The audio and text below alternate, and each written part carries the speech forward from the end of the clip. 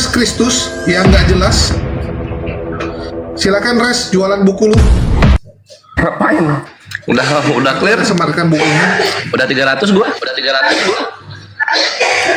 Ya, 300, tapi kan masih ada 300-an lagi. Ya ganti PIC lah, Bre. Udah sebulan gua. Ganti PIC lah. Gua udah mau fase 2 ini, mau ke fase penyerahan buku sekarang. Ya, suka lu lah.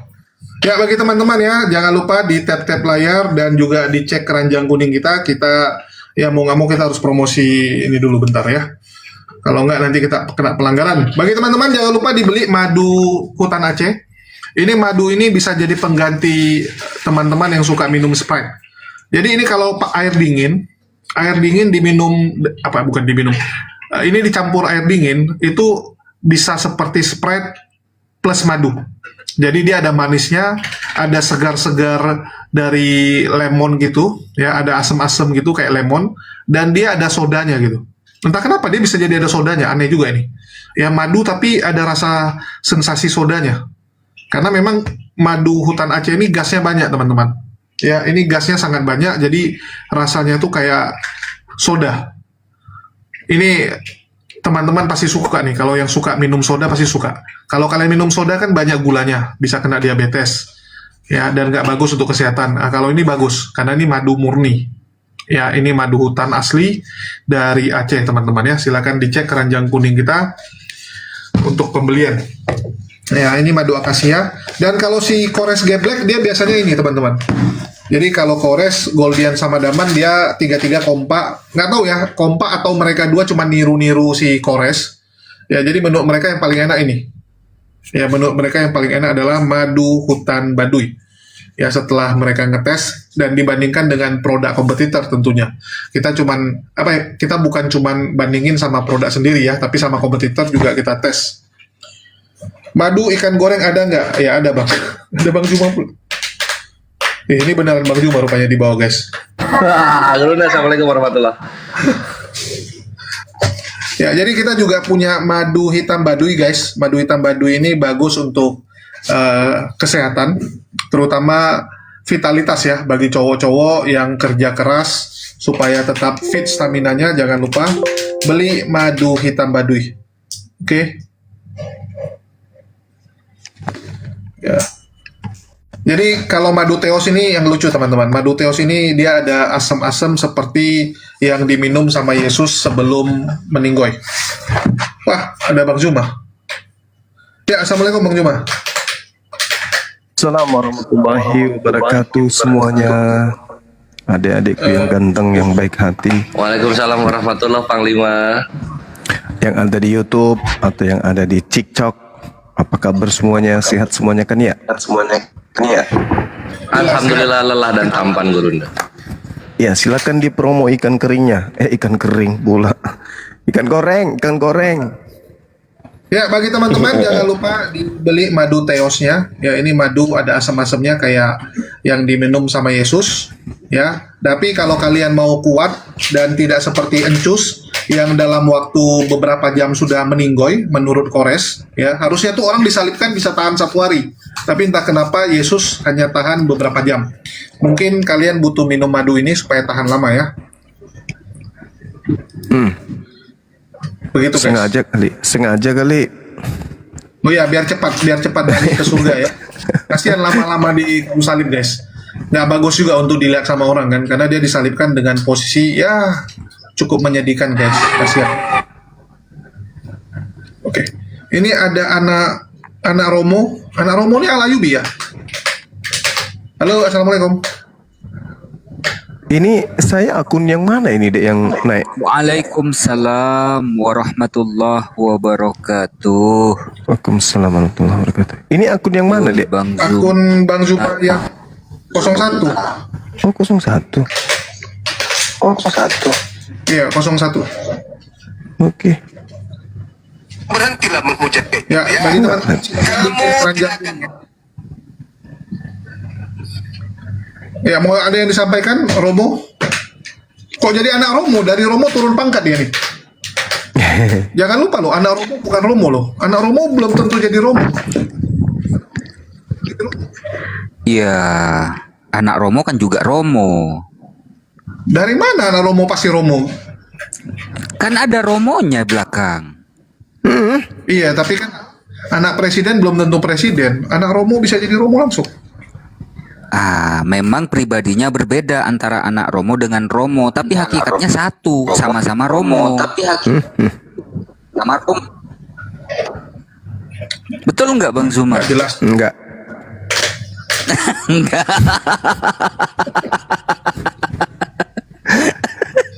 Enggak. Udah, jadi karena nggak ada Oten, anak Romo lawan Bang Zuma aja lah. Woi, mana beritanya? Gue nungguin berita ini. Mana beritanya? Berita apa? Berita yang lucu itu adalah Lina Wijaya sekarang ikut dalam perseteruan menyerang Yuli. Udah lihat belum? Berarti Belum. Mana? Lihat. Aduh. barisan ini ya yang melawan Edis berarti. Iya, jadi ngambil kesempatan juga dia. Jadi dia serang Edis gitu maksudnya. Dia serang Edis, tapi yang diserang Yulinya dulu gitu. Jadi Edis ini sementara kan tidak tersentuh karena terlalu puncak dia ya, lagi di pucuk gitu. Oh. Jadi yang diserang herder-herdernya dulu. Dan termasuk Erben ya, Erben sekarang sudah jadi herdernya Edis juga. Kasian juga ya, padahal dia senior juga, tapi kok mau jadi herdernya Edis? Wah, Cari Juga, sensasi Jul. kali. itu Enggak, juga karena Bang. mereka bilang. Ya. Sampai teriak-teriak itu diskusi sama si RK. Aku Suruh mandi ketawa-ketawa rekamnya tuh. RK, mandi lumpur aja kamu, mandi lumpur aja. Bukan si RK, si Erben yang teriak-teriak. Aku bilang sama penonton Bang, video-video yang beginian ini wajib difermentasikan nih agar supaya tahan lama, awet gitu. Sampai berjilid-jilid lagi. Iya betul juga. Ya mungkin dari Bang Zuma nih, lihatnya kenapa ya orang sebelah ini suka berantem sesama mereka ya? Ya mungkin apa ya? Kelihatannya sih kalau saya melihatnya terkait dengan ini, Al-Quran surah An-Nisa ayat 57, mereka berselisih paham. Ya kan ya? Mereka Yoi. berselisih paham terkait dengan penyaliban dan seterusnya. Ya itu salah satu penyebabnya. Karena Al-Quran mengatakan bahwa mereka selalu dalam keraguan-raguan. Mereka benar tidak mengetahui siapa sebenarnya yang dibunuh itu, kecuali hanya mengikuti persangkaan belaka. Mereka berselisih paham, mungkin karena itulah akibatnya. Salah satunya itu kali.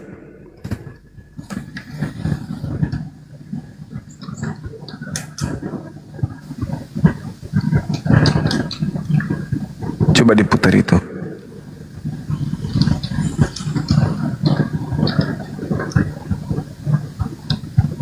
Ada suara Jul.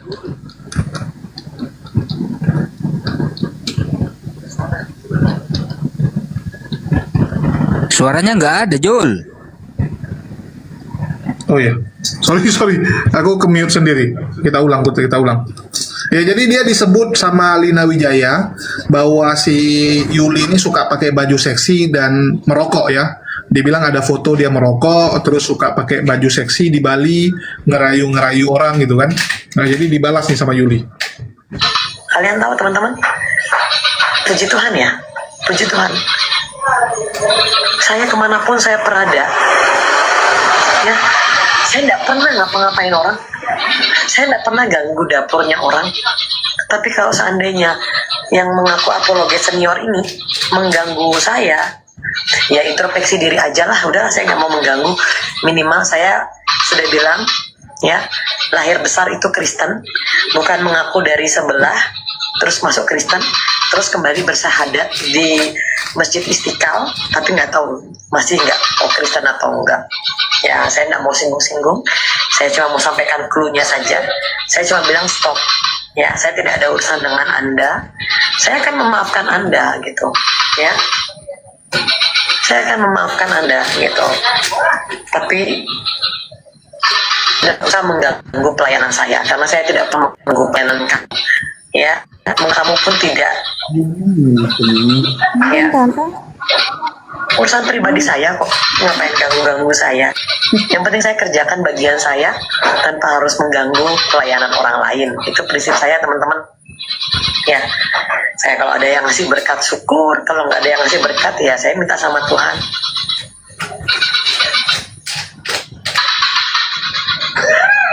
Ya, jadi tadi pagi sih. Oh iya, teman-teman ya, ini suara kodok dari dia ya. Jadi memang dia bilang rumahnya banyak kodok. Ya, dia bilang rumahnya banyak kodok, tapi jangan dibilang dia pelihara kodok ya.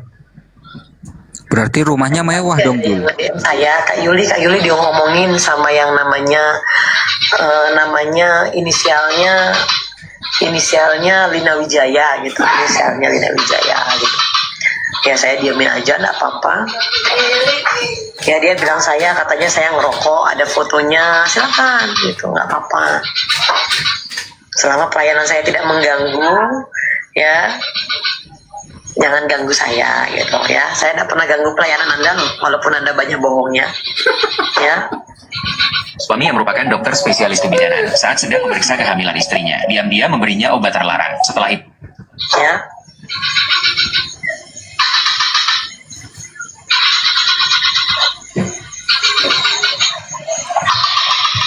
Ya enak kali suara kodoknya. Aduh, ya jadi Iya. Jadi dia kasih tahu si Lina ini kan jelek-jelekin dia. Dia bilang ya jelek-jelek saya kalau disumbangin Bible, disuruh bagikan Bible, nggak pernah saya jual Bible itu. Dia bilang ini disumbangin dijualin.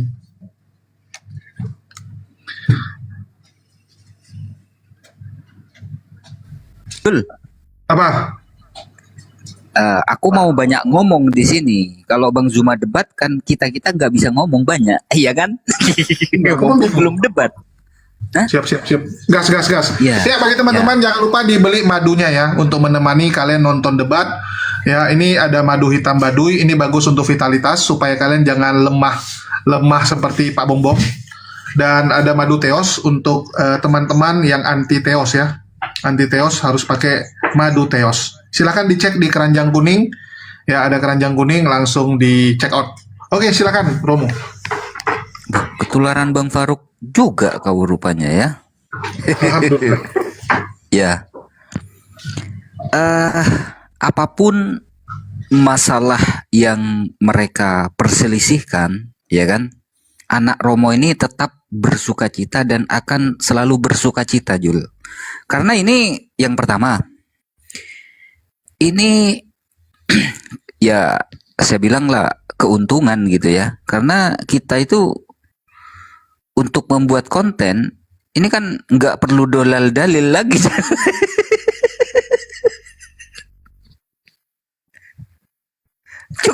cukup nangkring aja. Ya kita jadi gampang sekarang. Ya intinya ini kan kalau mereka mau berpikir ya, mereka mau berpikir, penghujat Islam itu mau berpikir, mereka itu sebetulnya orang-orang yang gak punya malu gitu, yang lari keluar negeri itu, sok-sokan bicara Al-Quran, baca Al-Quran gak bisa, sok-sokan bicara hadis, ilmu hadis kagak tahu, ya kan? Sok-sokan bicara Islam, sementara belajar Islamnya di mana juga nggak tahu, ya. Di sisi yang lain, dapur mereka, internal mereka, ya bacok-bacokan, cakar-cakaran gitu. Yang pertama tentang konsep ketuhanan, sudah 2000 tahun berlalu masih cakar-cakaran. Yang kedua untuk urusan donasi ribut, urusan spender ribut. Urusan nyerang pribadi, ribut lagi. Ya nggak apa-apa sih, semakin kalian banyak ribut, maka anak Romo akan semakin bersukacita gitu.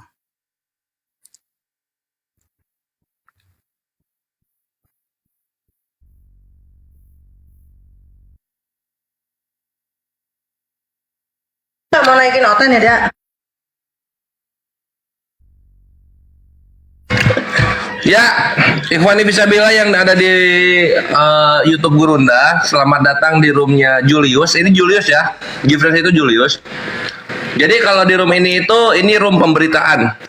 Kalian kalau tahu gosip-gosip terbaru Tritung, nah itu nyebarnya dari channel Julius. Nah ini akan ada sesuatu yang disampaikan mengenai drama terbaru mereka. Karena aku udah pernah bilang, Ikhwan, 3 sampai 2 minggu kemarin. Ini perkara Edis ribut ini recovery-nya lama. Mereka akan berantem, nggak akan sebentar, seminggu, 2 minggu, sebulan, 2 bulan baru kelar, nggak. Bertahun-tahun mereka akan berantem tempur itu. Kenapa? Karena Edis pertama pelit, kikir. Contohnya panti asuhan gak dinaikin, anak Batak minta tolong 15 juta nggak dikasih. Saifuddin Ibrahim minta kongsi nggak dikasih juga. Pokoknya dia pengen main sendiri, kikir. Sehingga dimusuhilah oleh apologet-apologet yang miskin viewer dari kawan-kawan penghujat gitu. Kok kawan-kawan penghujat? Dari para penghujat gitu. Jadi dikanibal lah si Edis ini. Nah, setelah itu banyak nih berita-beritanya, ada Edwin bongkar-bongkar apa Mikana sampai salah gua apa gitu kan.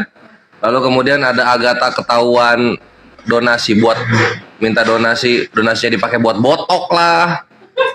Terus ada apa lagi?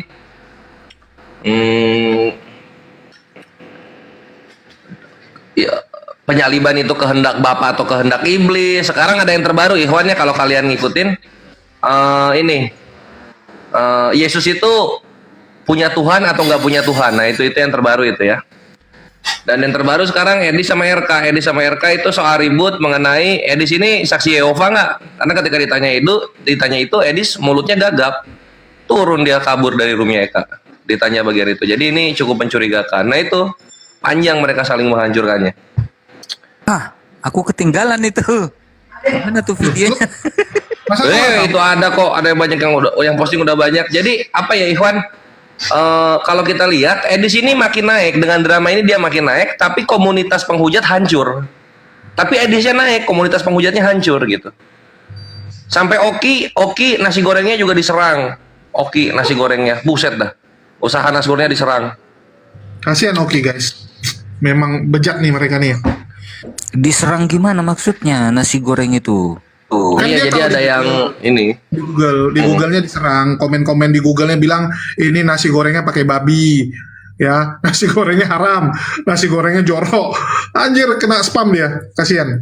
Ya Allah, kok sampai segitunya ya? Padahal satu iman loh. Padahal mereka ini selalu menggaung-gaungkan kasih gitu. Nggak habis pikir Kapan mereka satu kita iman? ya. Habis pikir kita ya. Kenapa? Kapan? Beda iman loh. Yang nyerang itu pendukung Edis. Pendukung Edis lah, headernya Edis. Ini yang lebih lucu ya. Beda lah. Sofiatul ngamuk guys. Yang balik modalnya cepat, modal terjangkau, dan juga peluang. Masa ngomong begini ya? Nih, dengar nih, ini yang lucu nih yang baru. Ya, jadi Sofiatul kontradiksi omongannya sama Edis. Edis kan bilang sudah terkumpul 8 miliar nih, tinggal 2 miliar lagi. Sedangkan Sofiatul bilang setengah pun nggak nyampe. Ya, bagi teman-teman jangan lupa dibeli, di check out deh. Ini pada ngelihat tapi belum ada yang check out. Sedih juga nih. Teman-teman ya, bukan berarti saya membela Bang Edis. Tapi kalian tuh buta semua, nggak ngerti apa-apa. Ini lihat. RK tidak berani mengakui kalau dia nyindir Bang Edis. Kalau dia laki-laki bilang, betul Bang, saya tidak setuju kamu mengumpulkan donatur untuk rumah pelajar. Untuk apa? Coba alasannya apa? Dia minta klarifikasi dengan Bang Edis, betul nggak? Betul nggak teman-teman? Iya, harusnya begitu. Mikir kalian, kita punya keluarga di sini, rumah itu sangat penting. Botol. Kalian tuh nggak ngerti, saya nggak mau buka ini sebenarnya di ini. Cuma saya terpaksa ngomong begini karena kalian tuh botol sekali. Donatur yang dikumpul itu ya ampun. Buat DP-nya aja masih kurang saya kasih tau kamu. Waduh. Memangnya Edis nggak punya keluarga, dia nggak pikir masa depan. Hah? Dia tidak pernah mencuri kok.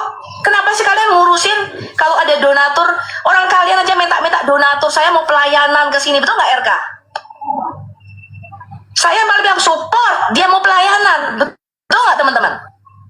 Kalau memang betul untuk pelayanan, saya mau ke sini. Seperti misalnya siapa yang mau untuk pelayanan ke daerah ini, support. Ini lihat ini omongannya dia tuh. Bang Edis belum naik ke Komal. Saya cuma nggak suka sikapnya nggak gentle gitu loh. Kalau memang dia mau nyinggung Bang Edis, ngomongin Bang Edis, mau pansos terus, ngomong. Jam 8 itu paling santet jam. Jadi ini panas sekali. Semakin donatur yang mulai stop donasi kepada Edis. Ya, jadi banyak donatur itu mulai stop donasi dan itu dikata-katain botol sama Sofiatul. Dibilang mereka ini bodoh sekali mau ditipu sama RK gitu. Dan ternyata RK itu punya ambisi bangun rumah apologet juga. Nah, jadi rupanya persaingan teman-teman. Ya. Dan apa beda keranjang E1 sama E2? E1 ini apa E1? Nggak ngerti saya E1 itu apa. Ya, ini madunya variannya beda-beda guys. Jadi setiap punya rasa sendiri. Dan tiap orang itu kan beda selera ya. Ada orang suka manis, ada orang suka ada asam-asamnya, ada orang suka ada sensasi kayak gas-gasnya gitu. Ya, jadi tiap orang beda-beda. Oke, itu aja. Jadi ini makin seru nih, Res. Bahkan RK tadi siang, ya tadi sore, dia ngomong gini, dia akan kembalikan donasi-donasi yang pernah dia kumpulkan dari Sofiatul. Jadi rupanya RK selama ini, kalau ngepost dia mau pelayanan, Sofiatul ikut nyumbang rupanya. Jadi yayasan Sofiatul tuh ada nyumbang. Udah mau dikembalikan juga uangnya. Nah, jadi lagi aksi ngitung-ngitung hutang ya. Sama-sama ngitung hutang budi dan mau kembalikan uang. Oke, mungkin tanggapannya. Dan ada Oten, silakan kalau ada Oten mau naik diskusi, kita juga menerima diskusi.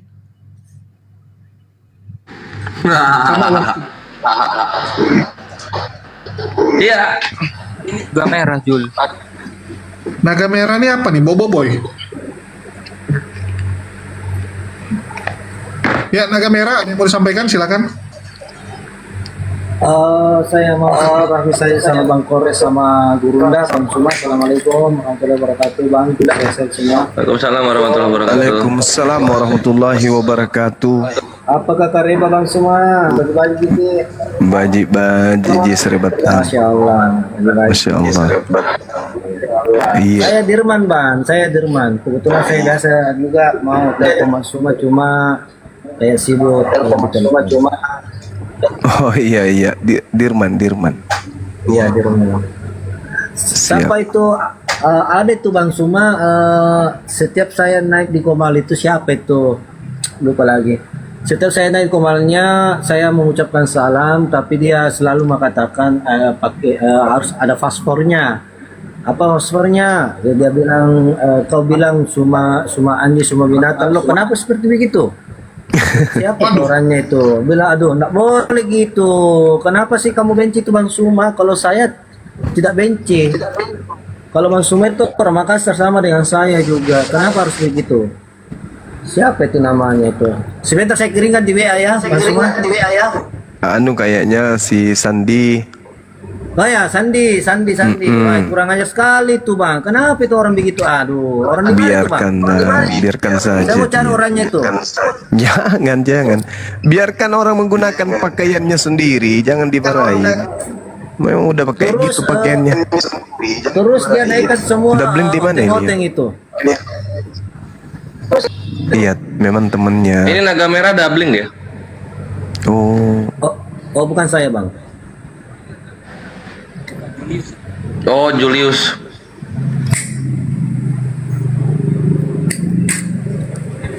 Kurang ajar orang itu Bang. Aduh, saya biasa dari Aku mute, oi. sudah berapa kali dari komalnya saya mengucapkan assalamualaikum. Tapi dia jawab, ya waalaikumsalam. Apa Mas Murna? Kau anjing, kau babi, Sandi. Apa aja kau bilang? Iya jangan, kesama-sama itu kau. Biarkan Tom media. Pas santong mina. Bengkak gitu si nampe.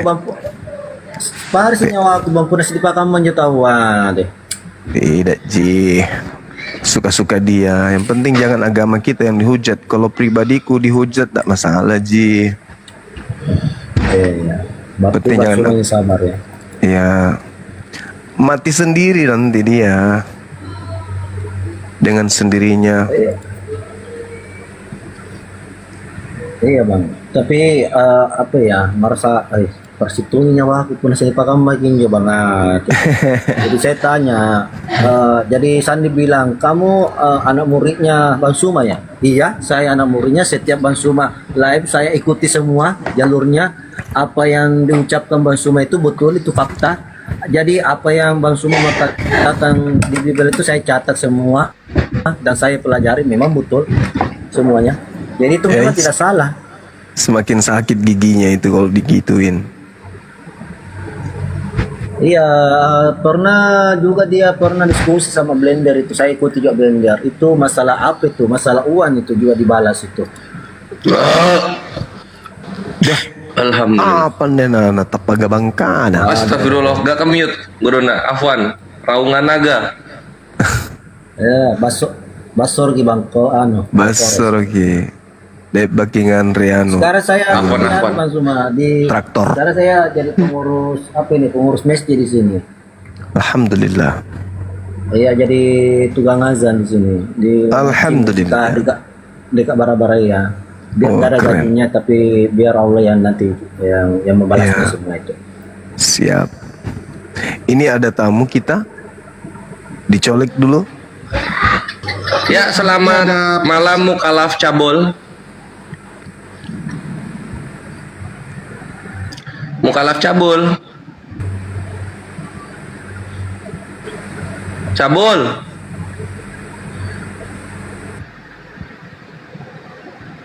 Kenapa dia nggak nyaut ya? Malam Cabul.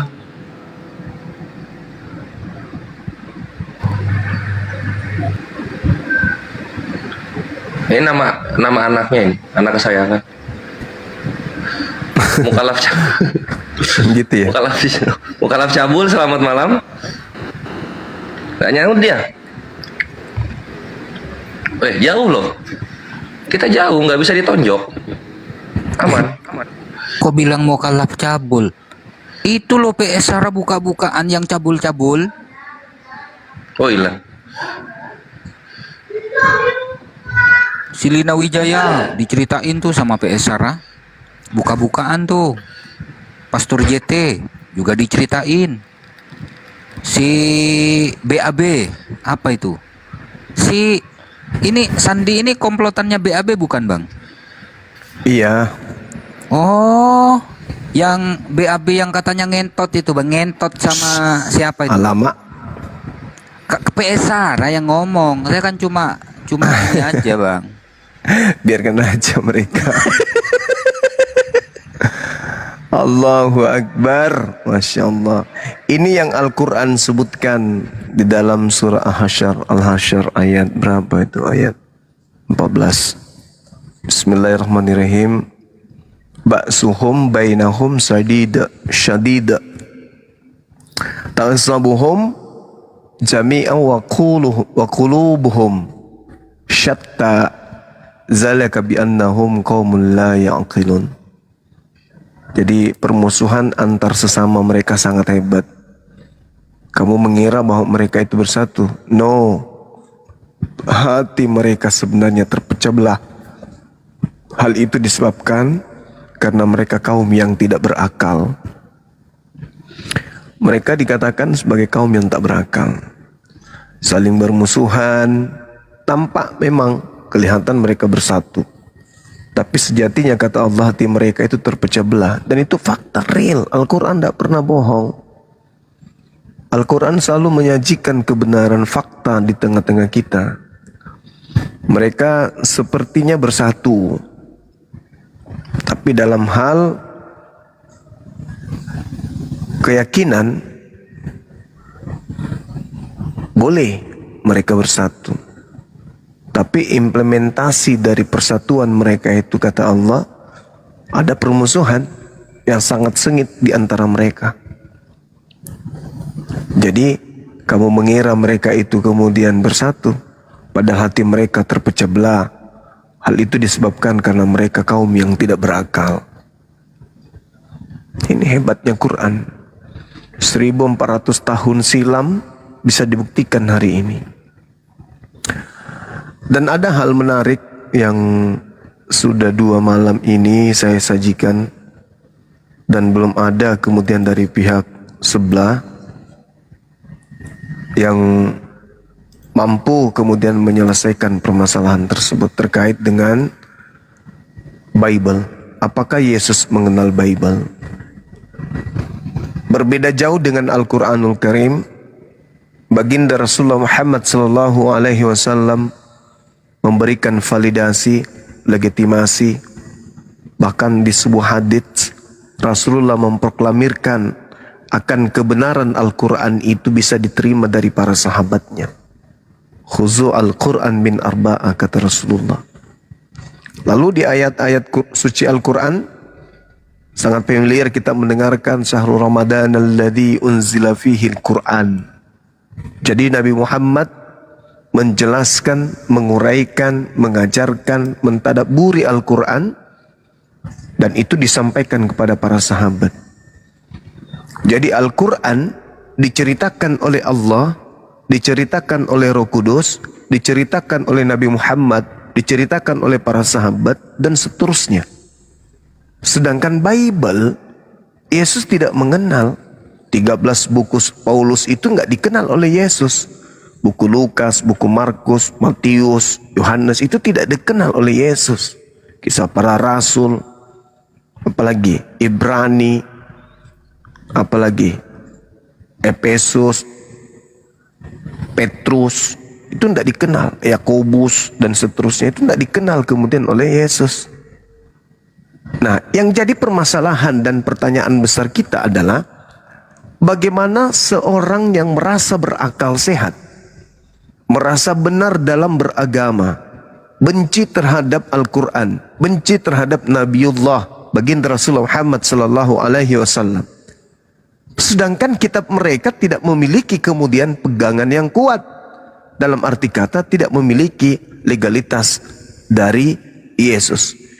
Konon katanya Yesus itu Tuhan. Konon katanya dia inkarnasi Theos. Bahkan katanya dia adalah sang firman itu sendiri. Dia adalah sang sumber yang turun ke bumi menjadi manusia. Tapi percuma. Kenapa percuma? Karena kitab yang digenggam oleh mereka itu tidak memiliki validasi dari Yesus. Jadi buat apa mengatakan kitabnya benar, kitabnya firman Tuhan?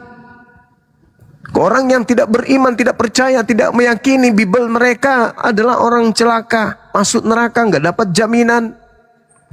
Tapi pada faktanya, ketika kita tanya, apakah Yesus sekedar mengenal Biblemu itu?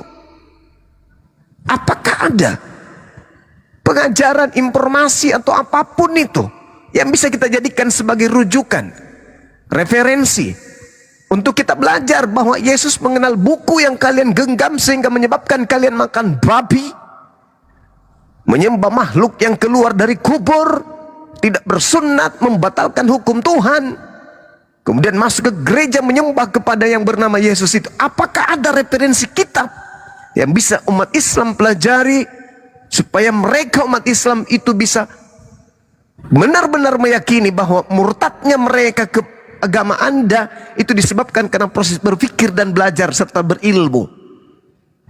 Tapi tak ada itu. Itu kosong, kering, gersang, hampah pemberitaan itu, nggak ada.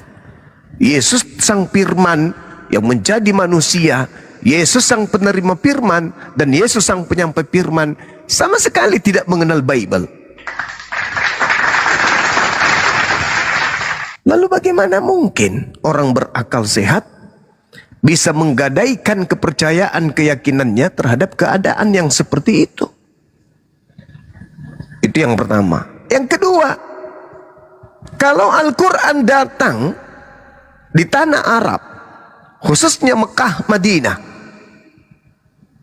tak ada kitab yang bisa melengsarkan kemudian kedudukan Al-Quran 1400 tahun silam sampai hari ini.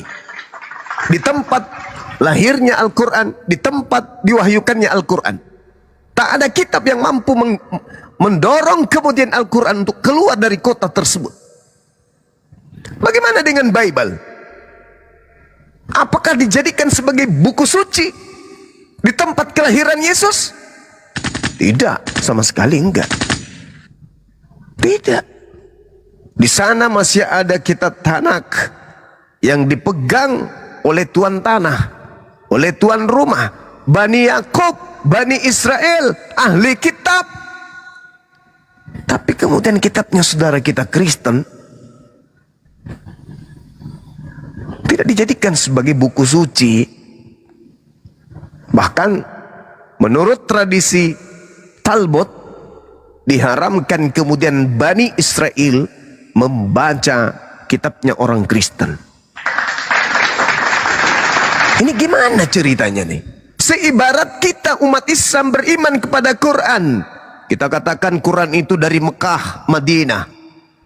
Tapi orang-orang Mekah, Madinah sampai hari ini tidak beriman kepada Quran, kan celaka kita ini. Artinya kita memperbodoh diri gitu loh.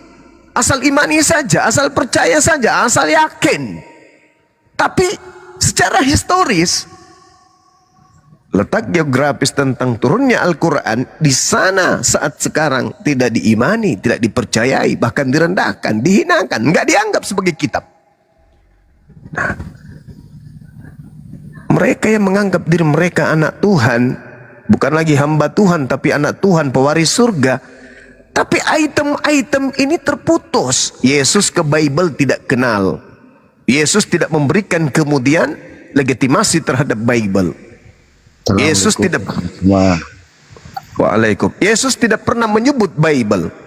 Yesus tidak mengenal buku Lukas, buku Markus, buku Yohanes, buku Matius, buku Roma, Galatia, Filipi. Yesus tak kenal buku-buku itu. Bagaimana mungkin orang yang berakal sehat menggadaikan imannya sebagai jalan keselamatannya menuju kepada Tuhan, sementara buku itu tidak memiliki validasi daripada sumber, yang mana Tuhannya sendiri sudah turun ke bumi. Harusnya Tuhannya ketika turun ke bumi dan kitab itu betul adanya, dialah yang kemudian membagi-bagikan buku-buku itu. Dialah yang kemudian memberikan legitimasi pengajaran terhadap buku-buku itu. Faktanya enggak. Nol. Zong. Tak ada itu pernah terjadi. Saya kira begitu, saudara-saudara. Jadi kalau ada orang non-muslim di bawah yang ingin berdiskusi tentang ini, silakan ke atas. Saya hanya ada satu pertanyaan. Sudah malam ketiga, belum ada yang kemudian yang sanggup memberikan benang merah dari Yesus sang penerima firman dan penyampai firman sampai kepada orang-orang Kristen. Berbeda keadaan Quran. Al-Quran disajikan oleh Nabi Muhammad, dijelaskan oleh Nabi Muhammad, diuraikan oleh Nabi Muhammad, dan kemudian sampai kepada para sahabat hingga hari ini. Sanadnya jelas. Demikian sahabat-sahabat. Mantap Gurunda. Wah, langsung bagi ada ini teman-teman. kontestan pertama. Masih Guru. Iya, ada kontestan pertama. Makasih. Ya, bagi teman-teman jangan lupa ya, dicek keranjang kuning kita madu teos. Ini ada asam-asamnya, ini bagus untuk vitalitas, madu hutan. Ya, bagi teman-teman yang mau nonton debat jangan lupa siapkan minuman terbaiknya. Oke, silakan Gu Masak, ada yang mau ditanggapi? Makasih saudara Aquarius di YouTube. Barakallahu fiik. Ya, lanjut. Pertanyaannya, mana lebih hebat Nabi yang SAW dibandingkan dengan Nabi yang SWT? Mati meja. Mas malah Muhammad samu Nabi yang wajib SAW Garanja bang dibandingkan dengan Bogar. Yesus Nabi yang SWT. Bogar ini? bang cuma. Togar ring. Untuk Rinto Jeng. Coba jelaskan, kenapa kalian menyebut Muhammad? Topiknya bukan itu, blok. Topiknya bukan itu. Tadi kan udah dikasih topiknya ya. Allahu Akbar. Masolang generasi, betul. Masolang. Ini sederhana ini. Sederhana tema ini. Kalau dalam kaidah Islam, apakah Nabi Muhammad mengajarkan Al-Quran? Jelas. Nabi Muhammad memperkenalkan Al-Quranul Karim. Dan kemudian Nabi Muhammad mengajarkan Al-Quranul Karim. Nabi Muhammad melantunkan, melisankan Al-Quranul Karim. Wa idza quri'al Qur'an fastami'u lahu wa ansitu la'allakum turhamun. Jika dibacakan Al-Quran, dengarkanlah dengan seksama dan diamlah agar kamu dirahmati. Fa idza qara'tal Qur'an fasta'iz billah minasyaitonir rajim. Apabila engkau hendak membaca Quran, mohonlah perlindungan kepada Allah dari setan yang terkutuk. Legitimasinya akurat. Nabi Muhammad menyebut nama Al-Quran. Bahkan kalau kita lihat dalam Al-Quran surah An-Nahl ayat 44, bil bayyinati waz zubur wa anzalna ilaika dzikr litubayyana linnas ma nuzila ilaihim wa la'allahum yatafakkarun. Nabi Muhammad diminta oleh Allah agar menyelesaikan tugasnya menguraikan isi Quran kepada seluruh umat manusia. Jelas itu. Lalu apakah Yesus mengenal kitab Roma? Contoh nih, contoh. Di dalam Roma berapa? Roma 5:20 misalnya. Di mana dosa semakin banyak, di situ kasih karunia Tuhan makin berlimpah-limpah. Lah, ini Yesus tahu nggak kalau ada ucapan seperti ini? Nggak tahu. Kristus telah menebus kita dari kutuk hukum Taurat dengan jalan menjadi kutuk karena kita. Sebab ada tertulis, terkutuklah dia, terkutuklah orang yang mati di atas tiang salib. Yesus tahu nggak ucapan-ucapan seperti itu? Nggak ada kabar.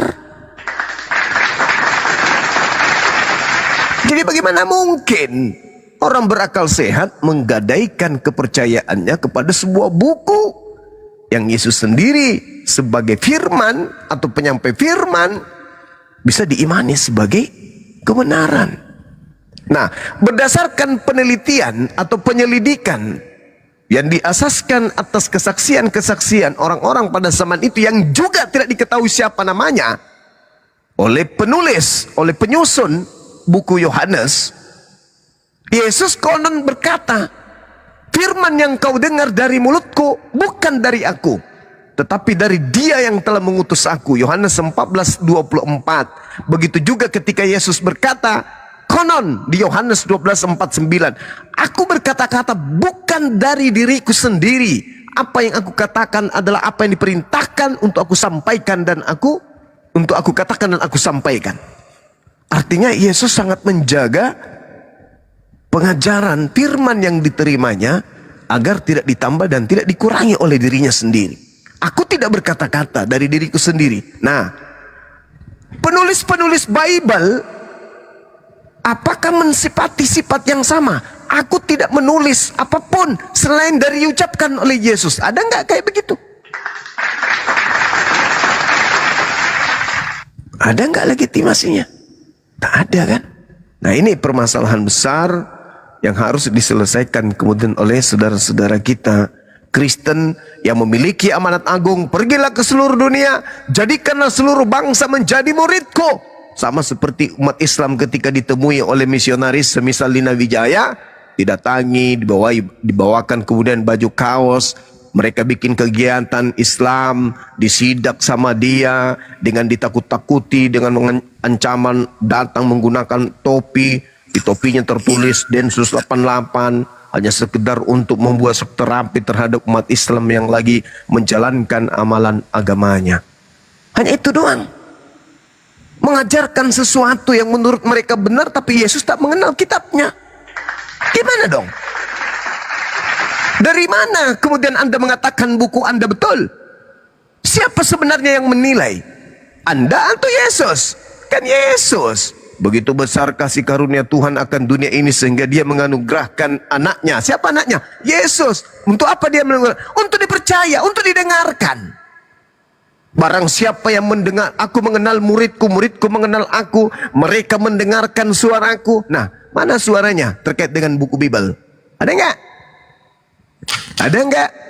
Terimalah kebenaran yang aku sampaikan yang telah tersusun di buku Roma. Ada enggak? Di buku Galatia, Filipi. Ada enggak? Mana? Kosong pemberitaan. Modal hanya imani doang. Artinya bahwa orang berakal akan meragukan semua itu. Seindah, secantik apapun cerita yang ada di dalamnya, semisal cerita film, kalau dia statusnya bukan firman Tuhan, kalau dia statusnya bukan sabda Nabi, maka orang berakal sehat tidak akan mengimaninya sebagai firman Tuhan dan juga bukan sabda Nabi, sebagai sabda Nabi. Saya kira begitu saudara-saudara sekalian. Silakan. Ya, ada Seger dan Selamat Riyadi. Yang Kristen yang mana ini? Islam bang, alhamdulillah. Oh, alhamdulillah. Oh, judi salib. Ya, Seger. Selamat malam. Tidak boleh, Ger. Boleh ku tanggapi kata-kata Bang Juma? Boleh. Terima kasih sahabat Aquarius. Nah, Silakan. ya. Kau boleh madu dulu itu biar kuat. Oke Bang Juma ya. Bang Juma, kau mana mungkin Kristen ini itu nabi dari Arab? Itu lagi dia. Logikanya seperti itu. Kalian mengikuti nabi-nabi terdahulu. Ya, nabi mana dulu? Itu kita berpikir seperti realistis seperti itulah. Yang kecil-kecil dulu kita, nggak usah yang besar-besar lah. Karena otak Bang Juma ini nggak nyampe. Dari dulu nggak nyampe. Makanya aku masih bertahan di Kristen, Bang ya, jujur. Buat 1400 Karena kamu nggak bisa nggak makan babi selama dalam daging sehari. babi masih ada di dunia. Diam dulu, jangan main potong. Itu kan udah aku Diam bilang dulu. kan. Selama masih daging babi masih ada, kalian nggak bakal bisa memualafkan orang. Nggak bisa itu fakta. Karena mereka cinta babi. Karena orang Kristen suka babi. lebih enak dari daging. Lalu bagaimana sapi dengan dan kambing? Yesaya 66? Yesaya 66 nomor 17-18, Tuhan akan datang membakar habis semua pemakan babi dan pemakan tikus. Serius? Gimana itu? Iya. Gimana itu? Tuhan akan datang membakar dengan api yang menyala-nyala seluruh manusia pemakan babi dan pemakan tikus. Gimana itu? Ya Dende, ini kok masih mau kau datang besok.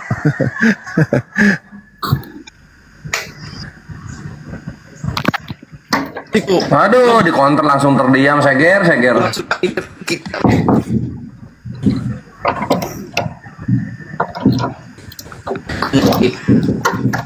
Bukannya di Quranmu yang bunyinya seperti itu, Bang.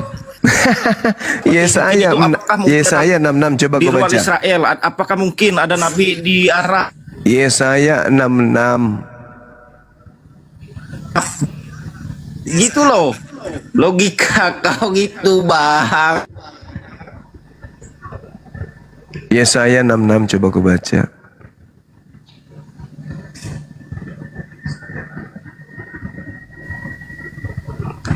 Oke.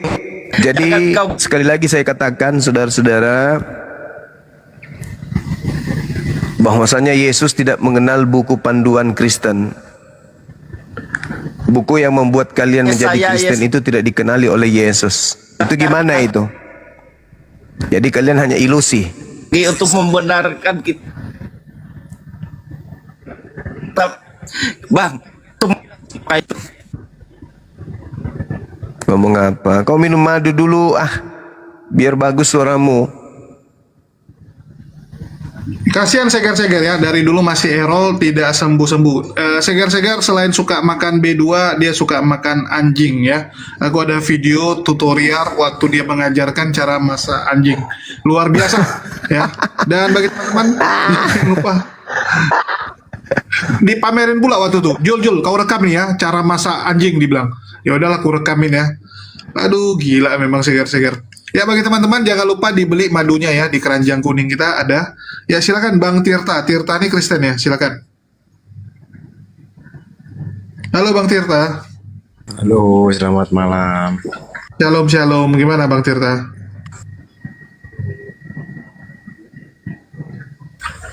malam.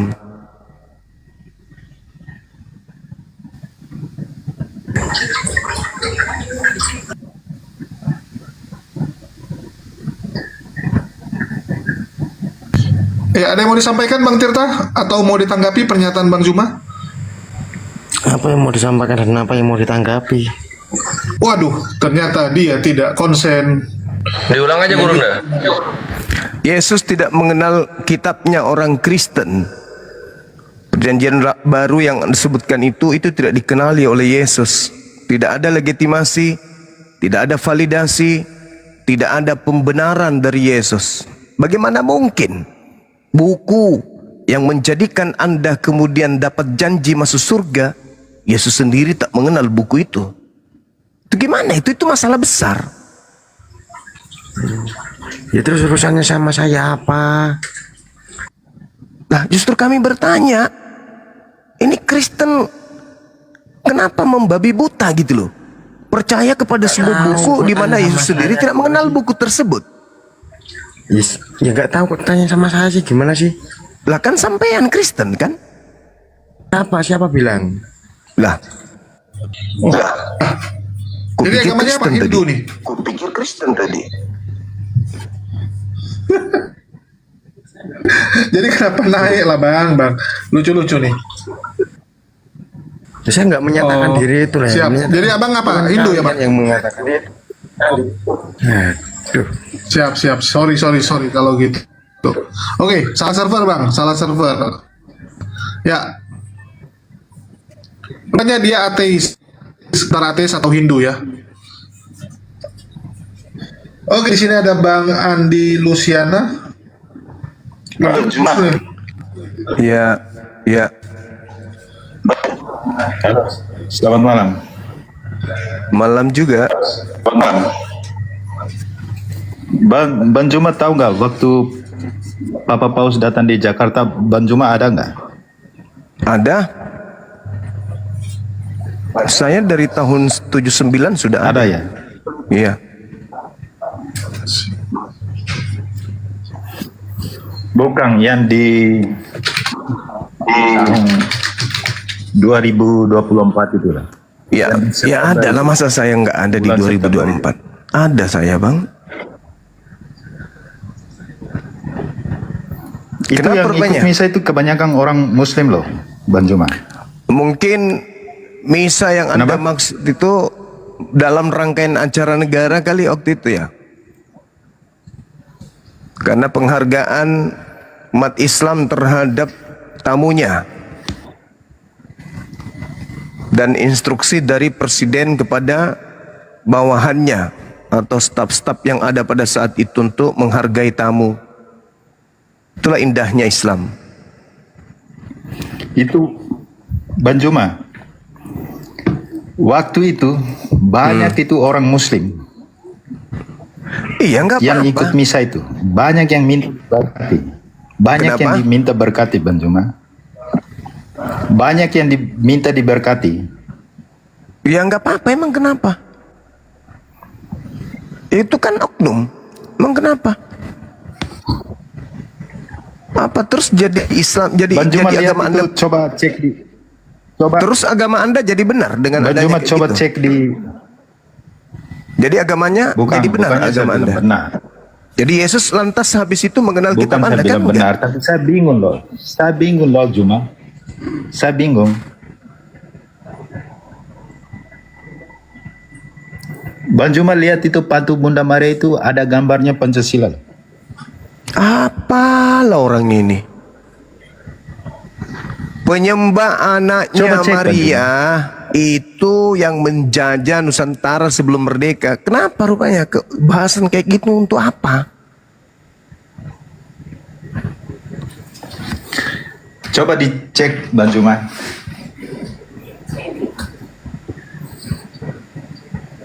Ya untuk apa saya cek? Terus ngapain kita saling nyerang Bang? Kok nyerang? Kok nyerang? Agama Anda itu adalah agama yang punya misi mengkristenkan seluruh manusia di bumi. Maka kami bertanya, kami mau dikristenkan, kami tanya dulu dong. Emang buku ini dikenali sama Yesus? Santai lah bang, santai, diskusinya santai bang. Lah, emang saya nggak santai? Jangan teriak-teriak lah bang. Lah, terus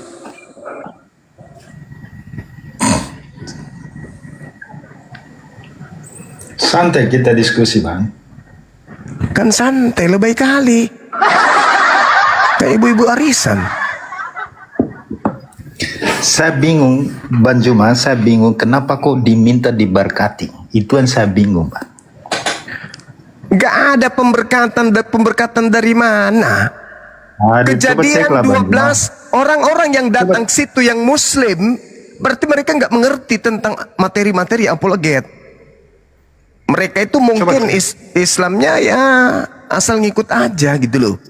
Tidak ada orang gitu. diberkati dalam Kristen itu, nggak ada aja. pemberkatan di Kristen itu nggak ada. Coba cek lah bang. Udah kamu turun, kopi cebok dulu. Oh ini kalah ini bang. Buang. Iya, kau kalah. Ngapain ngobrol? Cek dulu apa pula? Gak ada orang diberkati, kalian aja ngaku-ngaku. Oh, ajaran menghujat agama Abraham kok berkati matamu suwe.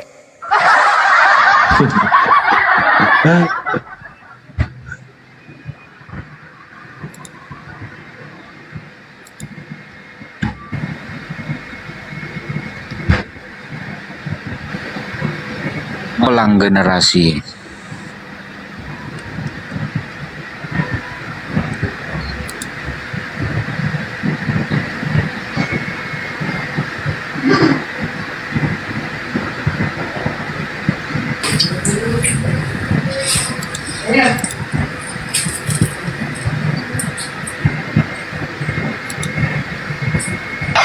Makin banyak orang-orang aneh guys ya. Si Oten kok jarang yang waras sekarang. Ini gara-gara kebanyakan nonton edis namanya.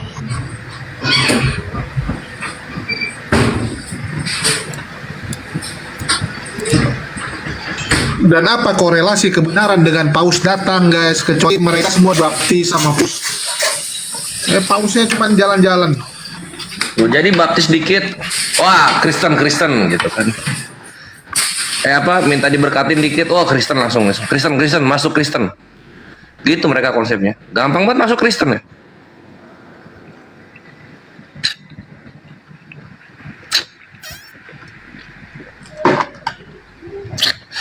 %6%.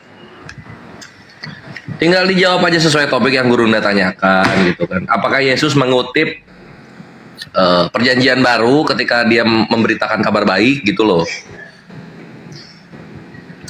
Kan kalau misalnya dilihat ya Gurunda ya, ketika Nabi Musa dengan umatnya yang dinamakan Yahudi, ini kan kitabnya ini ada, Nabi Musanya hidup kan? Iya nggak Gurunda? Benar sekali. Nabi Muhammad, kitabnya ada, nabinya kan ketika masih hidup kan? Terus kenapa dalam Kristen, ini kitabnya Kristen ini, nabinya atau Tuhannya ini lagi ada di dunia, kitabnya kok belum ada? Gitu loh. Gimana ini event organizer-nya? Nah itu nanya. Nah itu dibahasnya ke sana loh.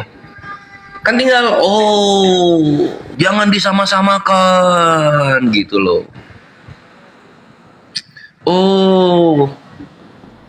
Jangan begini begitu gitu. Dijelasin aja lah, naik.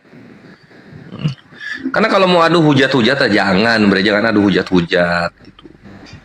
Kami ini muslim kalau udah nge-counter hujatan kalian tuh jahat, bre. Kalian ngehujat, kami counter. Yang nangis itu istri kalian.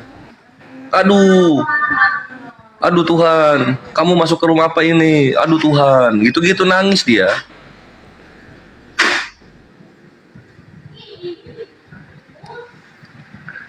Ayo, silakan dijelaskan.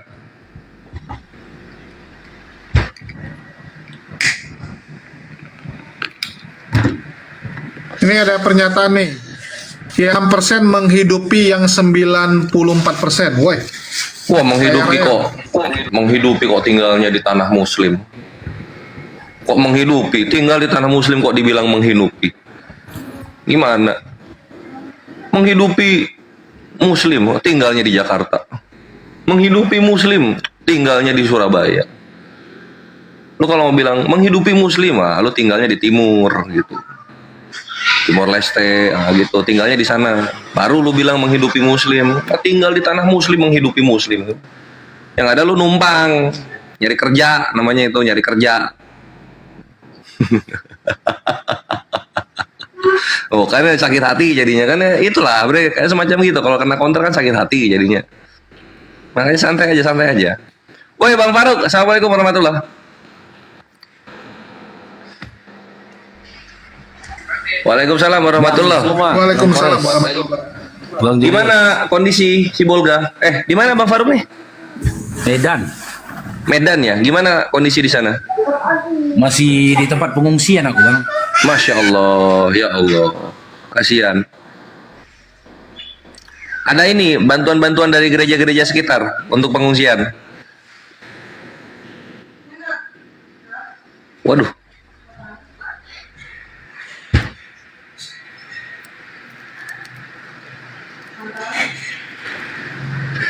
Loh, biasa paling cepat gereja, nanti sekalian mendoakan yang muslim. Fungsi di kita, Bang.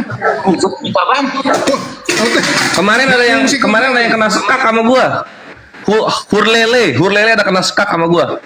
Gara-gara dia bernubuat katanya Indonesia ke depan akan banyak bencana, terus gua tembak begini. Coba lu cek yang bencana-bencana. Itu yang populasi agama lu lagi berkembang di sana. Itu yang populasi agama lu lagi berkembang di sana banyak. Langsung dia mencoba klarifikasi. Emang kenyataan kok.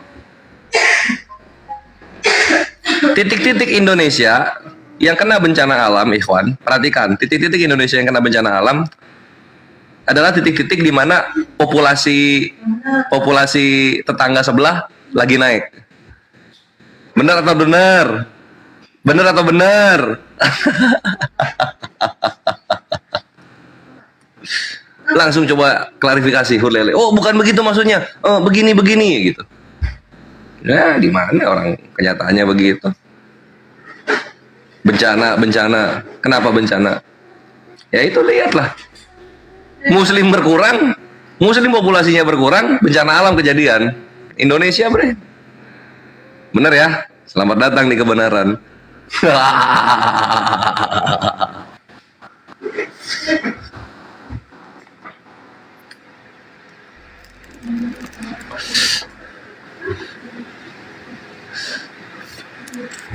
Aceh gimana ya? Lo lupa lagi, lo lihatlah di Aceh gitu. Ada berapa rumah ibadah liar dibuat sebelum bencana? Gimana sih?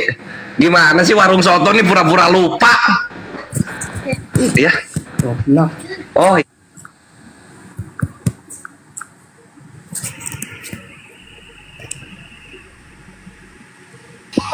Ya, Nia Jabrina ada yang mau disampaikan? Assalamualaikum.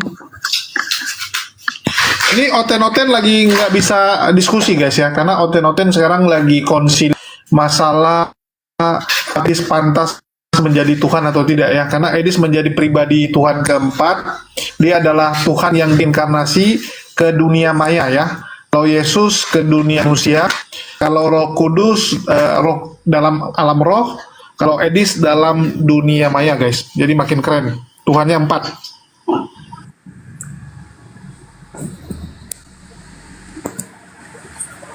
Makanya muslim di Indonesia, jikalau tidak ingin terkena murka Allah, banyak bencana alam, perbaiki ibadah kita semua. Jangan sampai populasi tetangga sebelah nambah gitu. Nanti kena bencana alam. Gitu ikhwan. Sakit hati langsung. Panas. Kebakar. Fakta kok.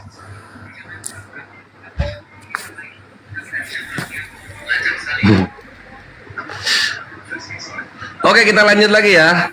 Untuk apa yang Guru tanyakan dalam diskusi malam ini, silakan yang ingin bertanya naik. Tadi gue masak, naik aja gue masak biar diolah. Langsung. Kenapa faktanya Kores menyakitkan ya? Langsung terdiam ini panghujat. Terdiam semua langsung. Sakit ya? Aduh, kasih. Halo gue masak. Ya gue masak.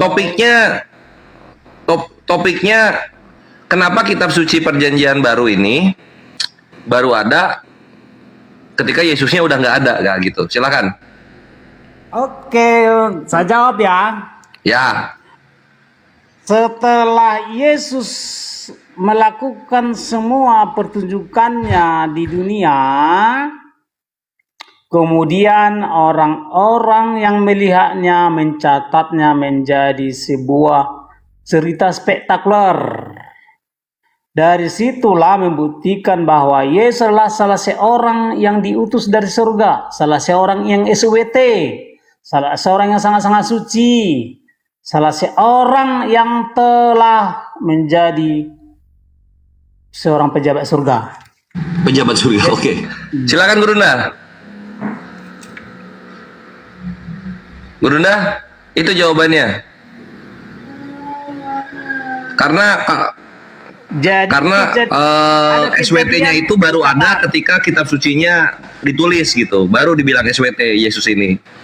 Gitu Gurunda. Ya, setelah Yesus melakukan perbuatan-perbuatan yang sangat ajaib, atau perbuatan-perbuatan yang Allah, atau perbuatan-perbuatan yang ilah, atau perbuatan yang ilahi, ya, kemudian juga dan telah kembali menjadi seorang pejabat surga, maka Yesus disebut seorang Allah dan seorang yang SWT atau seorang Tuhan. Seorang SWT atau seorang Tuhan, seorang Allah gitu. Nah, kenapa kitabnya itu nggak ada kayak Musa gitu kan? Musa itu kan ada di dunia, kitabnya ada juga bareng ketika dia hidup. Kenapa kitabnya telat bisa dibilang begitu? Atau gimana maksudnya? Musa, waktu Musa ada di dunia, tidak ada kitab yang... Ya, itu yang di Gunung Sinai yang dia tulis itu, 10 perintah Tuhan. Itu 10 perintah Tuhan. Itu bukan kitab. Itu adalah cuma 10 perintah. Itu cuma Waduh, cuma katanya. Bukan kitab itu. Itu apa dong namanya? Kalau bukan kitab. Batu loh. Batu berarti ya? Ya. Terus Tauratnya kapan ditulis? Itu namanya 10 hukum Taurat. 10 ya, bukan yang 600-an. Jadi gini. Gimana sih konsepnya ini? Tapi di Ulangan 29 dibilangnya sama Musa dibilang inilah Taurat yang kau harus turun-temurun kepada anak cucumu selama-lamanya katanya. Gitu dibilang. Ya. Berarti Tauratnya udah ada dong. Kalau dalam konteks yang demikian juga Yesus juga menyatakan begitu kepada murid-muridnya. Iya menyatakan begitu, iya, tapi mana kitabnya mana?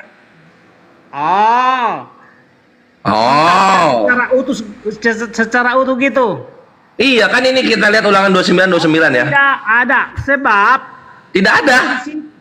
Kok beda? Itulah Yesuslah yang disebut kitab yang hidup. Yesus kitab yang hidup, Yesus. Ya. Oke, halaman pertamanya apa? Di dalam dirinya, dia makanya Yesus di kitab yang hidup. Disebut iya, halaman pertamanya apa bentuknya? Kata-kata. Apa halaman pertamanya itu enggak urusan. Yesus adalah kitab yang mampu berkata-kata. Artinya gini, satu-satunya kitab yang tercanggih yang pernah diutus dari surga, Yesus. Pernah ya? Sekarang enggak. Cuma Yesuslah kitab yang diutus dari surga. Makanya Yesus... Sayang banget hilang sekarang. Coba kalau masih ada, bisa baca kita. Ya. Jadi Yesus tidak perlu dibaca, sebab dia akan berkata-kata secara otomatis. Iya, tapi kan sekarang udah, tapi kan itu cuma berapa? 33 tahun kitabnya punya. Sekarang udah nggak ada kitabnya. Gimana mau belajar? Nah, sekarang gini. Gimana? Bagaimana seorang Kristen bisa menjadi sebagai pengikut Kristus? Iya, kitabnya kan udah naik ke langit ya. Gimana caranya? Yesus bisa online ke setiap Kristen. Bisa online. Nah, Yesus bisa online. Berarti gimana cara connect-nya itu? Pakai VPN.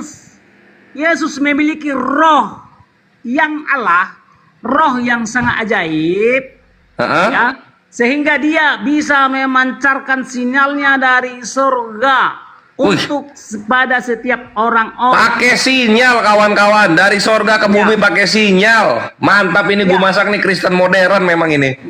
Yesus seorang Allah Tritunggal. Allah Tritunggal, oke. Terus koneksinya pakai apa dia? Ya. Koneksinya gimana? Bisa nggak?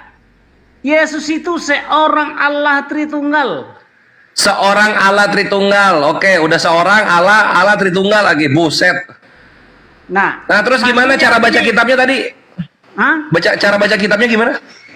Bagaimana Yesus adalah seorang kitab yang hidup, kitab yang menuntun ke surga. Caranya Yesus itu bisa melakukan, memancarkan sinyal terhadap setiap yang dia mau.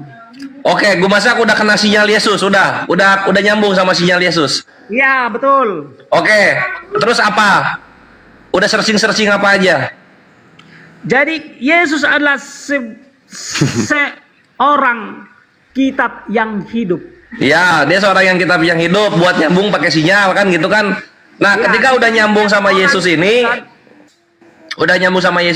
nah terus apa? Halaman pertamanya apa? Oh, bukan, kita nggak tahu. Gini. Nggak tahu. Nah, sekarang sinyalnya kan udah kuat, masa masih nggak tahu? Nah, sekarang gini, makanya jangan pakai otakmu yang double itu bertanya ya. Lu yang bilang sinyal, gua yang double. Iya. Gimana ini? Yesus adalah seorang Allah Tritunggal. Maksudnya gini. Gimana? Yesus itu memiliki tubuh yang Allah atau tubuh yang sangat ajaib. Kemudian dia juga memiliki firman atau kecerdasan yang sangat ajaib atau yang Allah. Ya. Dia juga memiliki roh atau signal atau tenaga yang Allah atau yang sangat ajaib. Dipakai buat apa itu semua itu? Tenaga yang Allah itu dipakai buat apa? Apa?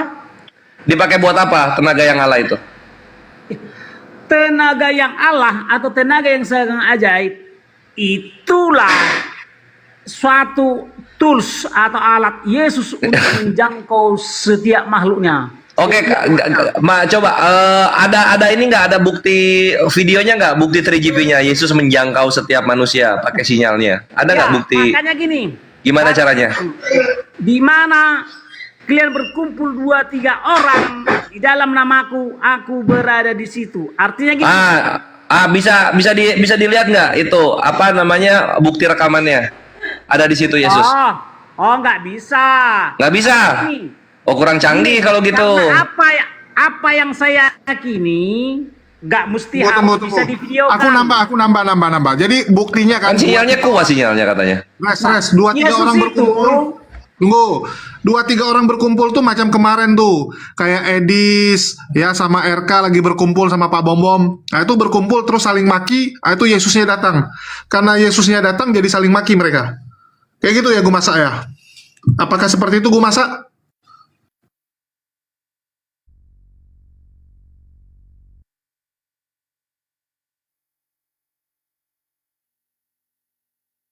Wah, gue masaknya hilang guys. Nampaknya signalnya putus. Tak usah kalian main mute. Dengarkan gini ya. Yesus seorang Allah Tritunggal. Makanya gini. Yesus itu bisa menjangkau semesta seperti Bapaknya Yahweh karena dia memiliki roh atau signal yang sangat kuat atau frekuensi yang sangat kuat. Itu yang sebenarnya. Iya, katanya sinyalnya kuat, bisa kemana saja.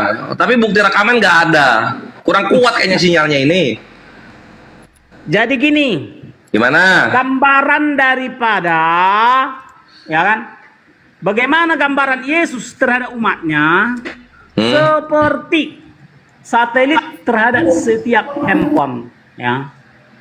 Satelit di angkasa raya bisa menjangkau setiap handphone. Ya, seperti itu gambaran Yesus terhadap semua. Ini denom apaan sih? Nah, di masa ini denom jadi apaan gini, sih? Setiap pejabat surga memiliki roh yang Allah atau memiliki signal yang sangat kuat. Ya. Sehingga Gue masak. ya Gue masak bentar, gue masak. Aku sedikit aja gue masak. Signalnya dari Yesus itu bisa menjangkau septic tank nggak? segala semesta. Oh, gua ketawa lihat ini, gua lihat ketawa, gua lihat chat gua Jadi ketawa. gini, makanya Yesus itu seorang Allah Tritunggal. Artinya gini, Yesus memiliki tubuh yang Allah atau tubuh yang sang ajaib. Jangkauannya sampai ke septic tank nggak? Jangkauannya sampai ke septic tank nggak? Jangkauannya sampai ke septic tank nggak? Seluruh pelosok segala sudut segala apapun ruangan bisa dijangkau oleh Yesus. Berarti betahi lah nanti dia gue masak, betahi. Ya nggak masalah. Apa masalahnya itu rupanya? Nggak usah kau ketawa dalam kebodohanmu, kawan. Nggak usah kau ketawa dalam kebodohanmu. Sebab sama seperti cahaya matahari. Ya, cahaya matahari itu akan menjangkau di mana dia bisa menjangkau. Tapi lebih hebat, lebih daripada cahaya matahari, cahaya Yesus itu. Gue masak berarti dengan kata lain, dengan arti kata lain, Tuhan kau tai lah gue masak. Bukan berarti Tuhan kau adalah tai. Ya ketika dia menjangkau septic tank, ketika dia menjangkau septic tank, betai Kalau enggak? cahaya matahari menjangkau taimu, apakah taimu adalah matahari? Kalau cahaya Matahari dan tai adalah satu ya dia. taimu adalah matahari? Jawab. Kalau cahaya matahari menjangkau taimu, apakah taimu adalah matahari? Matahari itu bersinar, Bu. Gue masak bukan Yesus menjangkau. juga bersinar. Itulah namanya. Tadi kau bilang menjangkau, sekarang bersinar. Kalau bersinar gue masak, ya sinar matahari itu nggak betahi. Tapi kalau menjangkau, contoh nih, kau menjangkau septic tank, kau menjangkau apa nih? Menjangkau sebuah menjangkau tepung. Kau akan bertepung, Cahaya gitu. Yesus, cahayanya Yesus menjangkau segala sudut, segala ruang, segala Nah, apapun itu dia di semesta ini. menjangkau gitu loh. Ketika sinyalnya dia menjangkau septic tank, berarti dia akan betahi kan gue masak. Cahayanya mengena ke segala ruang. Nah, ketika cahayanya menjangkau dan mengena septic tank, kan mengena septic tank, betahi nggak dia gue masak? Iya, nggak masalah. Iya, berarti ketika dia betahi, Tuhan kau tai lah. Jadi rohnya Yesus waktu cahaya matahari, makanya kau belajar kau Faruk. Waktu cahaya matahari ya menjangkau taimu, apakah matahari kena tai? Hari itu tidak menjangkau Dinda. Matahari itu cahaya matahari menjangkau taimu. Cahaya matahari menyinari, bukan menjangkau. Ya, sama aja. Cahaya Yesus menyinari. Kau bilang menjangkau. Sama aja. Cahaya matahari menjangkau. Sama saja. Tidak pernah dikatakan cahaya matahari itu menjangkau sesuatu, tidak, tapi menyinari. Yesus menyinari semesta. Itu septic tank. Termasuk septic tank.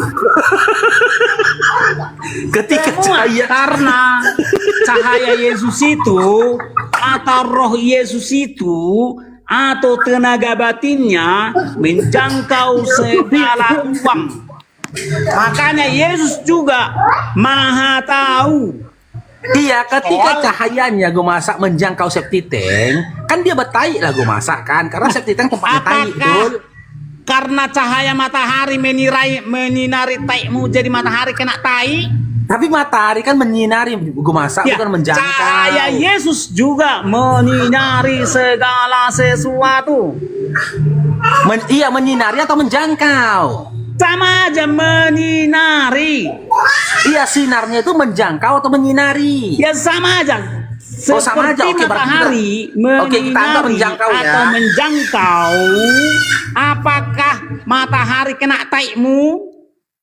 Pernah dikatakan matahari menjangkau. Apakah menyinari, taimu ya. kena ke matahari, Faruk? Beduk?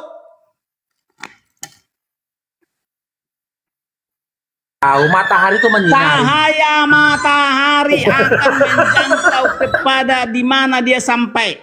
Tetapi cahaya Yesus melebihi daripada cahaya matahari. Apakah Allah SWT memiliki cahaya?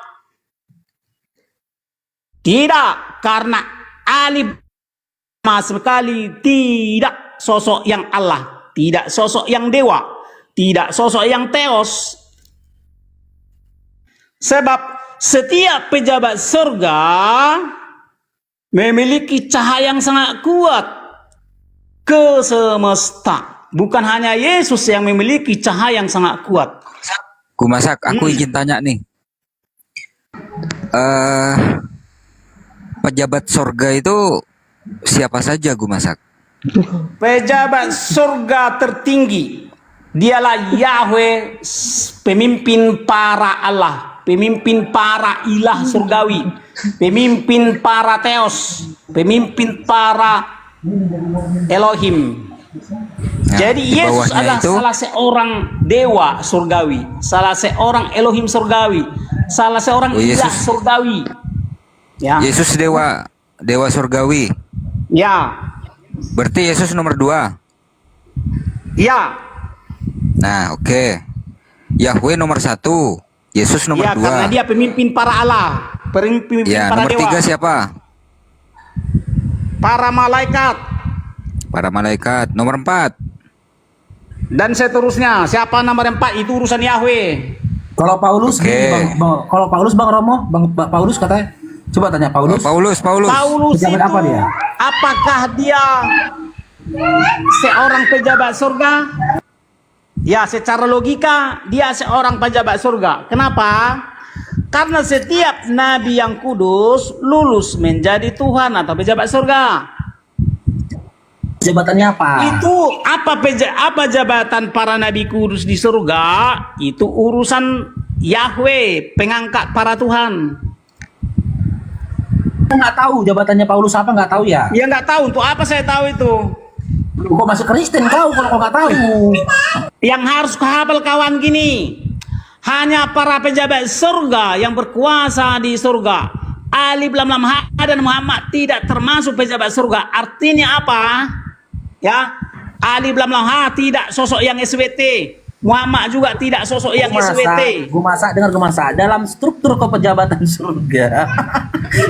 Si Paulus itu sebagai apa gitu loh, gue masak. Oh, itu enggak urusan saya. Sebagai apakah Paulus diangkat oleh Yahweh, itu enggak urusan saya. Jadi kenapa? Untuk lulus menjadi warga surga bukan mengetahui jabatan Paulus. Iya, gue masak. Kalau memang bukan urusanmu, dari mana kau tahu kalau Paulus itu bahagia dari penjabat pejabat Karena surga? Bibel mencatat, fakta Bibel, setiap orang-orang kudus lulus menjadi Tuhan.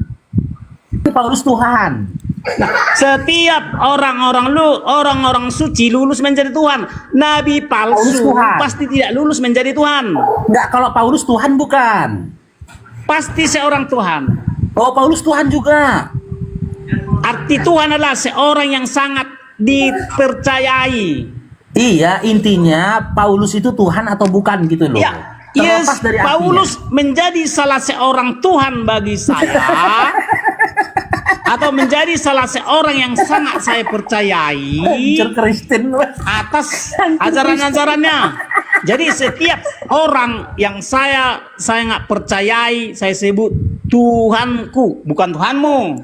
Jadi Tuhan adalah seorang yang sangat saya percayai. Nggak ada oten yang tapping di bawah, Bang Romo, nggak ada oten yang tapping di bawah. Jadi gini, gimana mau yang harus kalian pahami gini. Muhammad Nabi yang SAW tidak mungkin lebih hebat daripada Yesus. Pertanyaanku belum selesai nih. Aduh, gue masa dengerin dulu, dengerin. Itu kan pejabat 1, pejabat 2, pejabat 3, pejabat 4 kan sudah kamu sebut satu-satu, ya kan? Nah, aku nanya lagi nih.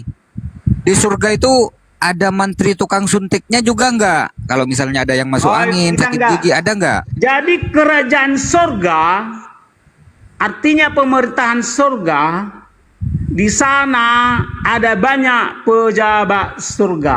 Setiap pejabat surga pasti sosok-sosok yang SWT, sosok-sosok yang sangat-sangat mulia bagi kami. Dan mereka juga sosok yang sangat-sangat penguasa dibandingkan dengan kami. Oh, yang aku tanya, di antara jajaran pengurus pejabat-pejabat surga ini, di situ ada menteri tukang suntiknya juga nggak? Oh, saya tidak tahu sebab pejabat surga bukan persoalan yang begitu-begituan. Jadi di surga ada istana surga ya seluas 6.760 km kuadrat tempat para pejabat surga. Ya, artinya gini, di dalam benak kami, di dalam iman kami, hanya surgalah tempat orang-orang yang SWT, orang-orang yang maha suci. Ya, jadi kalau ada oknum yang mengaku-ngaku sosok yang SWT, tetapi tidak pejabat surga, itu penipu. Ya, jadi ciri mutlak atau syarat mutlak menjadi sosok yang SWT hanya oknum yang menjabat di surga. Gitu. Jadi itu, jadi setiap pejabat surga itu pasti sosok yang SWT. Contoh, malaikat surga pasti sosok yang SWT. Berarti iblis pun sosok yang suci juga gue masa ya? Dulu sebelum iblis dijatuhkan, dimasukkan ke gua gelap, ya, iblis itu kan mantan malaikat surga. Tapi nggak ada di anak Gumasa, nggak ada narasi nggak ada literasi di dalam Bible mengatakan begitu. Karena dalam Wahyu 12:12 itu kan dikatakan bahwasanya iblis itu dia berada di surga.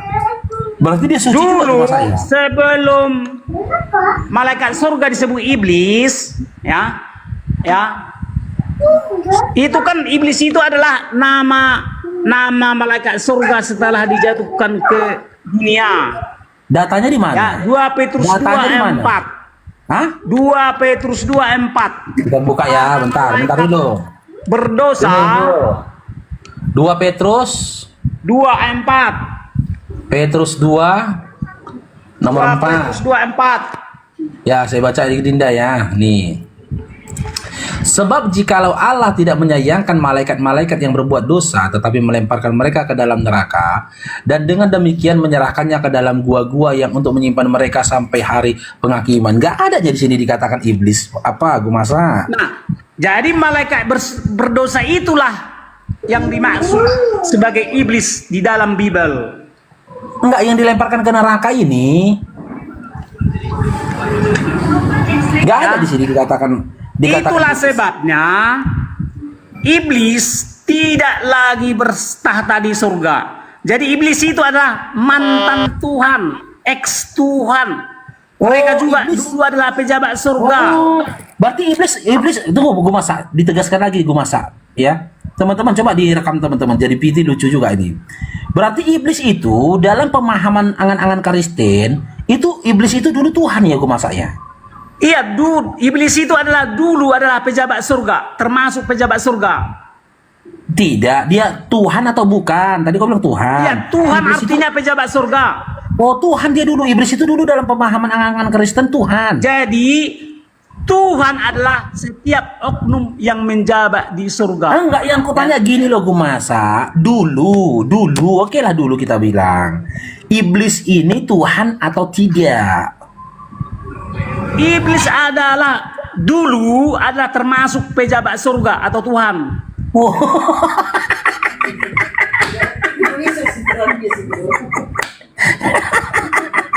Udah bubar lah, bubar Kristen, udah bubar. Narasi saya membuktikan bahwa Bible satu-satunya firman atau pengetahuan dari surga. Jadi kenapa ada banyak agama menyembah Tuhannya dan juga mereka dapat berkat juga? Jawabannya adalah karena para iblis yang telah dilemparkan ke dunia mengaku-ngaku sebagai Sang Maha Pencipta. Artinya gini, iblis juga mampu menjadikan. Jadi gini, dengarkan ya. Iblis itu adalah staf daripada salah satu staf daripada Yahweh yang berperan serta menjadikan dunia, menjadikan. Iblis juga punya peran dalam angan-angan Ya. Kristen. Iblis punya peran juga menciptakan dunia. Iblis juga, makanya. Oh gitu. Ya, makanya gini, setiap yang mengaku-ngaku sebagai Sang Maha Pencipta, tetapi dia tidak termasuk pejabat surga, maka itu adalah iblis. Ya jadi yang mecat dia siapa gue masa? Yang mecat iblis jadi Yang Tuhan memecat siapa? iblis dari surga adalah Yahweh. Yahweh ini Tuhan bukan? Apa? Yahweh ini Tuhan bukan? Yahweh ini adalah pemimpin para Allah dan pemimpin para Tuhan. Oh berarti Tuhan mau mecat Tuhan gitu. Jadi Tuhan Jadi gitu. Tuhan tertinggi memecat Tuhan. Ibarat polisi tertinggi memecat anak buahnya. Jadi sebelum dunia diciptakan, pertama-tama Yahweh menciptakan para maha ahli atau para Allah.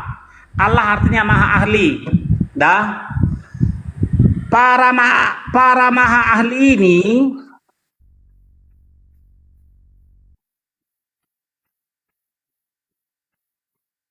dalam aturan itu kan ada undang-undangnya kan, gitu loh. Kalau seseorang itu kalau seseorang itu dipecat, kan itu dapat apa? Dapat uang apa? Uang PHK lah gitu loh, gue masa kan. Oh, jangan pakai kebodohanmu kawan. Simpan kebodohanmu itu. Yang harus kau pahami ini. Bentar kawan ya. Gantian lah kita. Kau tadi ngomong gak aku potong gitu loh.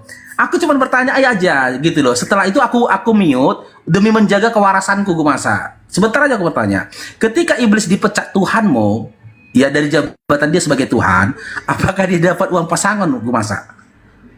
Oh, tidak. Berarti masalahnya apa? Kenapa kau ketawa? Enggak, berarti enggak adil ya Tuhanmu. Masa dipecat dia iblis dari Tuhan enggak dapat pesangon? Namanya pembangkang. Iya, membangkang pun kok masa itu udah melanggar aturan. Di perusahaan aja walaupun dia membangkang, kalau dia dipecat itu dapat pesangon. Makanya jangan pakai kebodohanmu. Ya, jadi gini.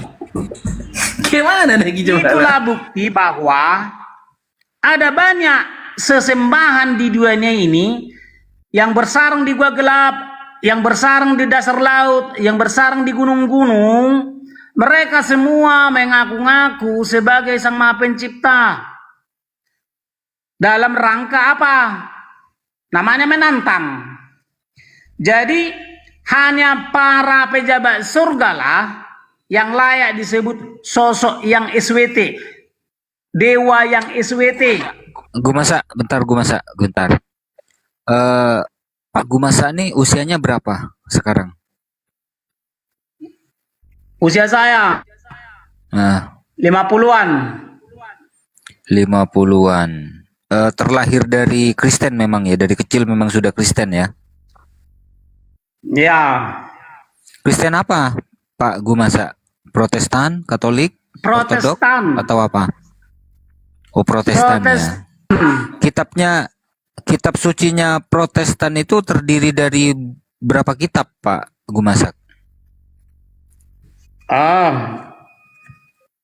Maksudnya perjanjian baru sama perjanjian lama kayak gitu? Enggak, perjanjian baru. Berapa ya? Udah lupa aku. Yang pasti lupa. 66 buah.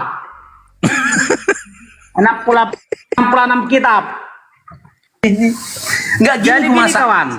Oh, gimana? Dibeli itu hanya sekedar ikon menuntun orang agar menjunjung Yesus atau memilih Yesus sebagai pemimpin ke surga.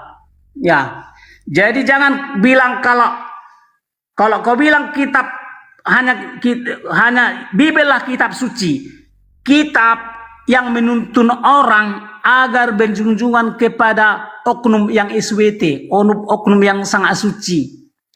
Kitab suci artinya kitab yang menuntun orang agar berjunjungan kepada sosok yang SWT, sosok yang sangat suci. Di luar Bibel tidak ada yang kitab suci. Gue masak. Iblis itu kan dulu pejabat surga. Tuhan kau bilang dia dulu kan. Oke. Yesus itu juga pejabat surga. Tuhan dia juga kau bilang kan. Iya kan? Nah, yang jadi pertanyaan, dulu ketika iblis jadi Tuhan bagi angan-angan Kristen di surga, waktu dia di surga, apakah dia satu kantor dengan Yesus? Mereka di dalam satu istana surga. Oh, di sana istana ya, nggak pakai kantor ya. Di surga itu nggak berkantor-kantor gitu ya. Di surga ada 5.760 kilometer kuadrat. Loh, kok berkurang? Tadi 6 juta. Tanah surga. Cuman nih kau? Tadi 6 juta kau bilang. 5 Baru berapa juta menit udah berkurang luasnya surga. Enggak, tadi kau bilang 6 juta lebih gitu loh. Sekarang kok jadi 5 juta lebih, gue masa. Yang menjadi pejabat surga hanya orang-orang Israel dan orang-orang Kristen. Artinya apa? Di luar Israel atau Kristen mustahil menjadi warga surga. Iblis berarti orang Israel. Dengarkan, yang diangkat menjadi Tuhan, bedakan dulu yang diangkat dengan yang diciptakan. Ya, siapa-siapa aja yang diangkat. Iya, siapa-siapa aja yang diangkat jadi Tuhan bagi Kristen, siapa-siapa aja, coba. Hanya para Israel lah yang 144.000 itu diangkat menjadi Tuhan. Masuk iblis pada saat itu. Apa? Masuk gak iblis pada saat itu? Iblis itu ada dulu sebelum dia iblis. Ya, malaikat Lucifer, ya. Mereka adalah pejabat surga yang diciptakan oleh Yahweh.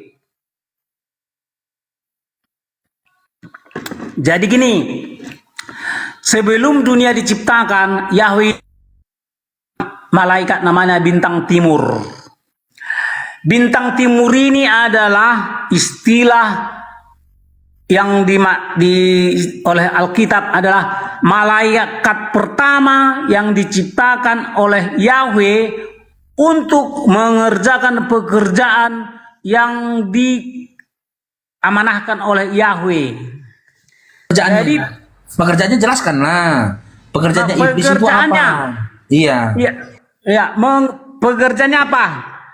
Ya, menjadikan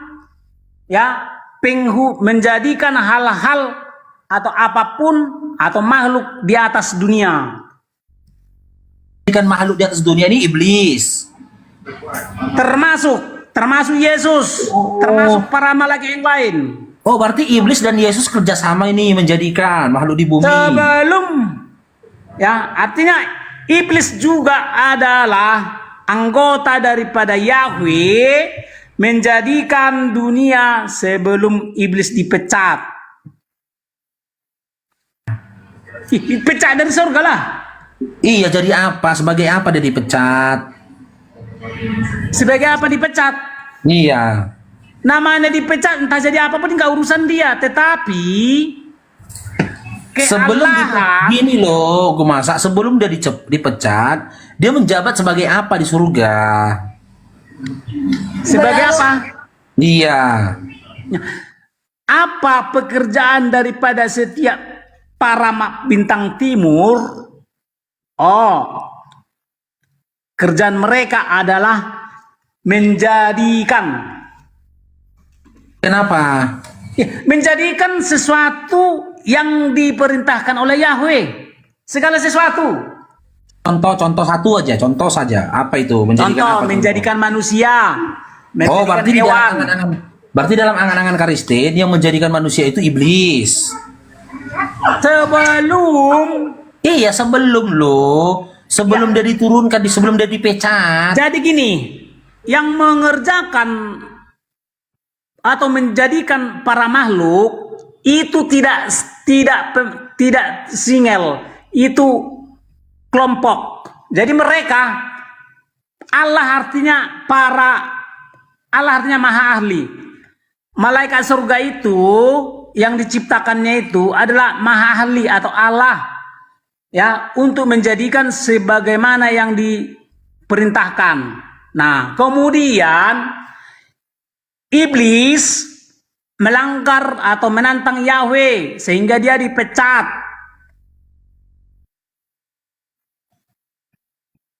Paham? Jadi apakah Yahweh pernah menjadikan makhluk secara langsung? Tidak pernah. Siapakah yang menjadikan para makhluk? Para anak buah Yahweh. Iblis. Termasuk iblis. Oh gitu. Makanya gini, kenapa sekarang muncul makhluk-makhluk aneh? Itu karya iblis. Ya, entah apapun yang aneh-aneh. Lah, Ini lagi aneh-aneh, makhluk yang aneh. Iya, makhluk yang aneh itu apa? Contoh satu aja gitu loh. Misalnya kambing bermuka manusia. Ngarang aja kok. Gak ada kambing muka manusia. Ada banyak. Gak ada. Dimanapun Jadi ada gini, di berita kambing bermuka manusia yang gak ada semasa ini. Para Allah, gak ada. Para Allah diperintahkan oleh Yahweh yang Allah tertinggi untuk menjadikan segala sesuatu yang diperintahkan oleh Yahweh. Ya, jadi makanya contoh ya, Kejadian 1 ayat 26. Di situ dicatat bahwa para Allah untuk menjadikan manusia itu membutuhkan waktu yang sangat panjang dan mereka juga harus bermusyawarah. Gitu. Jadi makanya Pak Gumasa, sebentar. Saya apakah Pak Gumasak ini kenal Pak Purnomo? Siapa itu? Enggak kenal. Masa Pak Purnomo nggak kenal? Enggak kenal aku. Oh ya, pantesan. Lanjutlah. Jadi di surga para pejabat surga adalah sosok-sosok yang Allah, sosok-sosok yang dewa atau sosok yang sangat ajaib. Ya, mereka memiliki kemampuan yang luar biasa yang diciptakan oleh Yahweh. Ya, sehingga di surga ada banyak Allah. Ada makanya istilah para Allah. Di dalam menciptakan atau menjadikan sesuatu hal mereka harus bermusyawarah. Maka di surga ada musyawarah Allah, musyawarah ilahi. Ya gitu. Jadi Bible mencatat semua pejabat surga adalah sosok yang SWT, sosok yang sangat-sangat suci, sosok yang mulia. Artinya ada banyak Tuhan, ada banyak sosok yang SWT. Tapi hanya satu yang tertinggi, itu Yahweh. Makanya Yahweh lah Tuhan tertinggi atau SWT tertinggi. Dan yang lainnya adalah SWT yang anak. Ya. Para malaikat surga adalah Allah anak. Termasuk Yesus Allah anak.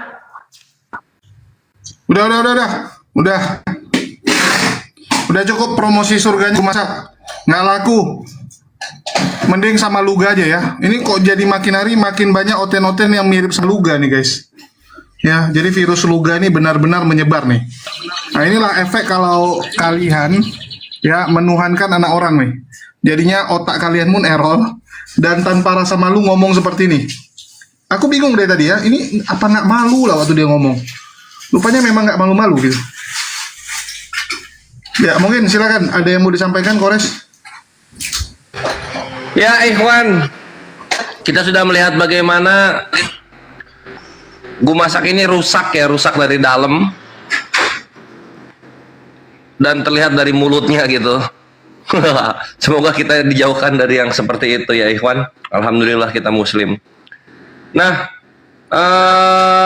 jangan lupa Julius ini pedagang Ikhwan, pedagang. Dia menjual madu dan juga buku menjawab fitnah tuntas terhadap Islam. Kalian bisa cek di keranjang kuning ada di pojok kiri bawah. Silahkan kalian beli di sana Ikhwan ya. Kalau yang mau madu, yang mau buku, gas gitu. Tafadhol dibeli. Gurunda juga mengkonsumsi madu ketika mau dialog gitu. Mantap. Jul ini nggak ada bahas drama-drama Jul. Alhamdulillah. Aku bingung juga soalnya ada Bang Juma, itu bukan spesialisnya Bang Juma.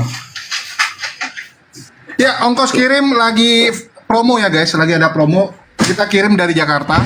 Dan teman-teman silakan dicek ada madu Teos. Jadi supaya kalian nonton Teos berantem lebih bagus sambil konsumsi madu ya.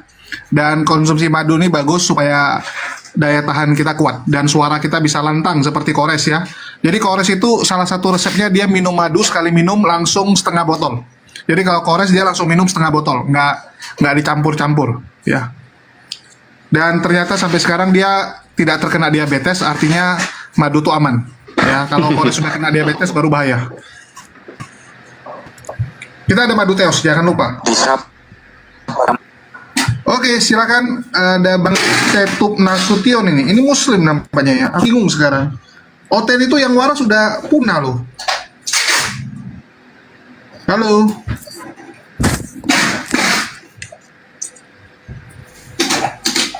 Ya, kita cari Oten sekarang sudah sangat langka guys. Yang ada malah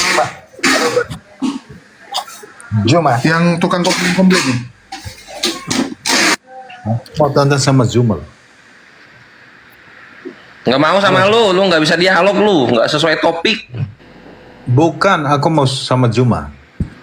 Iya lu nggak sesuai topik, Gurunda udah bawa topik. Kenapa nggak sesuai sama topik? Topiknya kan soal kenapa Yesus datang duluan, kitabnya telat, nggak kayak Musa dan nggak kayak Nabi Muhammad. Bukan, aku mau ngomong sama Juma loh. Bukan Itu Gurunda mau topiknya itu. Coba lu panggilin, pasti nggak mau nyaut. Coba kasih sama Juma. Ya Gurunda, ini ada CGR, mau bahas topik yang sama. Juma takut kayaknya. Takut kenapa? Lu mau bunuh orang emang? Bukan, mau ya udah, terus kenapa takut kalau gitu? Silakan Gurunda. Bukan takut saya, cuman saya ini hidung saya sensitif, bau babi kurasa. Tadi Jumanya teriak-teriak loh. Kau kenapa kayak waria lagi haid? Orang suaranya keras, saya kok takut. Tadi kan Jumanya teriak-teriak. Asalkan jangan teriak-teriak lila masa bektani itu aja. Saya nggak teriak-teriak. Bang Juma yang teriak-teriak dulu. Kenapa sensitif kali kau? Bukan, saya nggak sensitif. Saya cuma tanya, kenapa kok orang Islam itu kan minta diberkati oleh Papa Paus Franciscus? Saya cuma itu oknum itu oknum itu. Itu banyak Pendetanya kok. minta diberkati sama Bang Juma. Tunggu loh, pendetanya minta diberkati sama Bang Juma. Pendeta bukan jemaat biasa loh. Biasa aja, nggak dilebay-lebaykan gitu. Apa pendetanya jatuhnya masuk Islam? Baca si Cegerin. Apa pendetanya jatuh? Iya. Misalnya pendeta ya ketemu Bang Zuma. Ya Bang Zuma ya, doakan saya ya, sukses ini. Saya lagi ambil kuliah gitu. Semoga saya tamat jadi S3 teologi, biar besok kita diskusi. Apakah dia masuk Islam? Ini CGR ini fotonya berotot, tapi kok ini ya melo-melo gitu. Baru ngomong tinggi sedikit udah kayak aduh sakit hati gitu. Apa ini Oten kayak gini? Ini Oten-Oten yang di medsos ini kok sekarang jadi ini ya? Jadi lebay-lebay nggak karuan. Lebay kali. Itu apa pula itu ininya? Profilnya foto apa itu, lagi lapar atau apa ya? Lagi teriak lapar.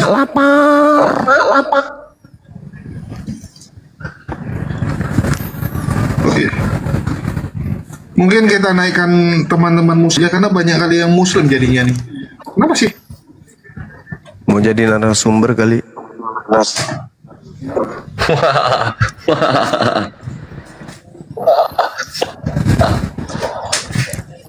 Ayo saudara Oten, yang tiga Tuhan silakan naik. Yang tiga Tuhan silakan. Oh tapi sekarang udah 4 Tuhan ya. Edis Tuhan keempat loh. Oh gitu. Tadi aku lupa tanya sama Gumasa. Edis itu posisinya gimana gitu kan? Karena Edis kan mengaku sebagai kurios. Jadi Edis itu adalah Tuhan keempat di dunia medsos ya. Yesus di dunia nyata, Roh Kudus di dunia roh, dan ternyata Edis di dunia maya. Hebat ya. Nama ada di Herder.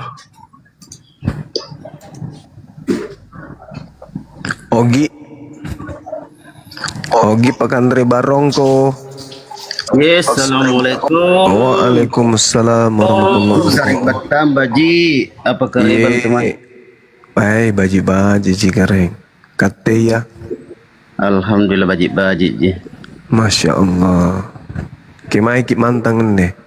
Mangkasar. Di Maros sari batu. Mati aja. Dekat jaki itu pale. Iya dekat ji. Tuan rumah. Kita sambut dulu ini teman saya, Santika, sang bintang film. Selamat malam Ibu Santika. Perkenalkan kami orang dari Bandung. Apakah Ibu Santika malam ini baik-baik saja?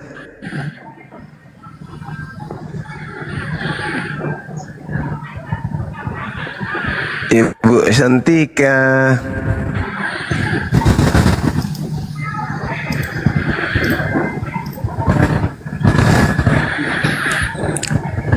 Selamat malam Pak Abdul.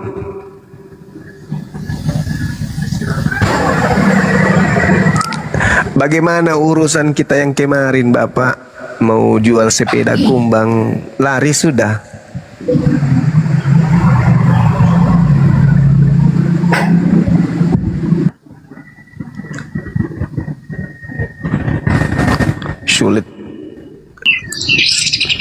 Sulit ini. Susah ini susah. Malam apa ini sebenarnya? Malam apa ini? Sulit. Budung sekali. Nah sebenarnya mereka udah malas karena mereka mau fokus beresin internal dulu mungkin ya. Mau fokus beresin internal. Oke guys, jangan lupa ada madu vitalitas. Jadi ini madu vitalitas ya. Kalau yang madu vitamin untuk vitalitas. Serius. Ustadz Abdul Malik salah satu yang banyak beli guys. Karena istri beliau banyak. Jadi dia syukur alhamdulillah. Laris tuh pelek. Iya malah ini yang paling laris nomor.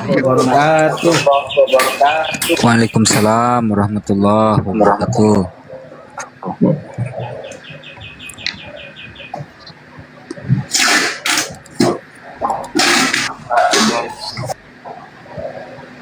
Nah, gimana Ustadz Abdul Malik?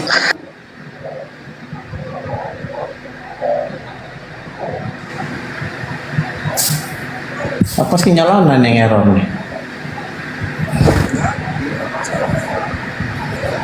Punya Julius. Woi, Ustadz Abdul Malik Yuristan, long time no see. Assalamualaikum warahmatullahi.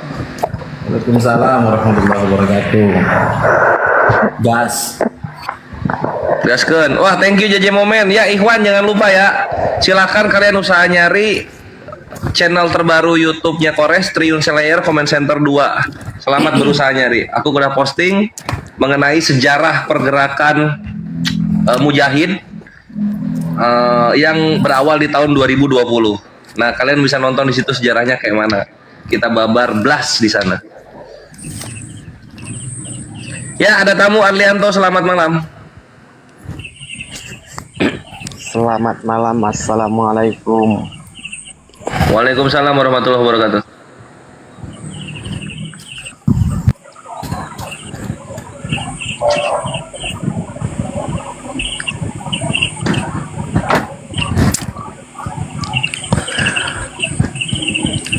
Itu berarti na sule lako dio. Dia lagi ada pasien kayaknya. Buat semua salam. Ini kayak kenal suaranya. dari Medan. Gus Wafi suaranya kayak mirip suaranya. Jauh guru dah. Jauh. Jauh ya. Mungkin karena rindu kali ya. Masya Ya Allah. gimana Saudara Arianto gimana? Selamat malam Bang Zuma. Malam juga. Iya, luar biasa. Nah, hampir tiap malam saya nengok live Bang Zuma ini ya, luar biasa Bang Zuma. Masya Allah. Iya, Kita semuanya salut luar sekali. biasa. Salut sekali saya sama Bang Zuma ini. Jangankan oten-oten yang kerucu-kerucu. Yang pendetanya pun patah. Luar biasa Bang Zuma, semangat Bang Zuma, subhanallah. Alhamdulillah.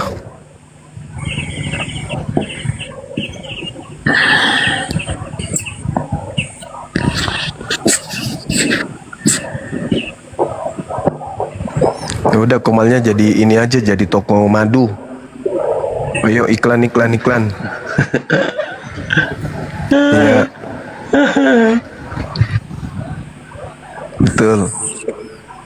Betul Ustaz. Kita jualan Ya, madu. Ustadz Abdul Malik sudah mengujinya guys ya. Jadi Abdul Malik salah satu pecinta madu ya.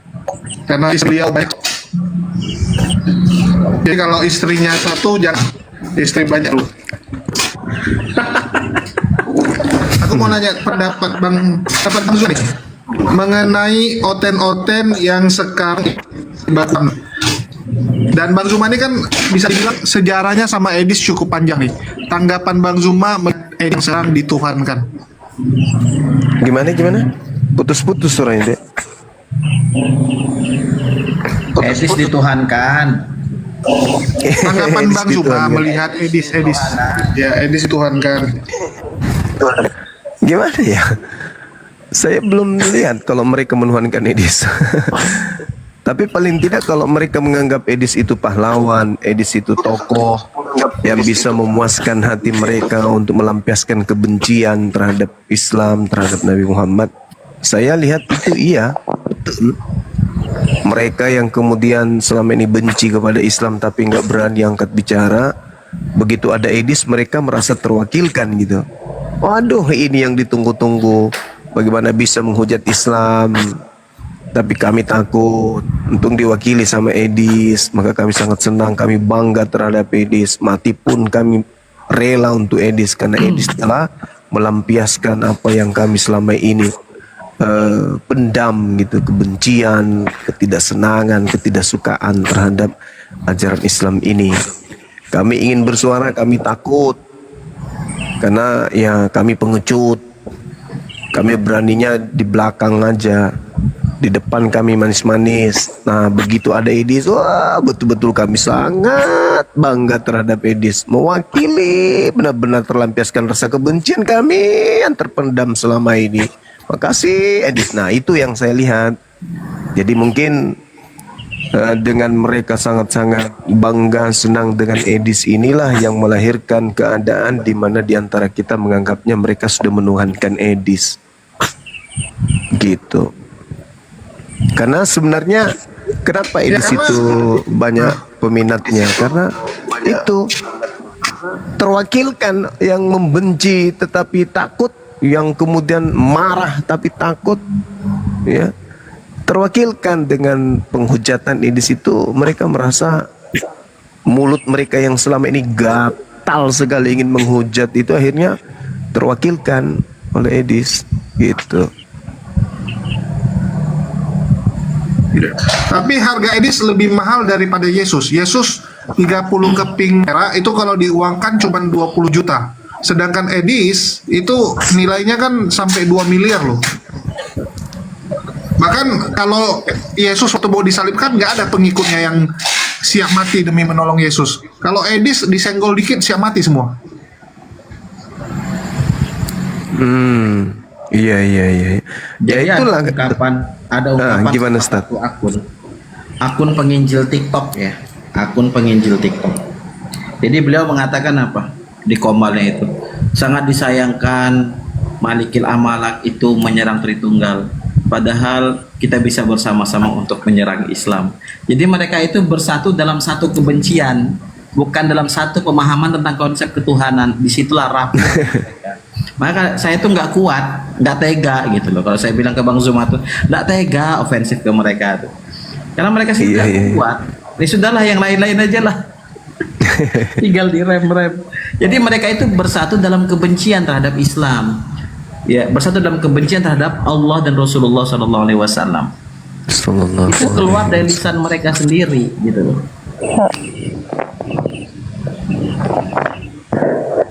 Lanjut. Iya, silakan yang lain. Jelas yang Yesus salah kenal. Bahkan orang hari Minggu, ya coba kalian lihat guys, hari Minggu banyak orang nonton daripada ke gereja. Sekarang itu udah nggak mau dengar pendeta. Mereka bilang pendeta berguna, yang kami tidak bertumbuh. Itu bertumbuh kalau dengar hujatan Edis. Mantap. Coba lihat sekarang. Ya, hari Minggu bukannya ke gereja, malah nonton Edis. Apa aja ini semua? Luar biasa memang Edis ini. Gimana pendeta nggak ngamuk sama dia ya? Sekarang banyak pendeta tuh kan marah sama Edis karena yang jadi saingan itu kan bukan apologet Kristen aja gitu. Kalau RK kan ngamuk, Pak Bom ngamuk karena donaturnya diambil. Nah, ini sekarang pendeta juga ngamuk nih karena jemaat juga diambil. Dan ternyata saya dengar beliau itu saksi Yehova ya, si Edis ini. Dia katakan Yesus itu bertuhan katanya. Pemahaman Yehova, jelaskan Res.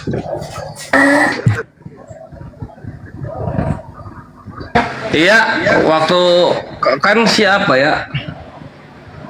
Nah, dia bertuhan, Bang Zuma itu penjelasan. Iya, jadi dia ini apa kayak terhitung zaman dulu yang kita ketemu di Zoom Gurunda yang mengatakan kalau waktu Yesus di bumi itu Yesus tuh manusia gitu, bukan Tuhan. Nanti ketika dia naik lagi dia baru jadi Tuhan. Nah kayak gitu pemahaman Edis itu. Walah. Nah tapi yang lucu waktu ditanya sama RK nggak tahu kenapa berantem RK sama Edis. Sekarang yang terbaru kan RK sama Edis berantem. Edis itu naik ke roomnya RK, bukan PK ya, naik dia. Gua nggak tahu kenapa RK bahas Edis, gua nggak tahu kenapa Edis naik ke RK gitu. Dialog lah di sana. Tiba-tiba RK nanya ke Edis, Edis kamu saksi Yehova? Terdiam Edis. Ada videonya itu ya. Edis kamu saksi Yehova? Bukan, saya cuma nanya itu aja. Dia terus diam, dia nggak mau jawab Gurunda. Terus Edis, kamu saksi Yehova bukan? 3 kali lah ada RK nanya. Turun dia Edisnya. Loh, kok gitu ya? Jadi ya bisa dibilang para penghujat Islam ini berlindung kepada tokoh yang menganut saksi Yehova yang menghujat Islam gitu. Bisa dibilang begitu. Iya. Hebat ya. Ya, jadi nggak mau menyangkal imannya ya. Kalau bukan saksi Yehova kan tinggal bilang, saya bukan saksi Yehova, kenapa kamu tuduh? Ini nggak dia guys. Artinya dia tidak imannya juga gitu. Biasa mereka tuh selalu berdua. Ini tuh.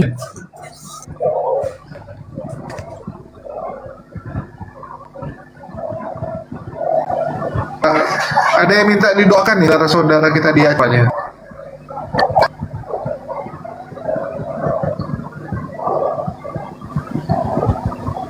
Allah kuatkanlah semuanya, saudara-saudara di Aceh, Sumut, Sumbar. Amin.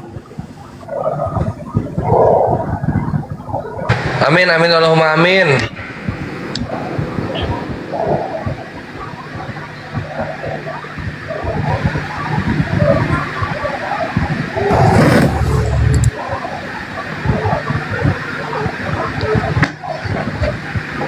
Kita HP udah ini Ikhwan, udah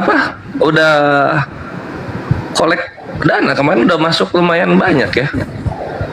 Udah disalurkan belum ya Gurunda ya? Belum ada informasi deh. Oh. Coba kalau ketemu Ustadz Alif, Ikhwan, kalian tanyakan gitu. Udah disalurkan belum ininya? Karena ini apa? Lagi sibuk kayaknya Ustadz Alif. Nanti tanyain aja. Alhamdulillah Api udah ada penyelenggaraannya. Semangat. Ikhwanul Muslimin di Aceh. Semoga Aceh juga kena banjir. Iya, Aceh, Medan. Kena semua Gurunda itu. Kalau Medan udah baik. Ayo sampai 5 hari kan belum dikirim bantuan. Sampai minta Perdana Menteri Malaysia yang datang. Di mana itu? Galang buat banyak Aceh. Udah loh. Tuh ini Bang Jal dari Aceh. Iya Gurunda kena dampak juga Aceh.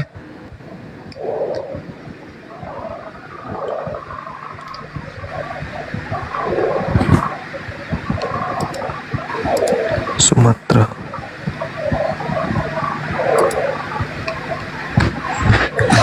Oh iya, menjelaskan juga. Aceh saking kena dampaknya guys, Daman kakaknya sampai hari ini belum ditemukan. Serius itu? Tanya sama Kores. Iya Gurunda. Jadi ada salah satu keluarga dari mujahid kita Daman yang terdampak. Kakak kedua beliau belum ada kabar sampai sekarang. Doain yang terbaik Ikhwan ya. Yo kenapa lu konsisten banget patah-patah itu?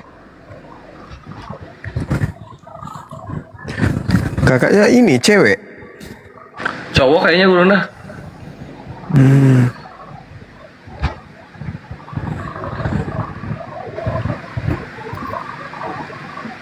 Iya.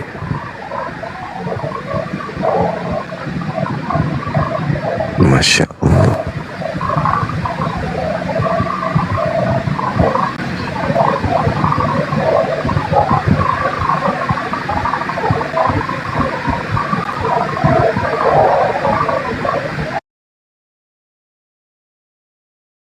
Di dalam Yohanes 3:34 ya, Yohanes 3:34 nih Bunda ya. Yohanes 3:34 ini tugasnya utusan Rikis Bang, apa itu tugasnya utusan nih? Yesus mengaku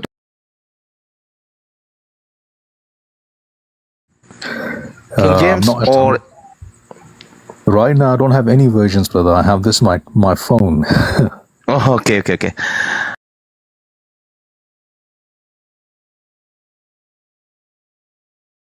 kata Yesus, segala firman yang engkau sampaikan telah ku sampaikan kepada mereka. Iya Bun, karena dia mau menggenapi. Menggenapi kau doktrin lagi. Menggenapi, akhirnya dia menggenapi, dia mati di kayu salib untuk kita tidak berbicara menggenapi mengapai. Kita berbicara di sini apa itu utusan.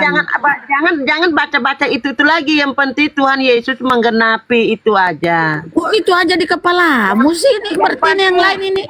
Kau menggenapi, dia mati di kayu salib untuk menebus dosa kami yang mengikutinya. Mau itu toh padahal ada data toh. Nah, di dalam Biblemu Yesus mengaku dengar dulu lah. Di dalam Bible Yesus mengaku, Yohanes 17:3 kita baca tadi, Yesus mengaku utusan. Di sini tertulis siapa yang diutus Allah, dia yang menyampaikan firman Allah. Ini tugasnya Yesus menyampaikan firman Allah, ini tugasnya. Karena dia mengaku utusan. Enggak pernah Yesus mengaku Tuhan. Mengaku utusan tadi Yohanes 17:3 toh. Mengenal engkau satu-satunya Allah yang benar dan mengenal. Aku jawab ya Bunda ya. Bunda bilang dia sebagai utusan. Itu di saat Yesus masih hidup. Setelah Yesus mati, dia kan menggenapi, akhirnya dia mati di kayu salib ya. Assalamualaikum warahmatullahi wabarakatuh, Bunda. Waalaikumsalam warahmatullahi wabarakatuh. Permisi. Kenapa ini Gurunda oten ini utusan saja dia tidak paham. Saya kasih pencerahan. Jadi sebenarnya yang mereka Waalaikumsalam warahmatullahi wabarakatuh. Mohon maaf ya Gurunda, saya nggak lihat tadi di bawah, barusan ku tengok. Ya silakan. Iya, iya. Besarin Gurunda host, besarin Gak Gurunda apa-apa, host. gak apa-apa, kecilin aja. Saya nggak buka kamera kok. Jadi yang sebenarnya dianggap oleh saudara kita Kristen ini Tuhan, penebus dosa, itu dewanya Romawi yang disembah oleh orang Athena Yunani, bukan anak Maria. Jadi agak kesulitan kita memberikan data. Bunda Rahma memberikan data tentang ucapan-ucapan anak Maria, sementara yang mereka lanti itu adalah Kristus atau agnostos theos yang diperkenalkan Paulus kepada orang Athena. Jadi memang nggak nyambung.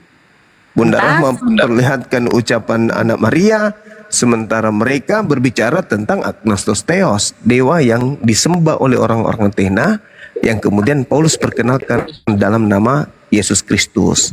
Jadi nggak nyambung Bunda Rahma. Memang nggak sampai sikat gigi kuda itu sikat gigi sendiri nggak bisa, ya. Masa Bang Suman disebut Gurunda? Gurunda begini modalnya. Begitu, makanya Yesus mengatakan kepada muridnya, waspadalah terhadap Kristus palsu yang datang kepadamu dengan nabi palsu. Jadi nabi palsu ini mengajarkan Kristus palsu ini. Mereka akan melakukan tanda-tanda yang dahsyat dan mujizat-mujizat, sekiranya mungkin menyesatkan orang-orang pilihan juga. Jadi seorang nabi, satu pemimpi atau yang mengaku penerima firman itu menjual, menjajakan, mempromosikan kemudian Kristus palsu kepada orang-orang Athena dan kepada orang Roma. Jadi Bunda Rahma agak kesulitan untuk menjelaskan, karena Bunda Rahma mengatakan aku utusan, aku utusan. Aku utusan itu anak Maria. Sementara yang mereka sembah ini adalah agnostos theos yang dijual oleh Paulus dalam nama Yesus Kristus. Bang Suma. Jadi dua oknum yang berbeda. Bang Suma ya. Sebelum Paulus mengenal Kristus, ada murid-murid Yesus, ke-12 murid Yesus. Ya, ke-12 murid Yesus menerima segala firman dari Yesus dan mengaku Yesus itu utusan Tuhan.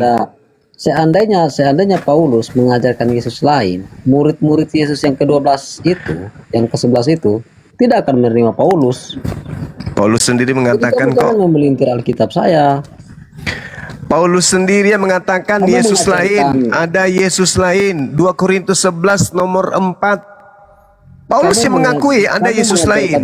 Sebab kamu sabar saja jika ada seorang yang datang memberitakan Yesus yang lain daripada Yesus yang kami beritakan. Tuh, Paulus mengakui ada Yesus lain, kok Anda yang membantah? Yesus mengatakan ada, sabar dulu, pegangan yang kuat. Yesus mengatakan ada Yesus lain. Paulus mengatakan ada Yesus lain. Ingat, Yesus yang datang kepada kaumnya, Bani Israel adalah Yesus manusia. Sedangkan Yesus yang datang kepada Paulus adalah Yesus yang bukan manusia. Di mana Paulus mengatakan Yesus yang datang kepadanya adalah Yesus yang bukan manusia? Galatia 1 nomor 1, Galatia 1 nomor 11, nomor 12. Beda, nama sama, oknum berbeda. Yesus memang mengatakan, waspadalah kepada penyesat yang datang kepadamu memakai namaku dan berkata, akulah Mesias. Mereka akan menyesatkan banyak orang. Jadi Yesus sendiri mengatakan ada Yesus palsu. Itu dalil, saudara. Dalil. Memang ada orang-orang yang memberitakan Injil palsu. Yesus palsu. Bukan memberitakan Yesus yang dilahirkan oleh Bunda Maria, ya. Iya, Paulus lah itu. Mati. Paulus lah itu. Surga. Loh, Paulus lah itu. Kalau Paulus memberitakan yang lain, pasti Paulus mengatakan itu. Dengar. Ya, saudara, jangan nyoloti sendiri, Bang. Jangan cerita sendiri, jangan ngomong sendiri, nanti Anda dibilang gila. Galatia 1 nomor 1, aku menerima Injil bukan dari manusia, tapi dari pernyataan Yesus Kristus. Bukan manusia yang mengajari aku Injil, tetapi Yesus Kristus. Sejak kapan Yesus anak Maria bukan manusia? Aku tanya dulu samamu. Loh, memang betul dia firman yang menjadi manusia. Itu jadi manusia. Firman Allah yang menjadi manusia. Ya, jadi manusia. Matahari pada mulanya apa? Tetapi praeksistensi Yesus itu adalah matahari pada mulanya adalah. Tetapi Anda tahu, Bang Suma, praeksistensi Yesus itu adalah firman.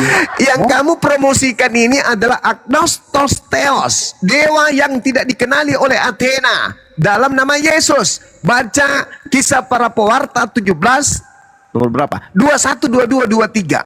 Paulus sendiri yang mengakui itu. Paulus yang mengakui, Paulus yang mengajarkan bahwa Yesus yang diajarkan oleh Paulus adalah agnostos theos, dewa-dewa yang tidak dikenal, sama seperti Ulangan 13 bahwa orang akan dikutuk oleh Elohim karena mereka menyembah kepada dewa yang tidak dikenal. Itulah yang diajarkan oleh Paulus. Makanya kalian dengan Yahudi itu beda, saudara. Soalnya Bang Suma ini kalau diskusi lepat-lepat kiri, lepat Tiga kanan. hal itu sudah seperti Kalau di Kristen boleh berdusta dalam segala hal, dalilnya jelas ada. Tunjukkan dalilnya. Kalau ada dalilnya gimana? Mau berapa dalil? Berapa dalil? Anda mau berapa dalil?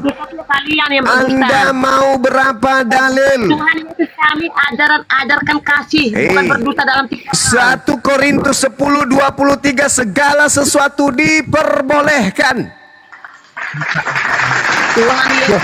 Kau makan orang juga boleh. Segala sesuatu halal bagiku. Kau boleh makan orang, makan anakmu sendiri. Itu dalilnya ada. 1 Korintus 6 nomor 12. Soal makanan, Roma 5 nomor 20. Lihat konteksnya. Kalau Roma 5 nomor 20. Roma 5 nomor 20. Di mana dosa bertambah banyak, di situ kasih karunia semakin melimpah. Artinya apa?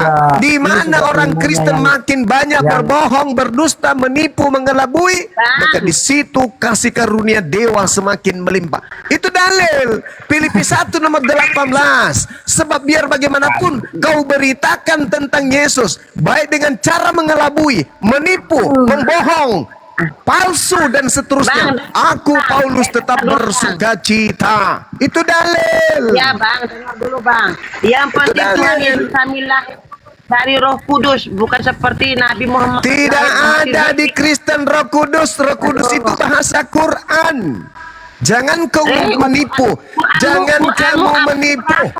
Jangan kau menipu, jangan. Kata Roh Kudus itu adalah dua kata yang kalian ambil dari Quran.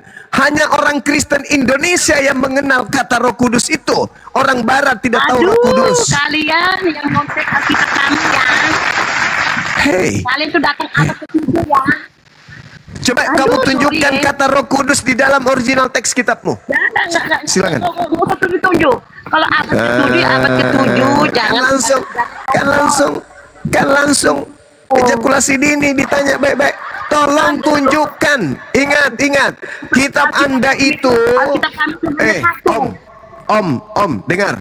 Kitab Anda itu nanti di abad ke-17 baru masuk ke Nusantara menggunakan bahasa Melayu. Ngerti? Kitab kami sudah menggunakan kata Roh Kudus dari abad ke-7. Kitabmu muncul di Indonesia ini, di Nusantara ini abad ke-17 dibawa oleh penjajah Belanda. Ngerti? Lalu diterjemahkan ke dalam bahasa Melayu. Paham? 1000 tahun selisihnya dengan kitabku. 1000 tahun selisihnya. Nah sekarang coba kau tunjukkan original teks kitabmu menggunakan kata Roh Kudus. Ada enggak? Begini Bang Suma, memang ada enggak? Menipu aja kerja kalau kalian. di original teksnya tidak ditulis Roh Kudus. Enggak ada Roh Kudus. Tuh temanmu tuh mulai waras. Tuh, ya. diakui temanmu. Memang yang terlalu banyak. Ulama lah. Kalau di dalam original teksnya bahasa Jangan nangis, kita diskusi ilmiah. Parakletos. Nah, Parakletos artinya apa? Diterjemahkan dalam bahasa Indonesia menjadi Roh Kudus. Parakletos itu apa? Ya? Parakletos artinya apa? Ayo. Sudah diterjemahkan ke dalam bahasa Indonesia. Iya, Parakletos artinya dalam bahasa Indonesia apa? Ya Roh Kudus, Roh Suci. Penasehat, penolong. Saya tahu. Apa urgensinya? Roh Kudus, Roh Kudus dengan penasehat, penolong. Penasehat, penghibur. Apa pula? Ruah HaKodes dalam bahasa Ibrani. Artinya apa? Roh suci. Iya, bahasa Yunani diterjemahkan ke dalam bahasa Parakletos kenapa jadinya ke Roh Kudus? Coba. Roh Suci. Ayo. Roh Kudus itu bahasa Arab. Kenapa larinya Parakletos ke bahasa Arab? Pekerjaannya menghibur. Banyak cerita, banyak ngomong. Kenapa nggak kau tulis aja wartawan atau kurir? Kitabmu jelas-jelas Parakletos, istilah Yunani, artinya adalah seorang yang dipanggil untuk membela, penasehat atau penolong. Itu jelas itu Parakletos. Kok Roh Kudus? Roh Kudus itu bukan seorang, Roh Kudus itu malaikat. Sedangkan kalau berbicara Parakletos itu manusia. Bang, siapa bilang Roh Kudus malaikat? Kamu yang datang kepada Maria apa? Dia itu ngoceh, congornya aja yang datang kepada Maria apa? Gabriel itu malaikat. Yang datang kepada Maria itu adalah Roh Kudus. Roh Kudus itu malaikat. Jangan kau bawa konsep Islam ke Kekristenan, tidak nyambung. Ya, maka dari itu jangan kau pakai kata Roh Kudus, cuplis. Nyambung. Karena Roh Kudus itu malaikat. Qul nazzalahu ruhul qudus min rabbika bil haqqa. Bihaqqa itu jelas itu. Roh Kudus itu adalah malaikat. Malaikat Jibril. Ya, betul. Kenapa kau pakai istilah Al-Quran? Kenapa kau nggak pakai kitabmu aja Agnostos Theos? Kamu aja pakai Alkitab kami. Kenapa kami tidak bisa? Mana kata Alkitab itu aja kau rampok dari Quran? Dari mana kau ambil kata Alkitab? Dari Alkitab kami. Dari mana kau ambil kata Alkitab itu? Dari mana? Dari mana kau ambil kata Alkitab itu? Kamu apa tuh sama malu.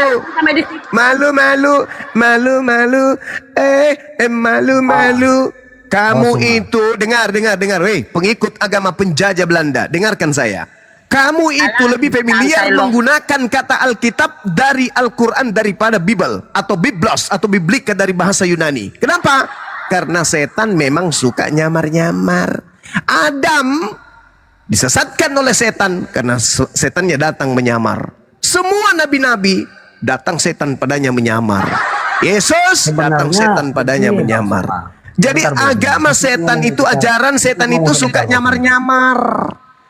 Setan itu suka nyamar-nyamar, setan itu. Iblis suka nyamar. Itulah pekerjaan iblis. Bang Suma, jangan ngomong terus kayak perempuan. Ya, makanya kau pakai ilmu, diskusi dengan saya itu pakai ilmu. Jangan pakai comor. Terus dari tadi. Nah, sekarang tolong kau tunjukkan original teks dalam kitabmu kata Roh Kudus itu. Silakan. Kan saya sudah bilang Parakletos, kamu ini. Parakletos, kenapa larinya ke Roh Kudus, tuyul? Biar orang Indonesia mengerti, ya. Nenekmu kiper, Roh Kudus itu bukan bahasa Indonesia. Orang-orang Indonesia, karena tidak semua orang agama penjajah dengar, agama penjajah dengar. Jangan karena kau berasal dari orang penjajah yang mengajarkan agamamu, kau mentalnya mental penjajah suka merampas. Dengarkan saya. Parakletos itu artinya seorang manusia yang dipanggil untuk membela. Itu Parakletos. Paham kau? Jangan memelintir ya. Oke, Astagfirullahalazim, ya Allah ya Karim. Sekarang kau tunjukkan satu Parakletos di dalam kitabmu. Siapa Parakletos yang ada di kitabmu? Silakan. Bentar. Kenapa Parakletos itu disebut juga seorang penolong? Ya. Kenapa disebut seorang? Karena Roh Kudus itu juga pribadi ketiga dari Allah, ya. Nenekmu kiper, mulai kau tampar juga mulut kau pakai sendal nanti yang kau. Kristen ya, yang Kristen tolong keluar ya, biar saya dulu. Di mana ada di mana dalam kitabmu ada kata Allah itu di mana? Saya dilaknat Allah kalau yang kau maksud, kau maksud kemudian Allah itu adalah Theos. Theos. Yang kau maksud pribadi ketiga itu adalah pribadi Theos. Baca Filipi 2 nomor 6, nomor 7, nomor 8. Kristen sedunia adalah penyembah Theos. Paham kau? Kau bukan penyembah Tuhannya Yahudi. Tuhannya Yahudi tidak berkelamin. Tuhannya Yahudi itu tidak mati. Tuhannya Yahudi tidak makan ikan goreng. Yang kau sembah itu adalah Theos. Paham kau? Ajaran Kristen itu bukan ajaran Yesus. Paham? Nggak tahu. Yang Kristen tolong dia. Ini kenapa sih hari ini? Erik, kenapa kau? Pantatmu lagi kena bisul. Moderator. Ini moderator. Cuma sama saya. Erik, pantatmu kena bisul. Kau masukkan cabe yang habis cabe. Ulek cabe, habis itu ulekannya masukin di lubang pantatmu kalau kau lagi bisul. Kayaknya sama teman saya tadi. Ada aja naik di Komal. Ikan turun. Jangan cuma turun dari Komal, pindah di laut. Berarti bikin negara di laut. Dia nantang kamu loh tadi mau diskusi. Ya sudah, naikkan kalau dia mau diskusi dengan saya. Tapi ingat syaratnya diskusi dan saya harus berakal. Jangan kayak kau. Nah, naikkan host, dia naikkan. Sudah, naikkan host. Kau lihat diskusi yang bagus. Kalau dia berakal, diskusinya pasti bagus. Erik, kamu diskusi dengan saya? Ya. Oke. Catatannya kamu harus berakal. Saya pendapat ilmiah biar tahu kau. Bisa kita buktikan sekarang ya. Bagus, Semua bagus, manusia bagus. bisa melihat bukti saya. Bagus. Udah diam dulu. Jangan promosikan dirimu dulu. Saya mau lihat sejauh mana keilmian Anda dalam beragama. Tema kita Al-Quran atau Bible yang memiliki validasi. Oke? Ganti tema host. Ganti tema host. Oke, tunggu dulu. Itu temamu ya? Dua tema ya? Iya, Dua tema Al-Quran yang mendapat validasi ataukah Bible? Bible dalam hal ini adalah perjanjian baru, kitabnya orang Roma dan Athena. Bisa saya bicara, Sumaya sebentar. Udah diam dulu, ini ada orang ilmiah, orang pintar ini, orang pintar. Wah, kau diam dulu. Tunggu sebentar teman-teman. Ambil pulpen. Bagaimana trik Bang Suma kemudian melululantakkan orang yang sombong tapi kosong. Nah gitu. Ambil pulpen sekarang. Tema saya cuma ya Yesus PS Isa ya. Apa yang orang ini? Temanya dua. Diam. Satu saya aja bongkar temanya. kebohongan Isa. Saya bongkar kebohongan Isa. Bible atau Al-Quran yang mendapatkan validasi. Kalau Bible sudah ada validasinya, berarti Yesusmu sudah benar. Saya permalukan. Saya permalukan kalian di sini. Ya. Diam. Ilmiah. Diskusi kok dua tema. Diskusi itu dua arah tuyul, itu baru ilmiah. Gimana ceritanya orang diskusi dalam satu forum dalam waktu yang sama, satu membahas ikan buru, yang satu bahas sendal. Lucu ente itu. Ya, saya buktikan dongeng. Kirain orang pintar. Kirain orang pintar. Nggak bisa menjawab saya. Oke? Kirain orang pintar. Apa diludahin aja Guru Nda? Saya ludahin aja ya. Jangan diludahin. Dia sudah lebih buruk dari ludah. Ludah Anda lebih berharga dari dia. Jangan. Ya biar tahu. Jangan kau lemparkan ludah kepada anjing dan babi. Jangan. Saya di Timur Tengah bermain. Ya, kau di mana kau bermain? Jangan kau cerita masalah Irak, masalah Suriah, masalah Iran, masalah Turki. Kita bahas tentang kitab suci. Yang mana kitab sucinya punya validasi, punya legitimasi. Tanya Alkitab sepuasmu dan saya tanya Al-Quranmu. Boleh? Kita masuk ke dalam kitab suci. Diam kau, akan kubongkar Isa itu bahwa itu adalah dongeng. Kita masuk ke kitab suci. Berani saya mengatakan itu dongeng. Ya. Kita masuk ke dalam kitab suci. Anda setuju? Ya. Siapa yang punya validasi Al-Quran atau Bible? Udah. Ini dong. Debat dengan saya. Ayo. Sini. Yesus PS saya dan saya. Adik-adik sini. Siapa yang memiliki legitimasi Bible atau Quran? Gimana? Oke, gini aja, tertib ya. Kita pakai tertib ya, sopan, santun, ya. Saya mulai. Ya. Saya mulai. Tunjukkan kau, jangan mama-mama ya. Saya mulai. Oke? Oke. Baik. Dengarkan penjelasan saya baik-baik. Bismillahirrahmanirrahim. Nabi Muhammad sallallahu alaihi wasallam menyampaikan kepada umatnya terkait dengan kitab sucinya. Salah satu ayat, Syahrul Ramadan alladzi unzila fihil Qur'an. Kitab suci dilantunkan oleh Nabi Muhammad dengan memberikan kemudian legitimasi terhadap Al-Qur'anul Karim. Yang kedua, Al-Qur'an dijelaskan kemudian oleh baginda Rasulullah Muhammad sallallahu alaihi wasallam. Wa idza quri'al Qur'an fastami'u lahu wa ansitu la'allakum turhamun. Kata Rasulullah, jika dibacakan Al-Quran, maka dengarkanlah dengan seksama. Ketiga, di dalam Al-Quran juga dinyatakan, فَإِذَا قَرَأْتَ الْقُرْآنَ فَاسْتَعِذْ بِاللَّهِ مِنَ الشَّيْطَانِ الرَّجِيمِ. Nabi Muhammad menyampaikan, apabila engkau hendak membaca Al-Quran, mohonlah perlindungan kepada Allah dari setan yang terkutuk. Jelas Al-Quran tervalidasi oleh yang membawa Al-Quran baginda Rasulullah Muhammad sallallahu alaihi wasallam. Saya minta Anda menjelaskan sama seperti saya menjelaskan Quran, apakah Yesus mengenal 13 buku Roma, 4 kitab kanon? Silakan. Oke, biar saya ajari kamu ya. Kalau memang di kanon ya Yesus belum tidak mengenal kanon ya. Udah Yesus selesai. yang membawa. Inna Dengarkan, lillahi wa inna Dengarkan. ilaihi Aduh, kau mama cuma. Udah selesai. Kau mama itu Artinya modalmu, Anda kan? sudah mengaku kalah. Iya. Kitab Kenapa Anda kalah? tidak dikenal oleh Yesus. Kenapa kalah? Apalagi? Kenapa kalah? Kitabmu tidak Kami dikenal bukan oleh Yesus. pendusta. Kami bukan Kitabmu, pendusta. Dengarkan, kitabmu tidak kamu dikenali diam. oleh Yesus. Jadi Tadi saya kebenaran diam. apa yang Anda ingin Tadi jual? saya diam. Kebenaran semua. Kau mama orang tidak Yesus berpendidikan. tidak mengenal kitabmu. Kau Betul? bukan orang berpendidikan cuma, ya. Kitabmu tidak Saya dikenali jelaskan. oleh Yesus, betul? Tunjukkan kau orang berpendidikan cuma. Enggak, saya bertanya. Ya, tunjukkan. Kitabmu Kau tidak mama- dikenali mama oleh bunting. Yesus, betul? Ya? Kan belum habis. Tahan cuma. Dijelaskan. Iya, enggak. Saya Ini jelaskan. pertanyaan Kau saya. takut. Kitabmu tidak dikenali Kau oleh takut. Yesus, betul? Takut kau, saya jelaskan. Iya. Kami bukan Udah, pembohong. Kita kasih ya? kesempatan kedua, silakan. Oke, Alkitab di kanon ya setelah Yesus ya tidak ada. Yang mengkanonkan Alkitab siapa ya? Pertanyaan Termasuk Paulus. saya, apakah Yesus mengenal kitabmu sebagaimana Nabi Muhammad memberikan legitimasi terhadap Al-Quran? Jawab. Oke, saya jawab ya. Maksudmu tulisan Alkitab gitu? Buku Alkitab maksudmu? Itu yang kau maksud? Apakah Oke. Yesus mengenal kitabmu? Buku Roma, buku Lukas, buku Matius, Yohanes. Apakah Yesus mengenal buku-buku tersebut?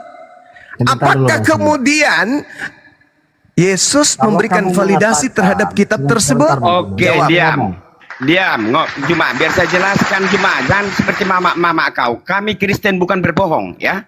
Pantang berbohong apapun alasannya ya. Saya jelaskan. Yesus ya setelah ya bangkit ya belum ada memang Alkitab ya. Itu Paulus dengarkan. Paulus ya, Saya orang berpendidikan enggak? Saya Kau orang bertanya, berpendidikan enggak? kamu yang tidak berpendidikan. Kau orang berpendidikan. Saya tanya apa, Kamu kamu diam. jawab apa? Kamu sekarang ini sementara berpikir bagaimana caranya menjawab ini ya? Saya harus nipu mereka ini dengan gaya apa ya? Yang Kan saya mengenal. tanya sederhana. Kau bilang kan Dengarkan dulu. mengenal Hei, kitab. Cukadama, dengar. Saya cuman bertanya, apakah Yesus memberikan validasi, legitimasi terhadap Bible Perjanjian Baru? Jawab. Ya tentu tidak. Tidak. Oke. Dah, selesai. Udah. Oke. Inna Udah. lillahi Saya jawab. wa inna ilaihi Iya. raji'un. Udah. Udah. Udah saya jawab. Apa yang Udah. ingin kau jelaskan lagi? Apa? Aduh, Apa yang ingin kau jelaskan? kau cuma. Apa yang ingin kau jelaskan Kau lagi? Buku orang yang bunting. menjadikan engkau Orang Kristen bunting. Kalau sama ternyata saya tidak kau dikenali diam. Yesus. Udah selesai. Kau Kristen bunting. bubar. Kristen. Kau orang Kristen bubar. bunting, ya. Kristen Takut. bubar. Bubar Takut, Kristen. ya. Bubar. Takut. Bubar. Bubar, Takut kau. agamamu bubar. Ternyata Seperti Yesus inilah tidak kelasmu mengenal debat. bukumu. Seperti Yesus tidak inilah- mengenal kitabmu. Yesus tidak mengenal kitabmu. Kitab belum ada zaman Yesus. Iya, berarti Yesus tidak memberikan validasi terhadap kitabmu kan? Oh iya. Nah, sudah Apa selesai. lagi? Udah saya jawab. Selesai. Udah.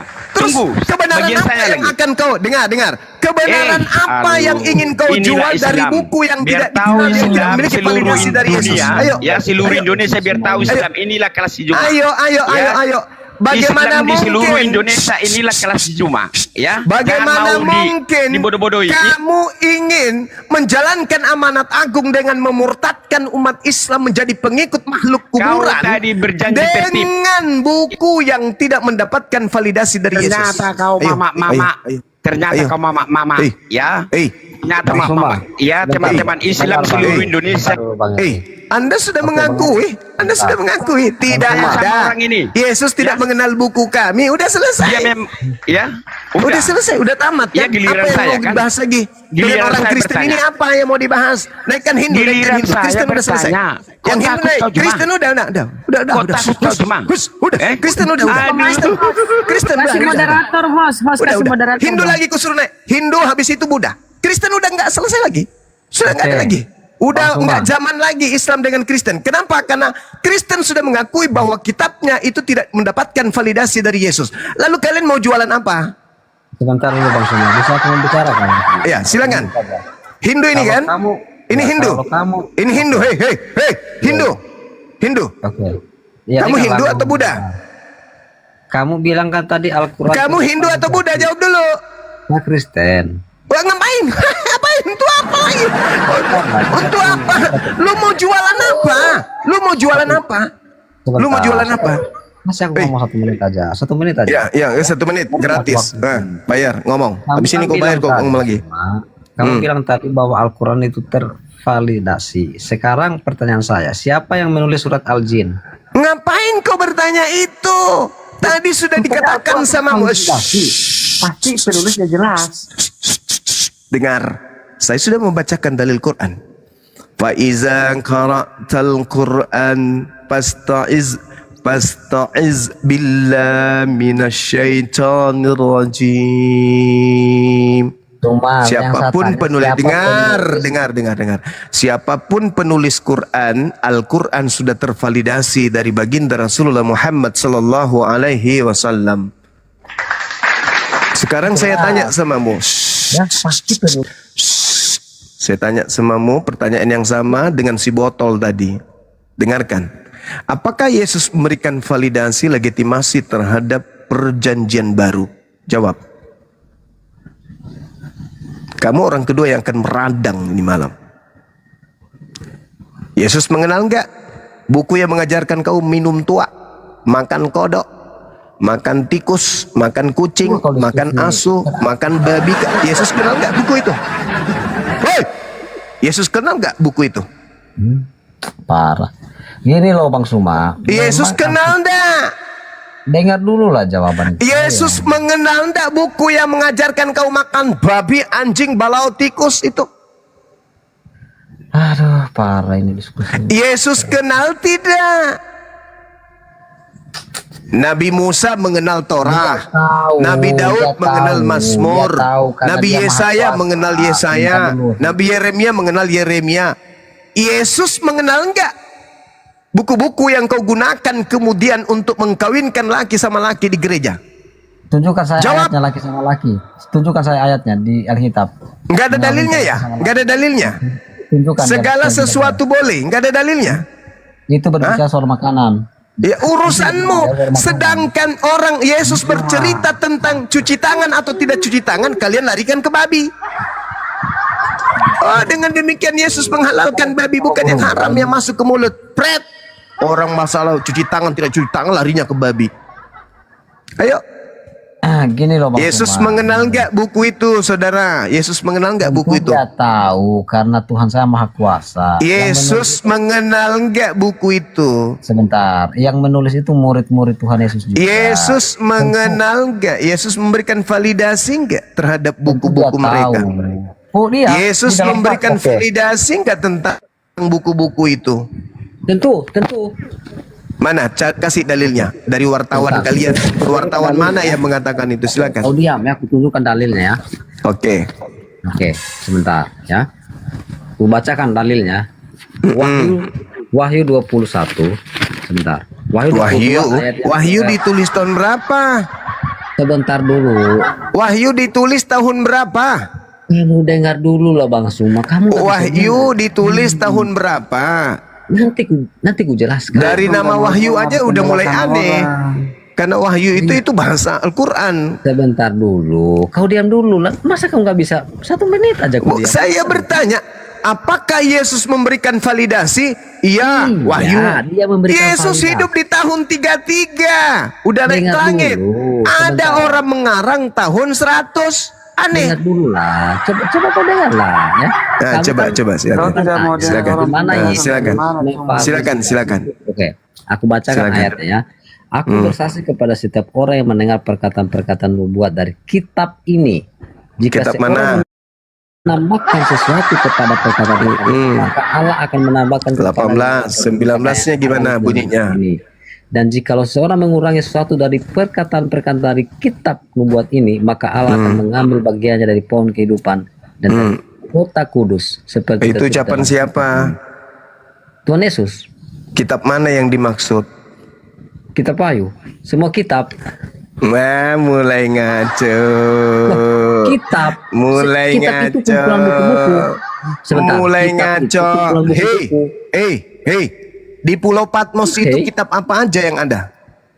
Kitab itu artinya kumpulan buku-buku. Itu artinya pembohong, ada di dalamnya. tukang pembual, Jadi tuyul, tukang orang-orang tahayul. Itu namanya tukang tahayul. Yang disebut validasi, anak bau, yang disebut validasi dari Yesus ketika Yesus mengajar. Masa pengajaran Yesus usia 30 sampai 33. Ada nggak Yesus mengatakan tentang kitab Wahyu? Dengarkan. Menurut kesaksian daripada pengarang kitab Anda sendiri, Yohanes, pengarang kitab Yohanes, apa kata dia? Menurut penelitiannya dari kesaksian-kesaksian, Yesus konon berkata, segala firman yang engkau berikan kepadaku telah aku sampaikan. Telah aku sampaikan. Berarti sudah selesai. Jadi yang mengarang Wahyu itu siapa, Rek? Telah selesai firman. Segala firman yang Tuhan berikan kepadaku telah aku sampaikan kepada muridku.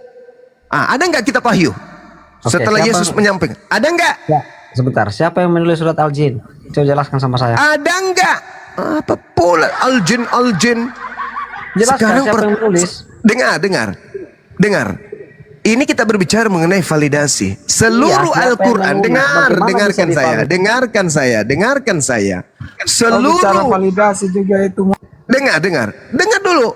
Seluruh ayat yang ada di dalam Al-Quran telah diuraikan, telah disampaikan, telah dikaji, telah ditadaburi oleh baginda Rasulullah Muhammad SAW selama selama 22 tahun. Rasulullah Muhammad SAW mengajarkan Al-Quran. Siapapun, dengar, Bahlul, siapapun yang menuliskan Al-Quran, siapapun, mereka semua sudah tervalidasi oleh baginda Rasulullah Muhammad SAW. Kenapa? Karena Al-Quran diajarkan oleh beliau. Al-Quran diurai oleh beliau. Ayat demi ayat, surah demi surah, huruf demi huruf, kata demi kata, dijelaskan oleh baginda Rasulullah Muhammad SAW. Makanya kau jelaskan sama kami siapa penulis Al-Jin itu, siapa penulisnya. Kita tidak sedang berbicara tentang penulis, tuyul. Bagaimana bisa divalidasi? Sekarang kalau saya tanya samamu, siapa penulis kitab Lukas? Lukas bisa bahasa Indonesia? Astaga. Nah, mulai ngaco.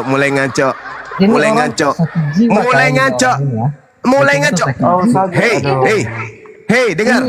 Lukas bisa bahasa Indonesia? Yang dibilang guru Unda. Nah, mulai ngaco. Saya tanya, siapa penulis buku Lukas? Lukas bisa bahasa Indonesia? Ya tentu nggak bisa lah. Terus kenapa yang ada di Indonesia hanya bahasa Indonesia? Terjemahan. Siapa yang menulis terjemahannya itu? Siapa? LAI. Siapa LAI? Apa lembaga bisa menulis? Astaga, ini orang ini. Mulai ngaco dia, mulai ngaco. Siapa di antara orang-orang yang ada di lembaga itu yang menulis Lukas? Siapa? Mereka menerjemahkan. Mereka siapa? Ya orang-orang lain sana. Orang-orang. Jawaban saya siapa menulis Al-Quran surah Jin? Orang-orang. Udah, simpel kan? Tapi apakah kamu tahu siapa penerjemahnya? Siapa penulis surah Al-Jin? Coba kau jelaskan. Siapa penulis buku Lukas?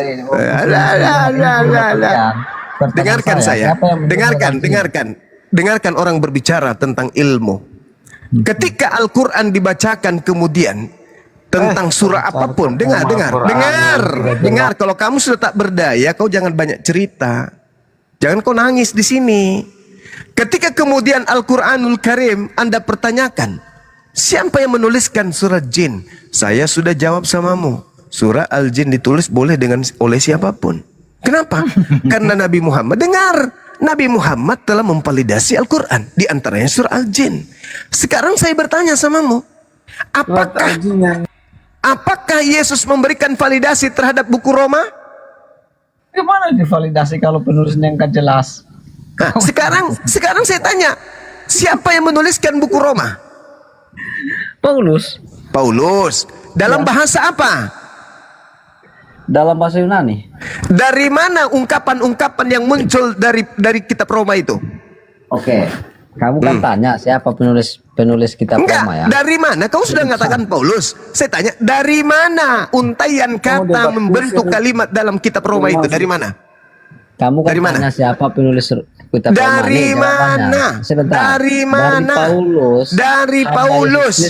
Berarti bukan dari Yesus. Berarti bukan dari Yesus. Bukan dari Yesus. Bukan dari Yesus. Kitab Roma itu ditulis oleh Paulus. Bukan dari Yesus. Sekarang penulis surat Al-Jin siapa? Bukan dari Yesus. Mulai dia ngaco. Bukan dari Yesus. Kamu kan tanya siapa penulis buku Roma, kitab Roma. Iya, saya tanya validasinya. Kau mengatakan Paulus, oke. Validasi dari Yesus ada nggak? Kau bicara validasi. Yesus pernah mengajarkan surat Roma nggak? Nah itu surat-surat yang ditulis itu. Yesus pernah mengajarkan surat Roma. Yesus pernah mengajarkan surat Roma. Yesus pernah mengajarkan surat Roma. Pernah? Tuhanmu, dewamu sudah turun ke bumi. Pertanyaan saya, apakah Tuhan kamu bernama Yesus ini mengenal buku Roma? Jawab. Kau bicara apa itu? Memang saya ngomong sama Anda. Oten, kalau Anda berbicara tentang surah jin, siapapun yang menuliskan surah jin itu sudah diajarkan oleh baginda Rasulullah Muhammad sallallahu alaihi wasallam. Qul hiya ilayya annahu istama'a nafarun minal jinni faqalu inna sami'na qur'anan ajaba. Kamu tanya siapa penulis kitab Roma? Secara Paulus. Ila rusydi fa amanna bi walan nusyrika bi rabbina ahada. Siapapun kemudian yang menuliskan surah Al-Jin, yang jelas surah Al-Jin sudah tervalidasi dari baginda Rasulullah Muhammad sallallahu alaihi wasallam. Penulisnya aja nggak jelas. Nabi Muhammad lebih dulu mengajarkan surah ini. Saya boleh menuliskan, Bang Erik boleh menuliskan, Bunda Rahma boleh menuliskan, Al-KTP boleh menuliskan. Boleh. Kenapa? Karena Al-Quran, surah-surahnya, ayat-ayatnya sudah tervalidasi lebih dulu oleh sumber baginda Rasulullah Muhammad sallallahu alaihi wasallam. Sekarang pertanyaan yang sama. Paulus menulis buku Roma, Lukas menulis buku Lukas. Ada nggak validasi dari Yesus isi kitab mereka? Jawab. Gini loh, Suma, saya jelaskan ya. Kalau pertanyaan saya tidak butuh penjelasan. Saya bertanya, saya nggak, kalau orang Kristen menjelaskan itu bukan menjelaskan, mengaburkan.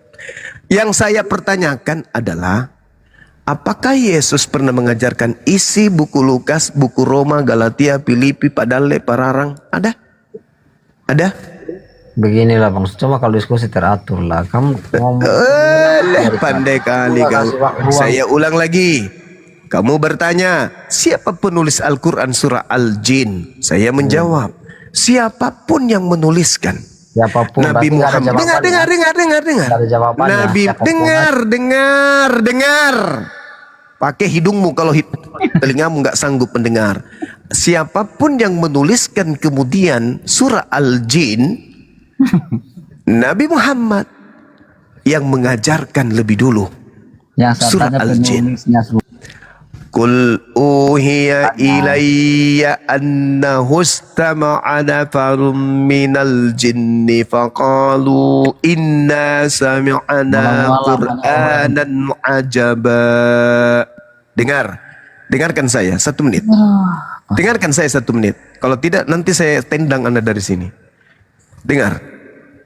Al-Quran surah Al-Jin diajarkan oleh Nabi Muhammad.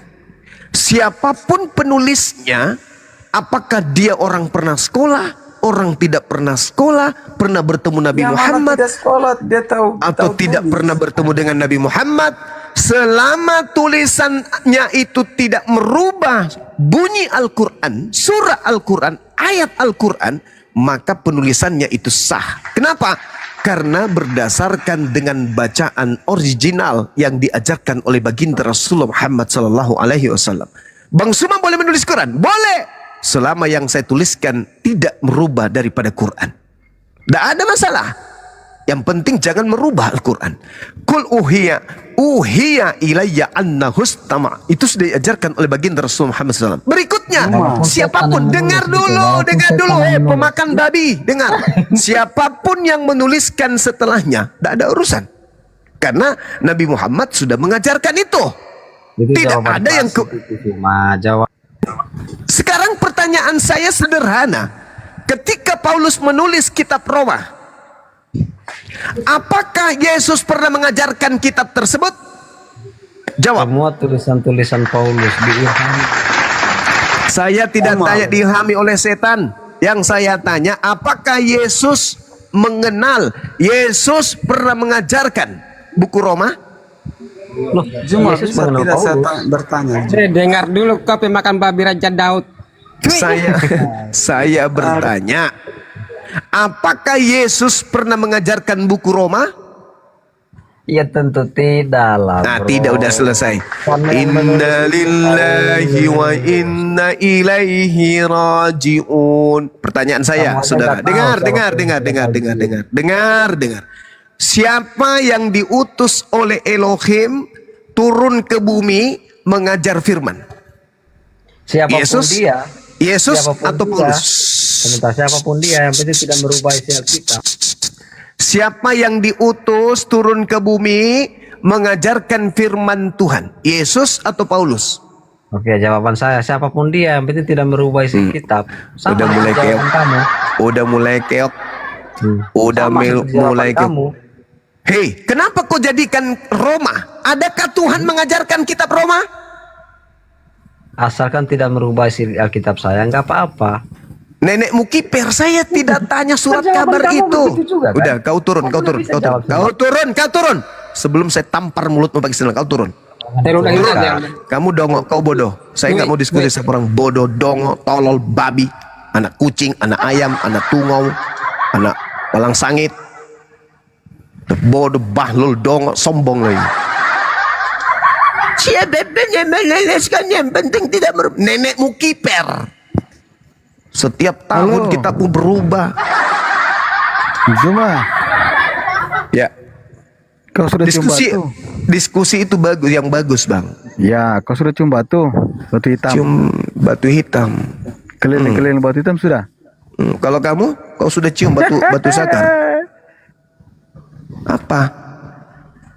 Sudah kau cium. Kau sudah cium batu sakarnya Tuhanmu? Cium dulu. Batu sakarnya Tuhanmu cium.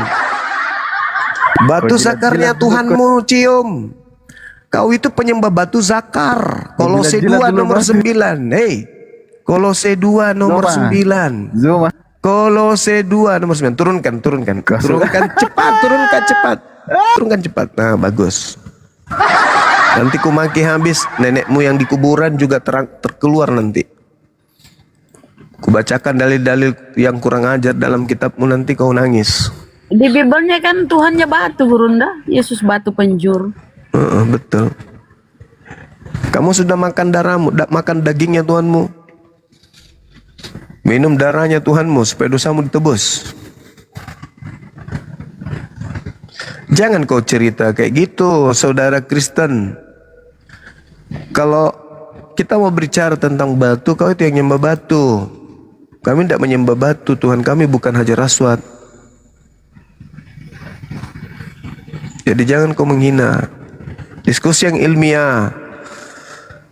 Sudah dua yang mengakui bahwa Bible tidak dikenal oleh Yesus. Sudah selesai. Jadi kalau Biblemu itu tidak dikenali oleh Yesus, lantas siapa yang menjadi tolak ukur? Isinya itu benar. Siapa yang menjadi tolak ukur? Isi Biblemu itu benar. Tolak ukurnya siapa? Bukankah yang turun ke bumi adalah Yesus? Filipi 2 nomor 7, Filipi 2 nomor 6. Theos, dewa turun ke bumi. Untuk apa? Untuk mengajar. Di mana dalilnya? Contoh misalnya di Yohanes 3 nomor 16. Yesus harus dipercaya supaya memperoleh hidup yang kekal. Yesus atau Paulus? Yesus. Oke. Yesus, apa yang kamu ajarkan tentang buku Roma? Yesus, apa tanggapanmu tentang Galatia? Yesus, apa pemahamanmu tentang buku Lukas? Yesus, terangkan tentang buku-buku yang digunakan oleh orang Kristen mengimani kau sebagai penebus dosa. Apa jawaban Yesus? Ada? Satu pun tak ada. Tak ada satu pun. Jadi bagaimana mungkin orang berakal mau percaya kepada buku yang tidak memiliki legitimasi? Tidak dikenal. Apa dasarnya kita mau beriman kepada buku tersebut? Apa dasarnya? Sementara Yesus tak mengenal buku itu. Apa dasarnya? Apa dasarnya? Sementara Yesusnya tidak memberikan validasi terhadap isi buku tersebut. Apa dasarnya kita mau percaya? Beritakanlah, pergilah ke seluruh dunia. Beritakanlah seluruh makhluk. Beritakanlah, jadikanlah. Tapi apa dasarnya? Apa dasarnya kita mau percaya kepada buku-buku tersebut? Sementara Yesus tidak mengenal buku itu. Yesus tidak pernah menyebut buku tersebut. Gak ada kan? Ya sudah. Jadi renungkan, kenapa kemudian agama kalian itu tidak laku? Itu alasannya. Karena buku yang menjadikan kalian itu seperti sekarang ini, buku yang tidak pernah disebut Yesus sekalipun tidak pernah. Apalagi dibaca, apalagi diajarkan. Gak ada.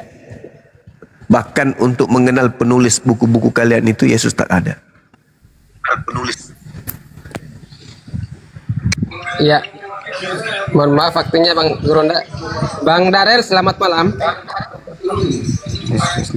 Darel, selamat malam. Malam. Ya, Kristen ya? Iya, iya. Mau diskusi santun sama Guronda?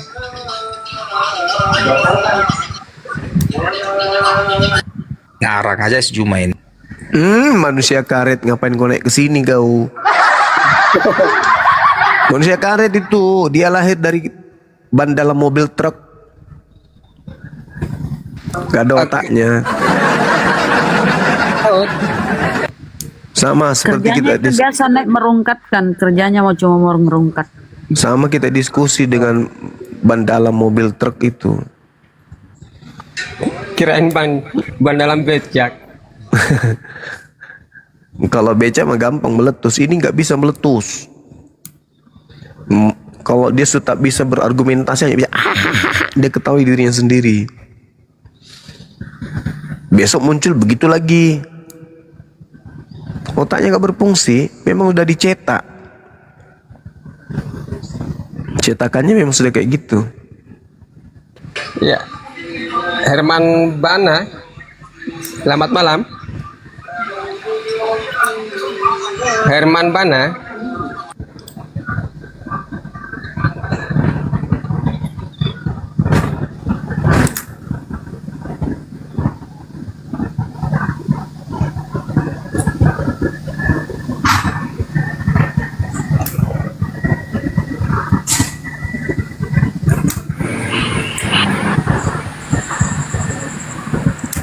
Assalamualaikum. Waalaikumsalam. Waalaikumsalam warahmatullahi wabarakatuh. Scorpio malam. Scorpio. Oh, aneh-aneh Oten ya. Naik-naik jadi berhala.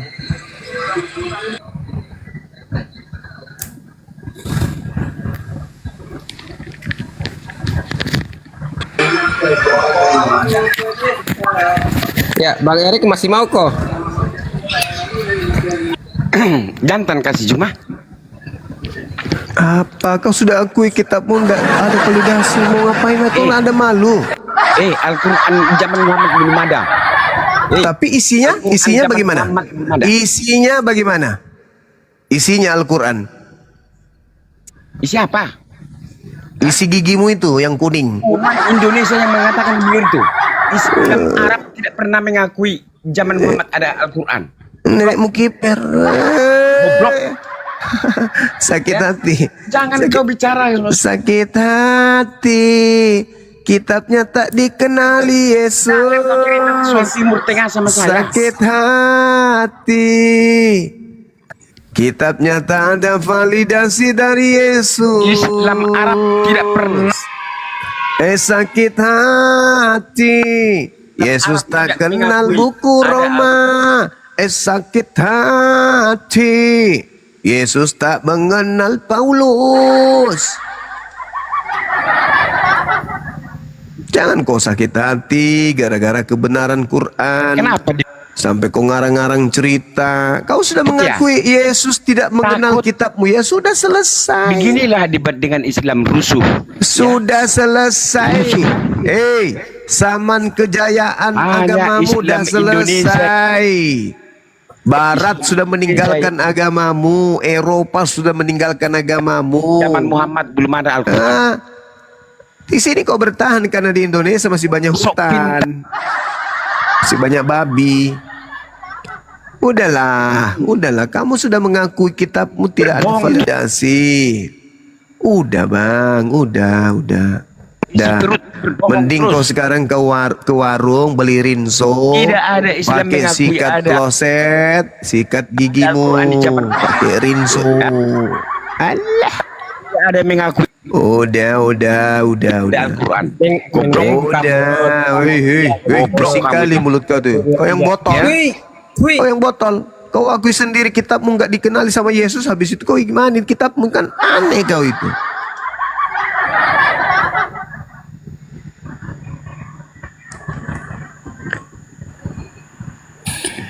Ya, Bang Dani Kasogi. Silakan. Dani Kasogi.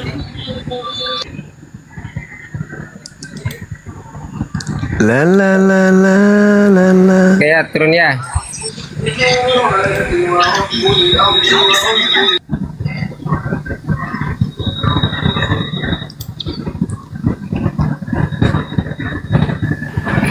Mereka sudah tahu tapi masih ini ya.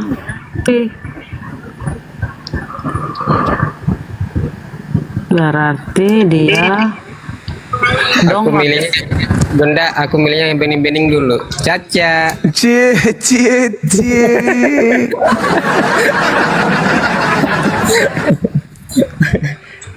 Kak Caca, malam.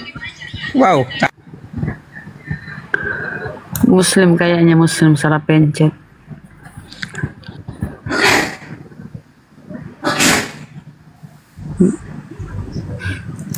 Misi Indonesia. Misi.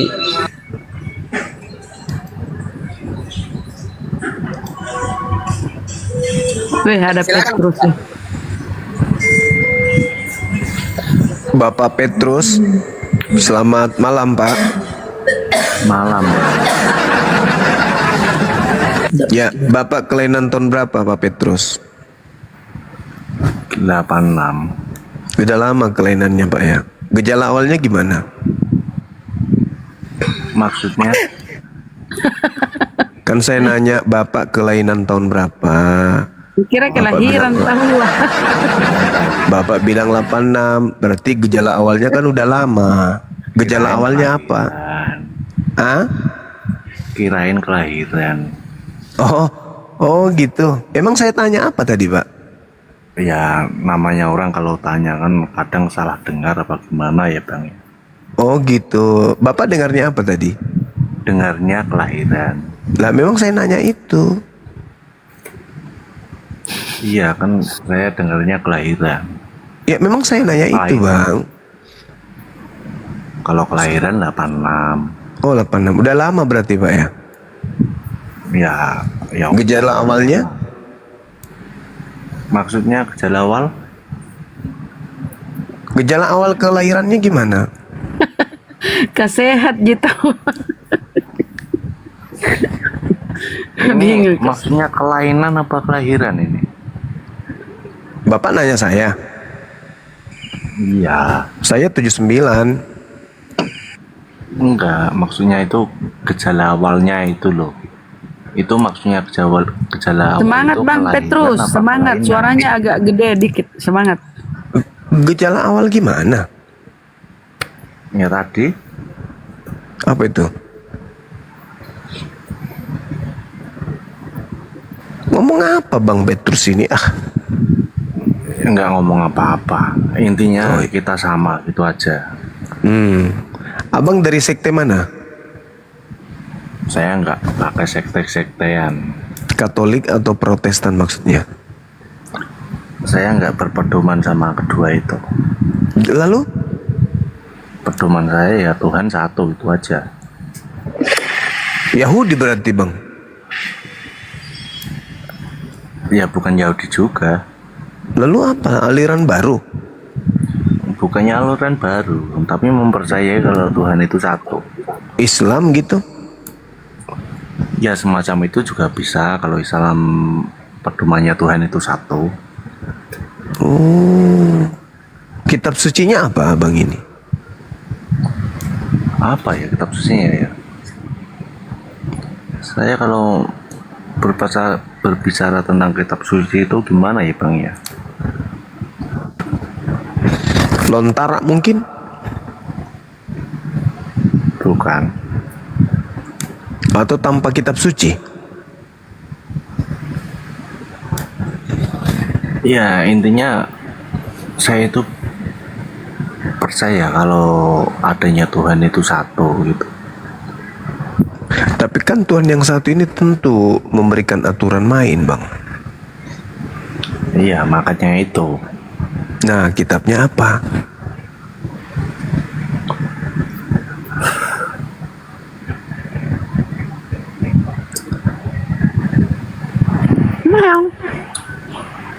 Masih bingung saya kalau masalah kitab-kitab itu. Maksudnya abang beragama nggak ada kitab sucinya gitu? Saya sebenarnya gini loh Bang. Bentar, tak keluar dulu. Mau bikin kitab? Bukannya bikin kitab, tapi mencari kebenaran. Nah, itu. Kalau misalnya kitab itu gimana ya? Menuju Tuhan yang satu itu saya percaya. Izin, agama di KTP-nya apa Bang? Agama di KTP-nya? Iya.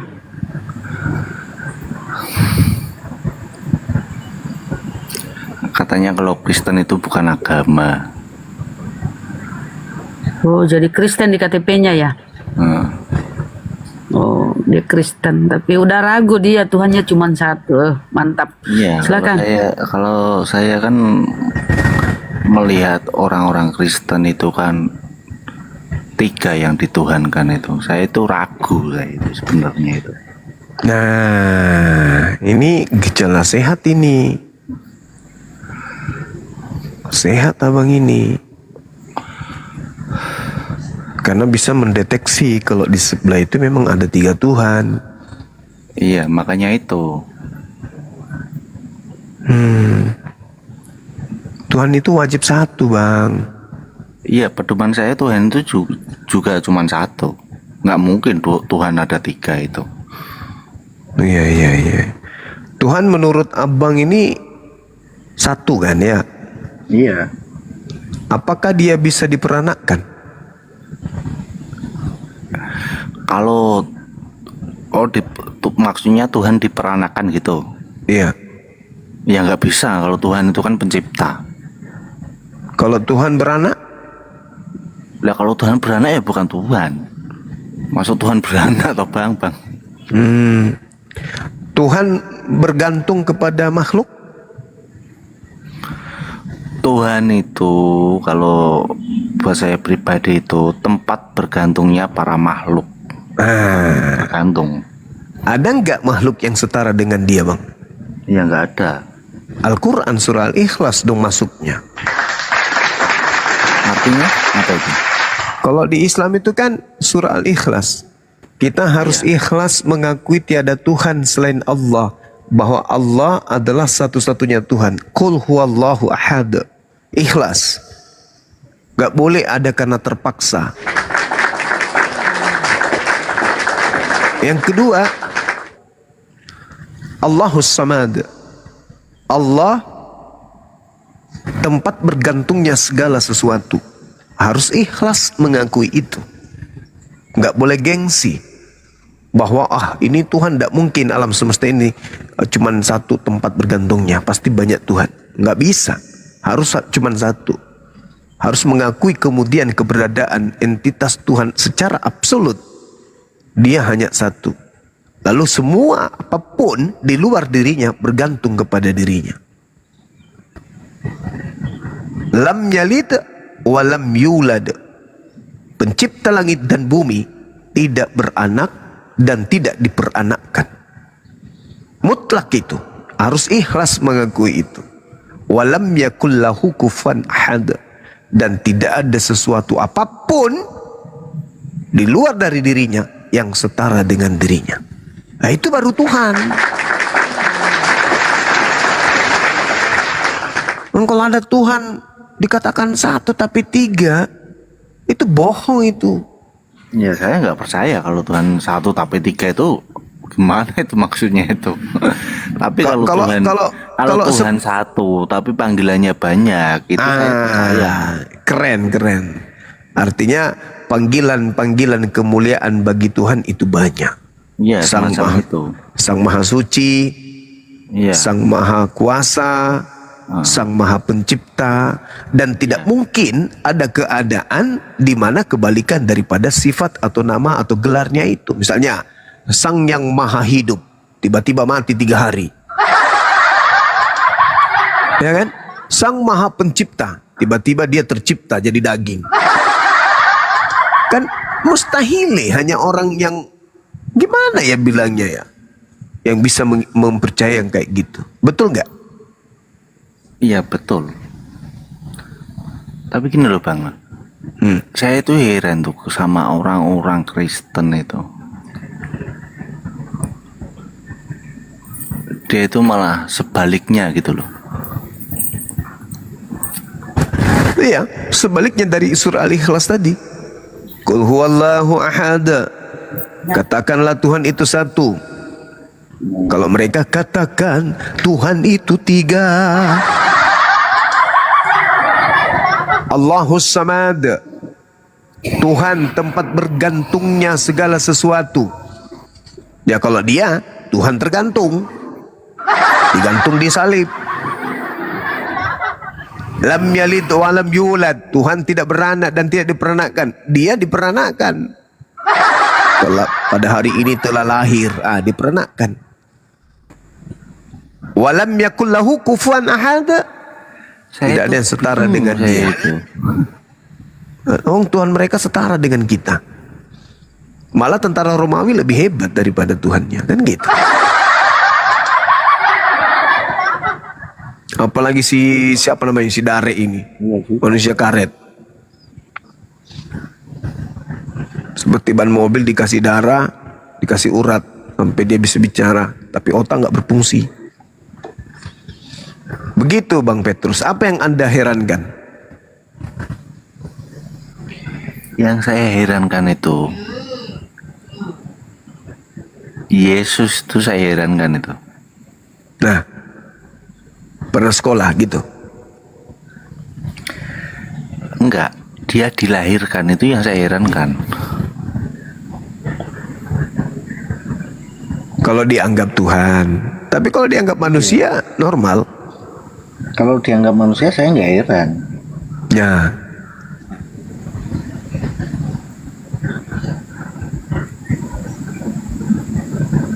Betul. Yang saya herankan itu dia dilahirkan kok dianggap Tuhan. Mungkin karena sakti. Kalau sakti kan Rasul-Rasul yang dahulu-dahulu kan juga sakti gitu. Mungkin karena dia mati nebus dosa.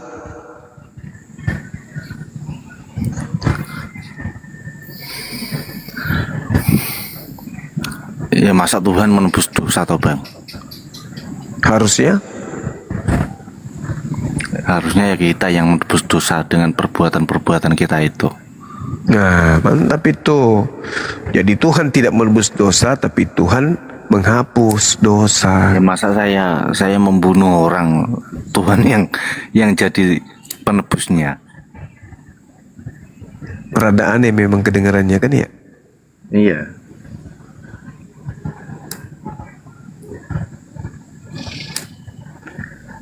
Mandro.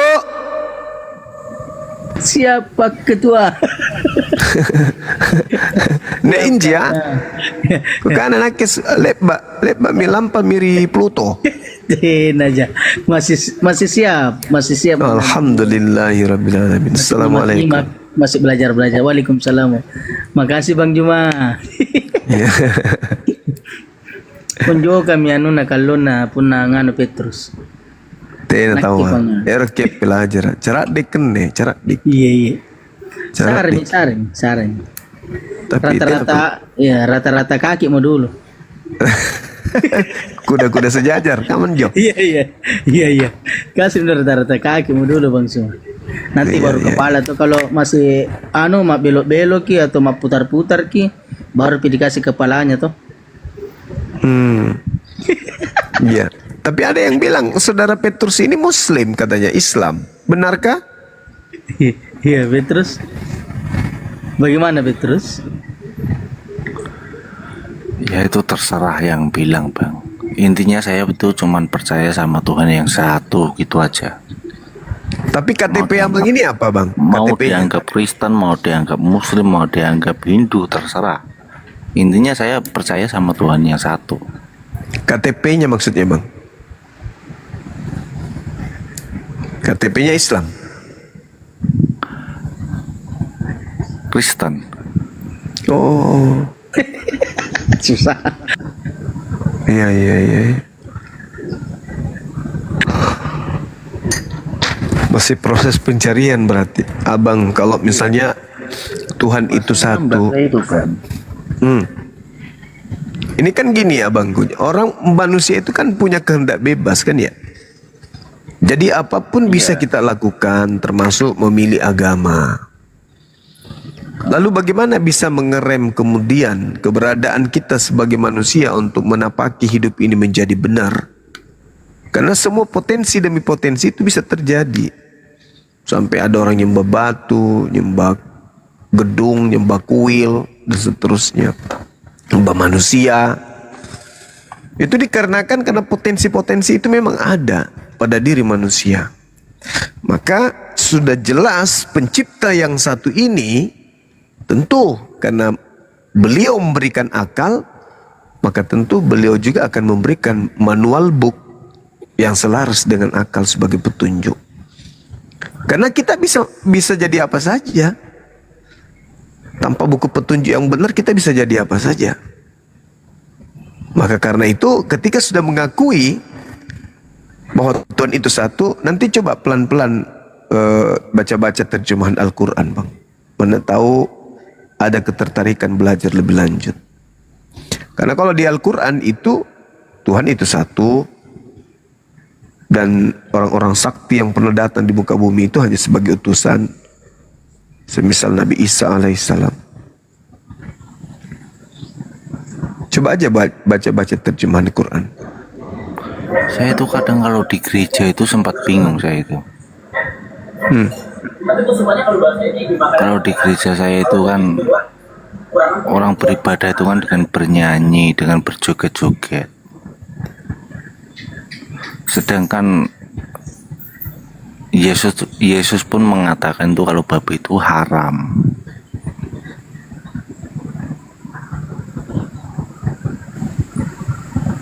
Tapi kok masih pada dimakan gitu loh. Nah, ini Daniel. Bukan dimakan lagi kalau Daniel. Daniel malah Di mana katanya apa Petrus Yesus berkata babi itu haram? Kapan terus kapan terang kata saya Yesus itu bukan ahli Alkitab. Jadi nggak bisa nunjukin ayat-ayat itu, saya itu nggak bisa. Terus Gini, terang Bang. saya gitu aja. Gini, Tapi Bang. pedoman saya itu kalau Tuhan itu satu, itu aja udah. Tuhan satu, tetapi jangan mengkambing hitamkan Yesus, mengatakan Yesus berkata babi haram. Enggak kayak gitu. Taurat yang berkata babi itu haram. Tapi Yesus Gini, barang siapa yang meniadakan setitik pun dari hukum Taurat meskipun yang paling terkecil. Ayo. Apa maksud Yesus itu? Lukas 16:17. Lebih mudah langit dan bumi lenyap daripada setitik dari hukum Taurat itu batal. Ayo. Tapi dalilnya pasti Anda bantah. Kan Anda ban dalam mobil truk. Taunya kok cuma kenapa Yesus dihukum mati? Yesus yang Apa mana yang pendapat dihukum orang mati? Yahudi sehingga Yesus dihukum mana? mati? Yesus Kenapa Yesus mana yang dihukum mati? Itu dulu. Yesus mana yang Kita dihukum mati? Sana kemari. Keinginan Yesus orang itu dihukum dengar. mati karena apa? Apa penyebabnya? Dengar, Apa sakit Yesus itu ingin dihukum mati gara-gara sosial politik. Gak ada yang lain. Dari sejak usia 2 tahun dia diincar oleh orang-orang Roma.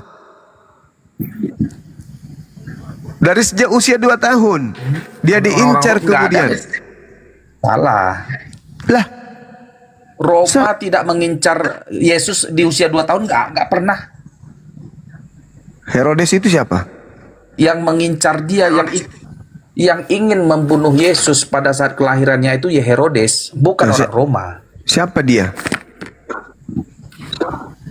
Maksudnya? Siapa Herodes ini?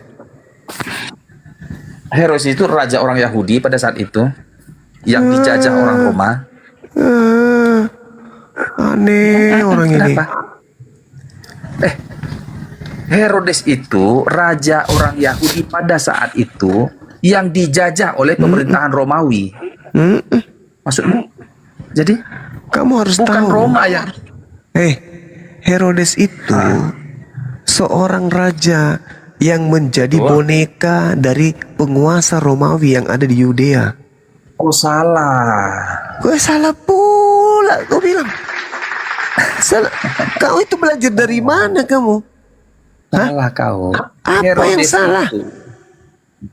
Apa? Dulunya pun Yahudi sudah punya raja sejak mulai ke Daud, Saul itu turun ke bawah.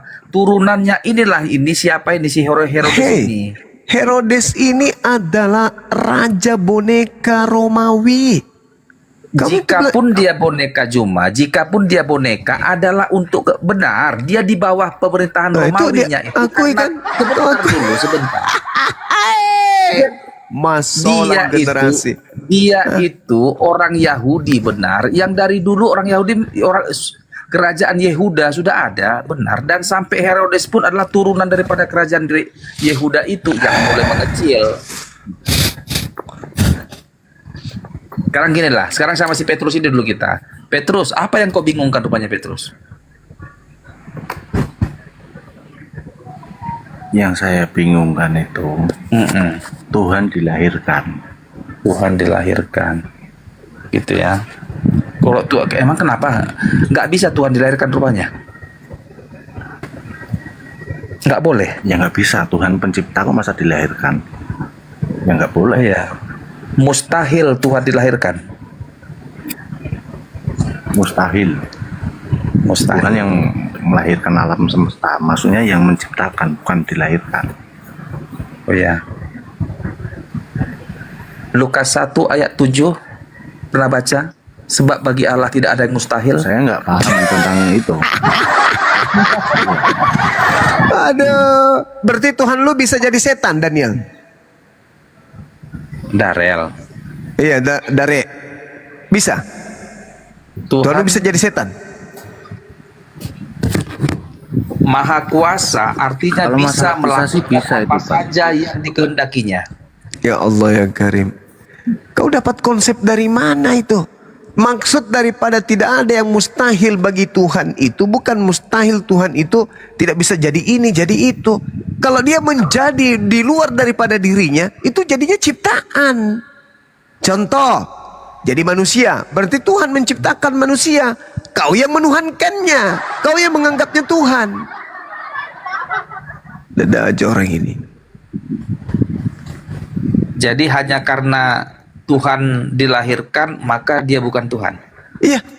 Segala sesuatu yang dilahirkan jelas bukan Tuhan. Itu ciptaan. Hal yang baru. Kecuali Anda ingin mengatakan Tuhan Anda menciptakan Tuhan junior. Bisa. Aku tanya dulu kau, Juma, apakah Tuhan tidak mampu untuk jadi manusia? Tidak, bukan tidak mampu. Bukan tidak mampu. Tuhan ya Tuhan. Ya. Kenapa kau paksa? Kenapa Kau yang memaksakan, bukan saya, Tuyul. Kau yang memaksakan Tuhan jadi manusia. Kau atur Tuhan. Kamu yang mengatur Tuhan menjadi manusia. Kau yang mengatur Tuhan tidak boleh jadi manusia. Kamu yang mengatur Tuhan yang maha kuasa ini menjadi manusia. Sekarang saya tanya samamu. Tuhan maha kuasa menciptakan manusia lahir tanpa ayah. Atau Tuhan maha kuasa menciptakan dirinya? Ayo. Nggak ngerti. Nggak ngerti memang kau. Karena sebenarnya yang ingin kau pamerkan di sini, yang ingin kau jual di sini adalah iblis dalam nama Yesus. Karena hanya iblis yang ingin menyamai Tuhan. Tuhan itu mustahil jadi bukan Tuhan. Mustahil. Dengan dia manusia berarti dia menjadi bukan Tuhan. Sementara Tuhan itu tidak pernah berhenti menjadi bukan Tuhan. Emang sejak kapan dia jadi bukan Tuhan? Ketika dia menjadi manusia, dia tetap Tuhan. Dia bukan Tuhan karena dia jadi manusia. Katamu. Itu fakta. Kok faktanya kok perkosa kita orang? Kau yang memperkosa otakmu sendiri sampai otakmu menjadi otak udang. Paham kau? Kutanya dulu samamu. Manusia adalah manusia adalah ya manusia. Manusia adalah ciptaan. Manusia. Kau jawab. Manusia adalah hewan yang berakal. Hewan. Makhluk. Tuhan adalah Tuhan. Tuhan adalah kok Tuhan adalah pencipta. Mahlul. Kau bodoh kali jadi orang. Tuhan itu pencipta. Manusia adalah makhluk. Nah sekarang sama enggak levelnya tuh? Kutanya dulu kau, bisa Tanya lagi kau. Kau jawab dulu, satu level enggak tuh? Antara pencipta dengan makhluk satu level enggak? Enggak. Nah, sekarang kalau Anda mengatakan enggak, berarti ketika Tuhan menjadi manusia, berarti Tuhan menjadi bukan Tuhan. Bisa enggak begitu? Enggak salah itu. Tadi makhluk manusia ini apa? Kenapa kau batasi Tuhan nggak boleh jadi manusia? Kamu yang membatasi Tuhan, Tuyul. Ketika Anda sudah mengetahui bahwa manusia adalah makhluk, ini tataran yang terbatas tidak? Makhluk terbatas. Terus kenapa kamu membatasi Tuhan? Sekarang kutanya kau, emang Tuhan nggak mampu jadi manusia? Kan bisa saja, suka hati dia. Apa orang ini? Kamu membatasi Tuhan dengan mengatakan Tuhan menjadi manusia. Berarti kamu membatasi Tuhan. Siapa membatasi? Mana ada aku batasi Tuhan? Kamu mengatakan Tuhan. Kamu mengatakan Tuhan jadi manusia, itu kau sedang membatasi Tuhan. Setelah dia jadi manusia, dia tak akan pernah bisa berbuat apa-apa. Pantas gak Tuhan tidak bisa berbuat apa-apa dari dirinya sendiri? Emang sekalipun Tuhan jadi manusia, dia nggak bisa berbuat apa-apa. Kamu sudah menjadikan Tuhan tidak bisa berbuat apa-apa dari dirinya sendiri. Yohanes 5 nomor 30. aku tidak dapat berbuat apa-apa. Nah, siapa yang membuatnya menjadi Tuhan? Gak ada. Dia manusia kok. Cuman kamu sendiri yang percaya dengan doktrin dan dogma yang berbicara sedemikian itu adalah Tuhan. Itu karena kamu apa? Karena kau Kristen. Yang bilang Yesus Tuhan bukan aku, malaikat. Saudara. Loh kok saudara? Malaikat mengatakan apa? Pada hari ini telah lahir bagimu Kristus. Kristus, ya betul. Nah, Kristus itu apa? Kristus itu apa? Yes. Apa itu Kristus? Nah, yang diurapi. Apa yang diurapi? Dia yang diurapi Tuhan. Apa dia itu? Dia manusia yang diurapi. Nah, manusia tuyul, berarti malaikat mengatakan pada hari ini telah lahir bagimu juru selamat, manusia yang diurapi Tuhan. Kau yang memperbodoh diri, kau yang membatasi Tuhan dengan doktrin dogma yang memperbodoh diri kau sendiri. Dengar dulu kawan, hari ini telah lahir bagimu Kristus. Tuhan. Kristus itu apa? Kristus itu apa? Kau tanya Kristus apa? Kristus ya udah Kristus. Ya, Kristus itu manusia atau Tuhan? Kau sambung-sambungkan. Ya, manusia atau Tuhan Kristus itu? Manusia. Manusia. Terus kenapa kau bilang Tuhan? Memang disebutkan malaikat itu Tuhan kok di situ? Tidak ada. Di dalam bahasa Yunaninya tidak ada tanda koma. Dengarkan kau, ban dalam mobil. Dengarkan. Kenapa Kores tidak disebut Kristus? Kenapa Saul kau tidak sebut Kristus? Kenapa Harun kau tidak sebut Kristus? Sementara mereka semua adalah orang-orang yang diurapi Tuhan. Hah? Kenapa hanya Yesus yang kau katakan Kristus Tuhan? Kenapa? Karena kalian itu sebenarnya bukan menjual anak Maria, kau menjual setan dalam nama Yesus. Paham kau? Kau ingin menggantikan Tuhan pencipta langit dan bumi dengan iblis yang datang dengan memakai nama Yesus itu. Hanya setan yang ingin mengkudeta Tuhan. Sudah jelas-jelas pada hari ini telah lahir bagimu Kristus. Apa makna Kristus? Orang yang diurapi Tuhan. Jadi kalau misalnya Anda memahami Kristus orang yang diurapi Tuhan, lantas Anda menggunakan terjemahan, berarti gini, pada hari ini telah lahir bagimu juru selamat, orang yang diurapi Tuhan, Tuhan di kota Daud, gitu. Gitu maksudnya. Kau sambung-sambung apa itu biar batal dia Tuhan. Ya Allah ya Karim, yang lahir dari rahim Maria ini manusia toples. Inilah kau. Inilah saya katakan kamu itu ban dalam mobil, ngeper, otakmu nggak berfungsi, ilmu dihantam dari kiri mental, kanan mental, atas bawah mental semuanya. Kristus itu definisinya apa? Kristos dalam bahasa Yunani apa artinya? Orang, bukan hewan, orang yang diurapi. Diurapi oleh siapa? Tuhan. Jadi kalau Anda memahami Kristus, orang yang diurapi Tuhan, Tuhan. Jadi double dianya. Padahal dalam bahasa Yunani-nya tak ada tanda koma. Yang benar adalah Kristus Theos. Apa maksudnya Kristus Theos?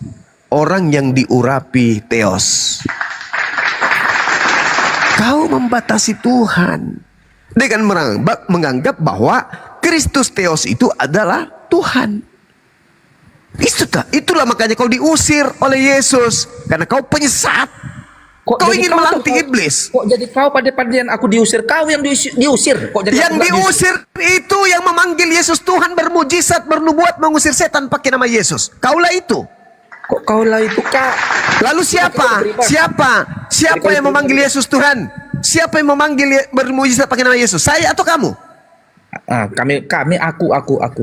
Nah, ya kaulah. Terus kenapa kau tuduh saya? Kau penyesat kau antikristus kau. Kalau saya antikristus, kau tahu nggak arti Kristus itu? Kristus adalah manusia yang diurapi. Saya beriman kok. Yesus itu adalah orang yang diurapi Tuhan. Jadi makanya dalam iman saya Isa Al-Masih. Nah, saya beriman kok. Sekarang permasalahannya, dengarkan dulu. Dengar dulu. Sekarang permasalahannya adalah kamu tidak menerima Yesus itu sebagai Kristus. Kok kau pula pandai-pandaian? Karena kau menuhankan dia. Memang kami menuhankan dia. Memang berarti dia bukan Kristus. Loh, kok bodoh kali kau? Kau yang bodoh. Kalau dia Kristus berarti dia manusia. Karena Kristus adalah manusia. Memang manusia Yesus itu. Terus kenapa kau tuhankan? Dia manusia, dia Tuhan, dia juga manusia. Dari mana kau dapat ilmu kalau dia Tuhan? Malaikat yang ngomong sama dia Bukankah Kristus itu manusia, Tuyul? Betul, Kristus manusia. Terus kenapa kau tuhankan? Loh, kenapa dituhankan? Karena memang dia Tuhan. Dari mana kau tahu kalau dia Tuhan? Malaikat yang ngomong, Thomas yang menyampaikan. Malaikat mengatakan manusia yang diurapi Tuhan. Kau yang menafsir-nafsir kita orang. Karena saya tahu Kristus itu adalah manusia yang diurapi Tuhan. Kutanya samamu, definisi Kristus apa? Ya kok bolak-balik lagi kita macam supaya kamu sadar bahwa kau itu gila. Kok gila? Malaikatku bilang, pada hari ini telah lahir bagimu Kristus. Jadi kau pada malaikat mengatakan apa di situ? Yang lahir apa? Kristus, Mesias, Tuhan. Apa itu? Apa yang lahir? Tuhan atau manusia? Manusia. Nah itu, kau bilang malaikat mengatakan Tuhan. Lempar juga kau sendal jepit nanti lama-lama. Kalau biar kau hari ini telah lahir bagimu manusia, Tuhan, di kota Daud, kan sama ajanya itu. Astagfirullahaladzim, ya Allah ya Karim. Tabaraka fi umrik na'udzubillah min zalik. Dalam bahasa Yunani itu tak ada tanda koma, Tuyul. Kok jadi tukang tahayul?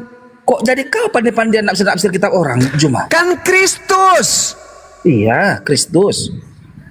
Kalau dia sudah tertulis Kristus, ya Kristus. Ngapain kau tambah-tambahi lagi Tuhan?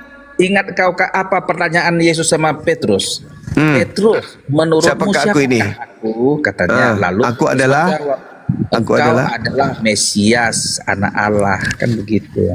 Lah, apa yang jadi masalah? Apa yang jadi masalah? Ingat, tahukah kau Juma apa pertanyaan Imam Kayapas kepada Yesus? Benarkah dia kan dipanggil nih? Itu bukan Yesus yang ditanya oleh Kayapas. Bentar dulu kau. Itu jadi, penggantinya. Diam kau ribut kali kau. Apakah engkau anak Allah? Kata Imam Kayapas. Apa jawab Yesus? Engkau yang mengatakannya, bukan aku. Kau sendiri yang mengatakan itu. Engkau yang mengatakan, bukan aku. Biar kulanjutkan lagi. Bukan aku, engkau yang mengatakan, bukan aku. Tenang dulu kau, biar kulanjutkan lagi. Lalu Kayapas berkata, kita telah mendengar kesaksian orang ini. Kau jangan melangkahi dalil itu. Jangan kau pandai-pandai yang ngejarin saya. Kau melangkahi data-data 2 ayat, kau langkahi. Jangan kau macam-macam dengan saya kalau bicara Bible. Jangan. Kau yang nerangkan, aku ngedengar kau dulu narasumbernya. Nanti aku nanya kau ya. Nah, kau narasumber. Kalau kau ingin bercerita tentang kejadian itu, kau awali dari Yohanes 18 dulu. Nomor 5. Coba ikan dulu. Sebelum penangkapan, kau awali dari situ penangkapannya. Siapa yang kau cari? Siapa yang kau cari? Siapa yang kau cari? Kami mencari Yesus dari Nazaret. Kenapa kemudian orang itu tidak mengatakan kamu? Tanya dulu. Bang Suma bertanya nih. Bang Suma bertanya kepada Peta Lempu, kepada Manru. Datang kepada saya.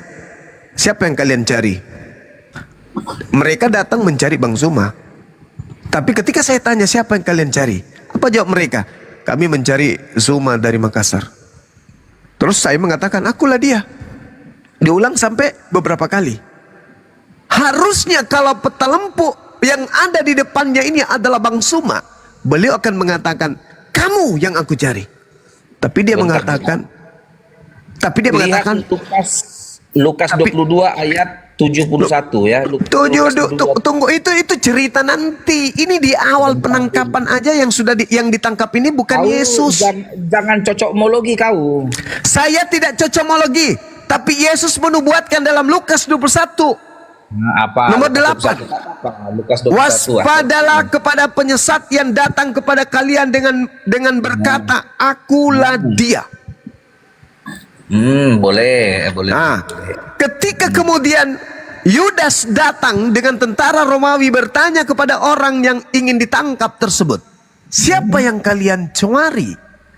Mereka bertanya, kami mencari Yesus dari kota Nazaret. Apa kata penyesat itu? Akulah dia. Ditangkap gak dia? Ditangkap gak? Ditangkap. Ciri pertama sudah kelepatan, betul? Apa maksudmu? Kau cocok-cocokkan gitu? Lah, kan Yesus berkata, waspadalah kepada penyesat yang datang kepadamu dengan memakai namaku dan berkata, akulah dia.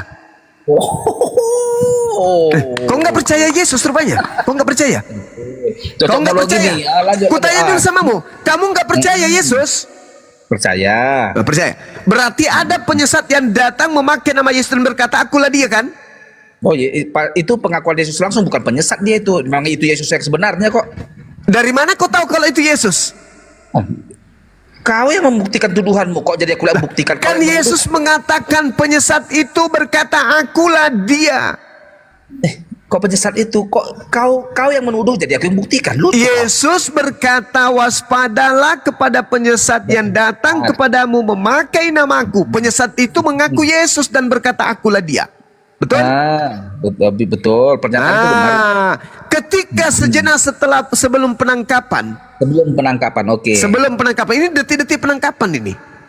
Detik-detik penangkapan. Siapa yang engkau cari? Kami mencari Yesus dari Nazaret. Kalau itu Yesus, orang-orang ini akan berkata, engkau yang aku cari. Tapi dia mengatakan, itu kan pendapatmu, itu kan nalurimu kau pakai, kau paksakan nalurimu ke naluri orang sana. Sekarang logikanya di mana? Orang sudah dari kecil bersama-sama. Hah?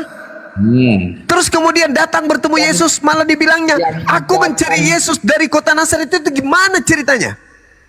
Dengar dulu Juma, yang datang mencari Yesus itu tentara Romawi. Bersama dengan? Bersama dengan para ahli-ahli Taurat. Kau nggak mau bilang sama Yudas kan? Yudas juga ikut di situ juga. Pandai kali lah kau berdusta, memang kau bandalam, memang kau. Yang datang di situ adalah Yudas. Siapa benar. Yang engkau cari? Bersama-sama dengan tentara Romawi. Cocok lah itu. Lebih bagus lagi kalau ada tentara Romawi, berarti Yudas dikawal. Siapa yang engkau cari? Kata oknum tersebut. Ya. Yesus dari Nazaret. Ya. Apa kata orang itu? Akulah dia. Kata siapa? Kata oknum yang mengaku Yesus. Kata Yesus. Kok kata oknum? Kata oknum. Sebentar, yang dikira Yesus. Oke, aku dulu kawan. Pada saat peristiwa itu, Yesus dan Yudas berhadapan muka, benar atau tidak? Itu bukan Yesus. Bentar dulu Juma. Pada saat penangkapan itu, datanglah tentara Romawi beserta Yudas si pengkhianat ini ke Taman Getsemani. Lalu bertanyalah Yesus kepada mereka, siapakah yang engkau cari?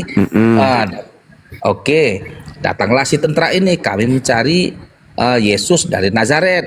Terus kata oknum itu? Datang, akulah dia, katakan begini nih. Berarti sebentar dulu Juma. Terus. Datanglah Yudas mencium Yesus, artinya memvalidasi. Itu di cerita yang lain Tuyul.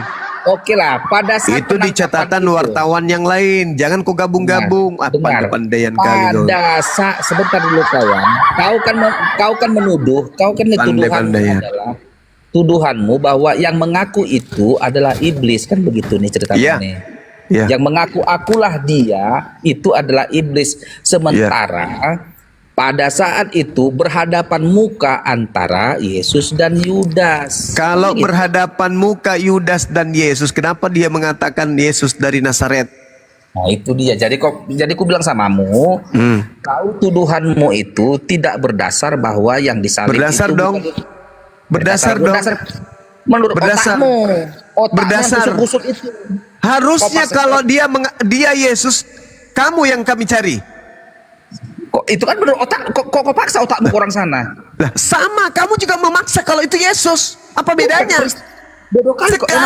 Sekarang kamu juga memaksa karena kamu pingin kali Yesus yang mati. Kok kau perkosa kitab orang? Kamu yang tidak mengerti tentang cerita itu. Pertanyaan saya selanjutnya, dengarkan. Dengarkan saya. Dengarkan saya. Dengarkan. Kenapa ketika oknum tersebut mengaku akulah dia, kenapa mereka mundur dan berjatuhan? Kutanya dulu samamu. Kenapa? Siapa?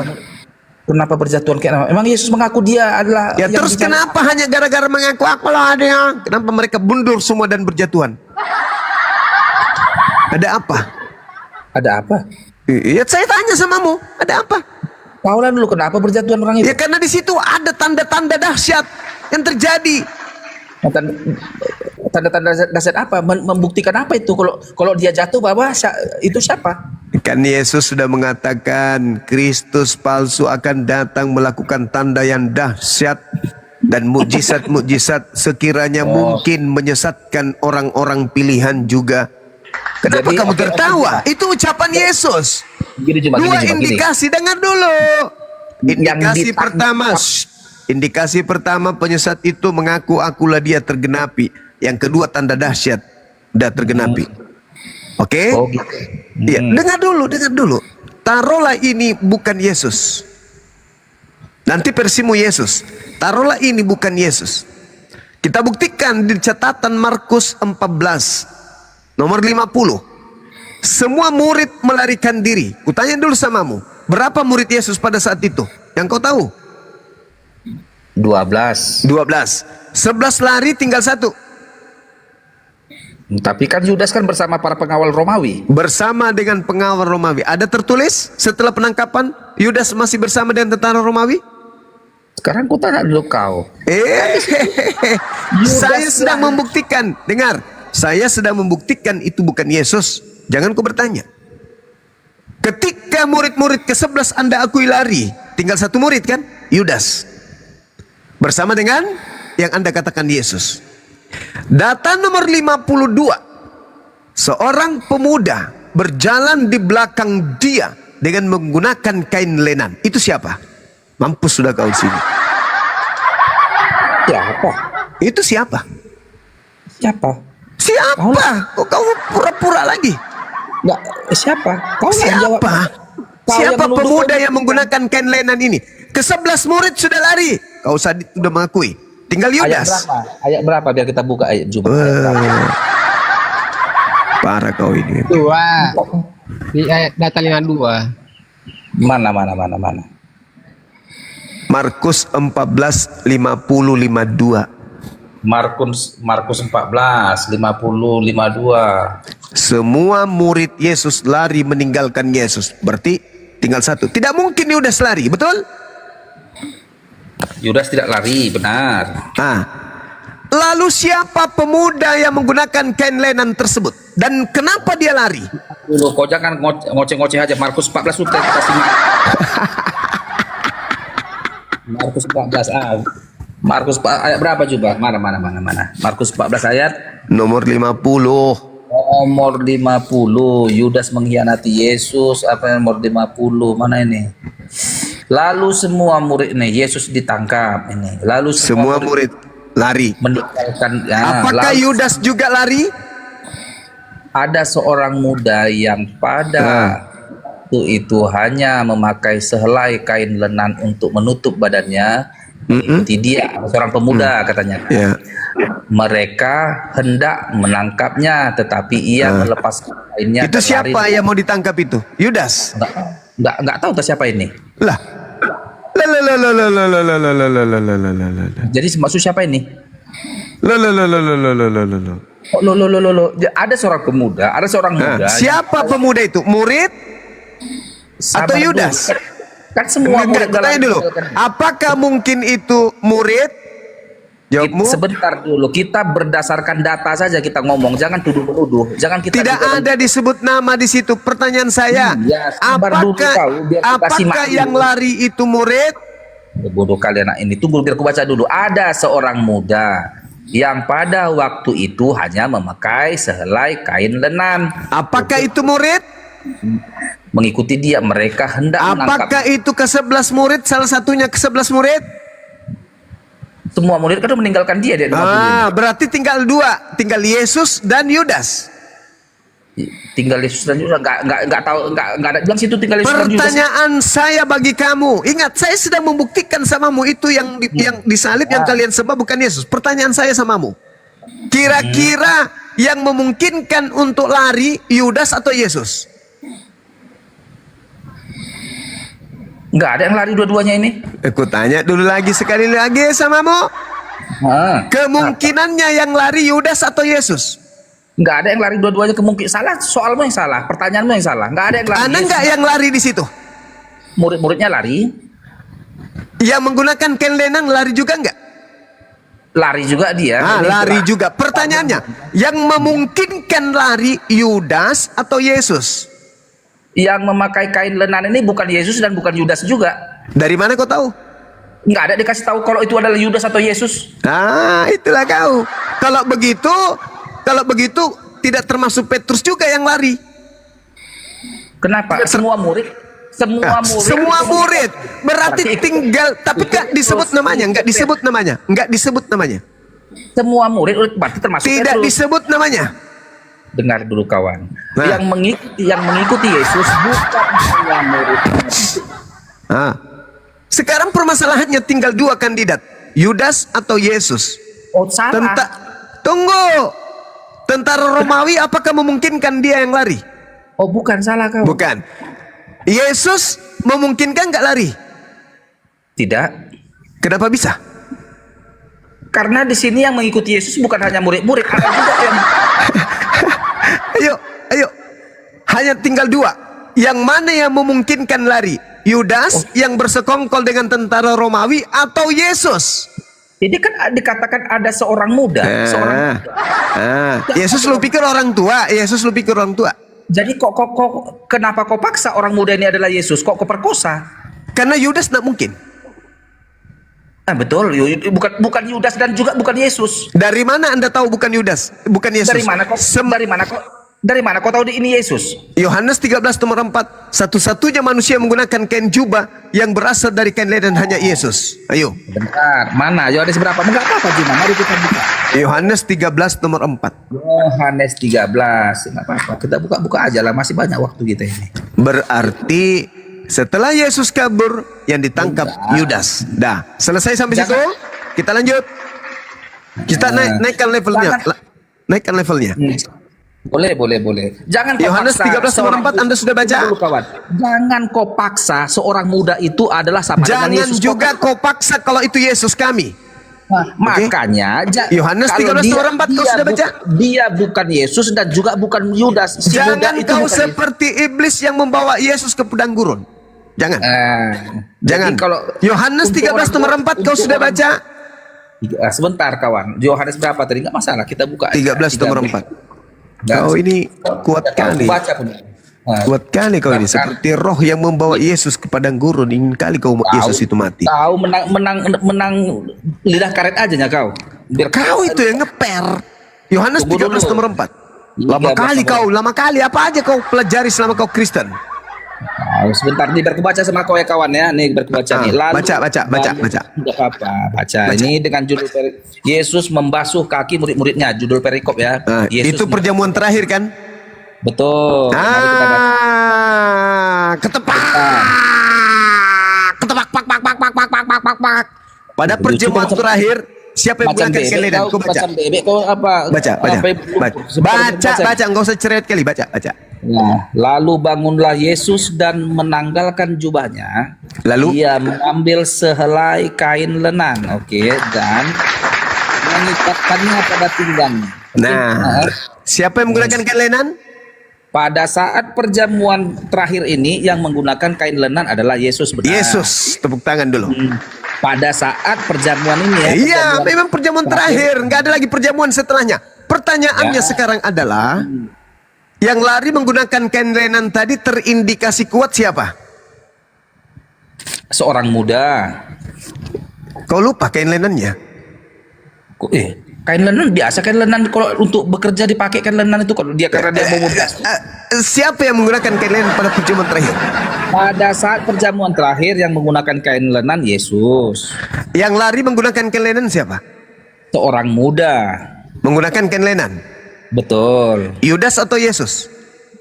Oh, bukan Yudas dan juga bukan Yesus. Oh, Seorang tidak Yudas. bisa. Harus salah satunya. Kenapa kau paksa harus? Karena mereka di situ berdua? tinggal 2 orang. Kenapa tinggal 2 orang? Nggak ada banyak situ. Ada tentara Romawi juga situ. Oh, jadi kamu mengatakan tentara Romawi yang lari menggunakan kain lenan? Hah? Apakah? Mas teriakan- orang gila peda. Bagaimana ceritanya tentara Romawi yang lari menggunakan kain lenan? Satu-satunya kandidat yang menggunakan kain lenan antara Yudas dan Yesus hanya Yesus. Oke? Kita lanjut. Udah. Kita lanjut. Saya sedang membuktikan bahwa yang kalian sembah bukan Yesus. Oke lah, Lanjut kalau- boleh ya? Nah, berarti menurutmu yang lari menggunakan kain lenan ini Yesus. adalah Yesus. Yesus. Itu udah Kakek betul. tahu. Ya, terserahmu. Terserah. Memang.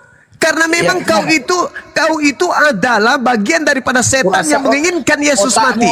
Betul. Yang tak udang ya kau. Hei, bukan. Kau Kamu perkosa kita menginginkan kematian terhadap Yesus sama seperti setan menginginkan kematian terhadap Yesus. Diam. Sekarang kita naikkan levelnya. Sekarang kita naikkan levelnya. Nah, oke. Naik.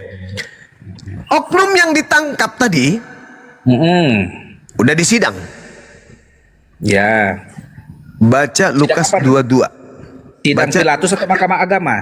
Mahkamah Agama, Pilatus. Ini sudah terakhir kali nih, masih depan Pilatus ini. Nah, boleh. Nah, sekarang ketika dia disidang di Lukas 22 nomor 68 nomor 69. Apa kata oknum tersebut? Mulai sekarang Yesus sudah duduk di atas sebelah kanan, di sebelah kanan Tuhan yang Maha Kuasa.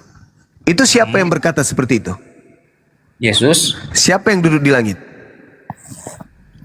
Anak manusia itu mengarah pada Yesus. Ada berapa Yesus? 1. Yang mana? Yang duduk atau yang di atas? Yang duduk di atas atau yang duduk di bawah? Kau salah memahami pernyataan itu. Salah memahami lagi. Kau baca satu perikop dalil itu, tentara Romawi bertanya, apakah kamu Mesias? Apakah? Artinya mereka ragu, siapa ini yang kita tangkap, siapa ini yang kita salib, siapa yang akan kita persembahkan, apakah ini anak Maria atau bukan, apakah kamu Mesias, apakah kamu. Salah. Bukan itu makna ucapan apakah kamu. Sampai oknum tersebut mengatakan apa? Apalagi gunanya aku bertanya kepadamu, apalagi gunanya aku menjawab, kamu tidak akan percaya. Mulai sekarang anak manusia sudah duduk di atas di sebelah kanan Tuhan yang Maha Kuasa. Jadi yang duduk ini siapa? Bukan Yesus. Makanya dia teriak, Eli,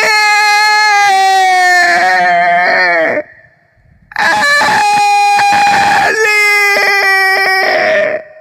lama sabachthani. Kalau itu Yesus, tak pernah kau temukan Yesus memanggil Bapa dengan panggilan Eli. Kau pikirkan itu. Petrus pun berkhotbah menurut perkataan Daud yang kuburannya masih ada di tengah kita. Akan dibangkitkan bagi mereka seorang Mesias. Jasadnya tidak ditinggal di kubur, jasadnya tidak mengalami kematian, melainkan tangan kanan Elohim akan mengangkatnya, meninggikannya tinggi ke atas langit. Jadi seluruh orang Israel harus tahu bahwa ini yang sudah terlanjur kau salibkan dijadikan menjadi Kristus dan Tuhan bagi kalian, angkatan jahat.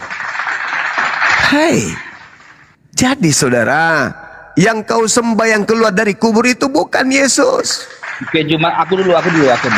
Silakan bahas Lukas 22 tadi. Oke. Berbicara tentang anak manusia telah duduk di sebelah kanan Allah Bapa, itu adalah pernyataan Yesus ketika di sidang itu. Benar. Lantas kau tanya, memang jadi ada berapa Yesus? 1. Kok yang pernyataan telah itu berarti yang di surga itu siapa? Yang di bumi ini siapa? Nah, pernyataan telah ini membuktikan bahwa itu pasti akan duduk di sebelah kanan Allah Bapa. Sebentar. Mari kita lihat Yesaya 9 ayat 5. Itu bukan untuk Yesus, Tuyul. Itu untuk Hezekia. Sebentar. Kok paksa kali. Aduh, parah kali. Parah. Kamu tidak berdaya sampai kamu harus ngarang-ngarang ngambil kitabnya orang Yahudi. Padahal sebelum kejadian, orang-orang Yahudi, imam kepala mahkamah agama, orang Farisi membuat Abang kau dengan nubuat. siapa? Dengan si Jakir Naik lidah karet. Sabar, kasih dulu waktu. Saudara, dengarkan. Jangan kau bawa itu bikin malu. Kita ditertawakan sama Yahudi. Jangan kau bawa itu. Jangan kau bawa itu. Kita dipermalukan sama Yahudi. Kok jangan kau bawa itu. Jangan kau bawa itu. Jangan kau bawa itu. Jangan. Kita punya nubuatan sendiri untuk Yesus.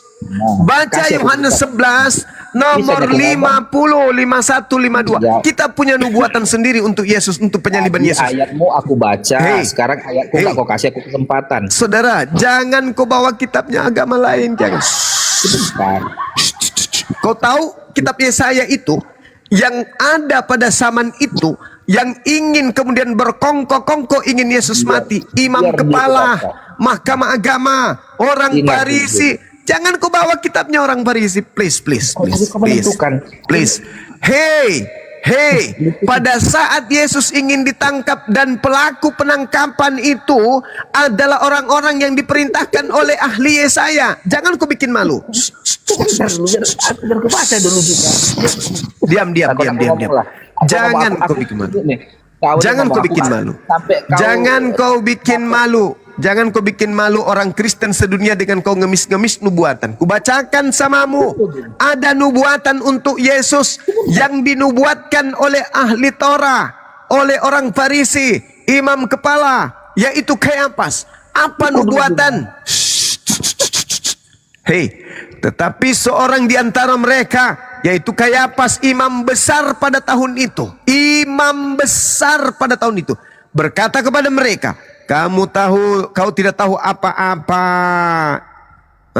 Kau tidak tahu apa-apa, katanya. Lalu kemudian kamu tidak insaf. Bahwa dengar. Ini imam kepala bernubuat. Kalau ada nubuat di Yesaya, imam kepala tidak bernubuat lagi, tuyul. Kau itu. Saya akan bahas itu nanti. Saya sudah hafal itu di luar kaki. Tenang. Dengarkan. Imam kepala kurang ilmu apa tentang Yesaya? Orang Farisi kau ragukan ilmunya tentang kitab Yesaya. Kau belajar, kau Kristen dari mana kau itu? Orang Farisi itu adalah ahli tafsir. Ahli tafsir kitab Yesaya, orang Farisi itu. Disebut Farisi karena mereka terpelajar tentang kitab-kitab Tanakh. Hati-hati kau. Makanya imam kepala ketika didatangi orang-orang Farisi, justru orang Farisi yang menangis merengek. Apa yang harus kita lakukan? Diam. Apa yang harus kita lakukan? Kalau kita biarkan Yesus ini, maka orang Roma akan datang merampas tempat suci dan bangsa kita. Gimana ini paman? Apa kata imam kepala? Kamu tidak insaf, kamu tidak tahu apa-apa. Adalah lebih berguna bagimu jika satu orang Yesus itu mati untuk bangsa kita Bani Israel daripada seluruh bangsa kita ini binasa. Hal itu dikatakan Kayapas bukan dari dirinya sendiri, tetapi sebagai imam besar pada tahun itu bernubuat. Ini imam kepala bernubuat ini karena unsur apa? Unsur setan atau unsur Tuhan? Di situ dikatakan bahwa Yesus harus mati karena bangsa kita. Maka dia bernubuat, Yesus harus mati untuk bangsa itu dan untuk menyatukan bangsa itu. Bukan hanya untuk bangsa itu saja, tetapi juga untuk mengumpulkan dan mempersatukan anak-anak Theos yang bercerai-berai. Maka mulai pada hari itu mereka bersepakat membunuh Yesus. Tuh alasannya kenapa Yesus mau disalib, tuyul. Aku dulu ngomong. Ini imam kepala mahkamah agama orang Farisi bersepakat ingin membunuh Yesus. Kenapa kau mute aku? Udahlah, lanjutlah. Terus datang kau orang Indonesia yang hidup 2000 tahun kemudian. Bang Zuma, udah dibuatkan dalam nenekmu kiper. Kenapa kau lebih tahu Yesaya daripada imam kepala?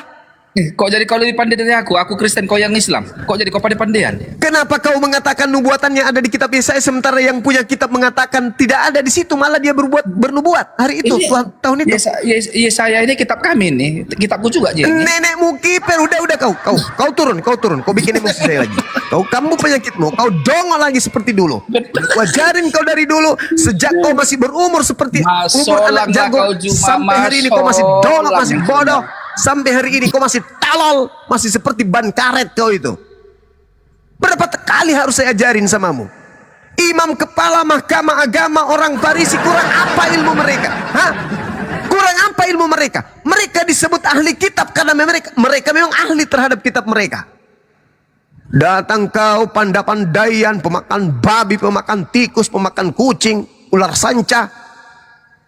Kau bilang ada di dalam kitab Yesaya.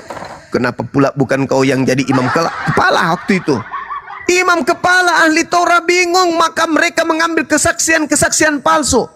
Mereka membuat tipu muslihat untuk menjerat Yesus agar Yesus dibunuh. Datang kau dengan gampangnya, oh kematiannya itu sudah dinubuatkan di kitab Yesaya loh. Lempar juga kau mangkok nanti ya. Kalau ada di kitab Yesaya, orang Yahudi lebih dulu tahu. Kau belum lahir, tuyul. Mereka sudah paham kalau memang ada nubuatan itu di kitab mereka. Imam kepala kurang apa ilmunya? Mahkamah agama kurang apa ilmunya? Orang Farisi kurang apa ilmunya? Datang-datang kau, kau tidak tahu apa-apa.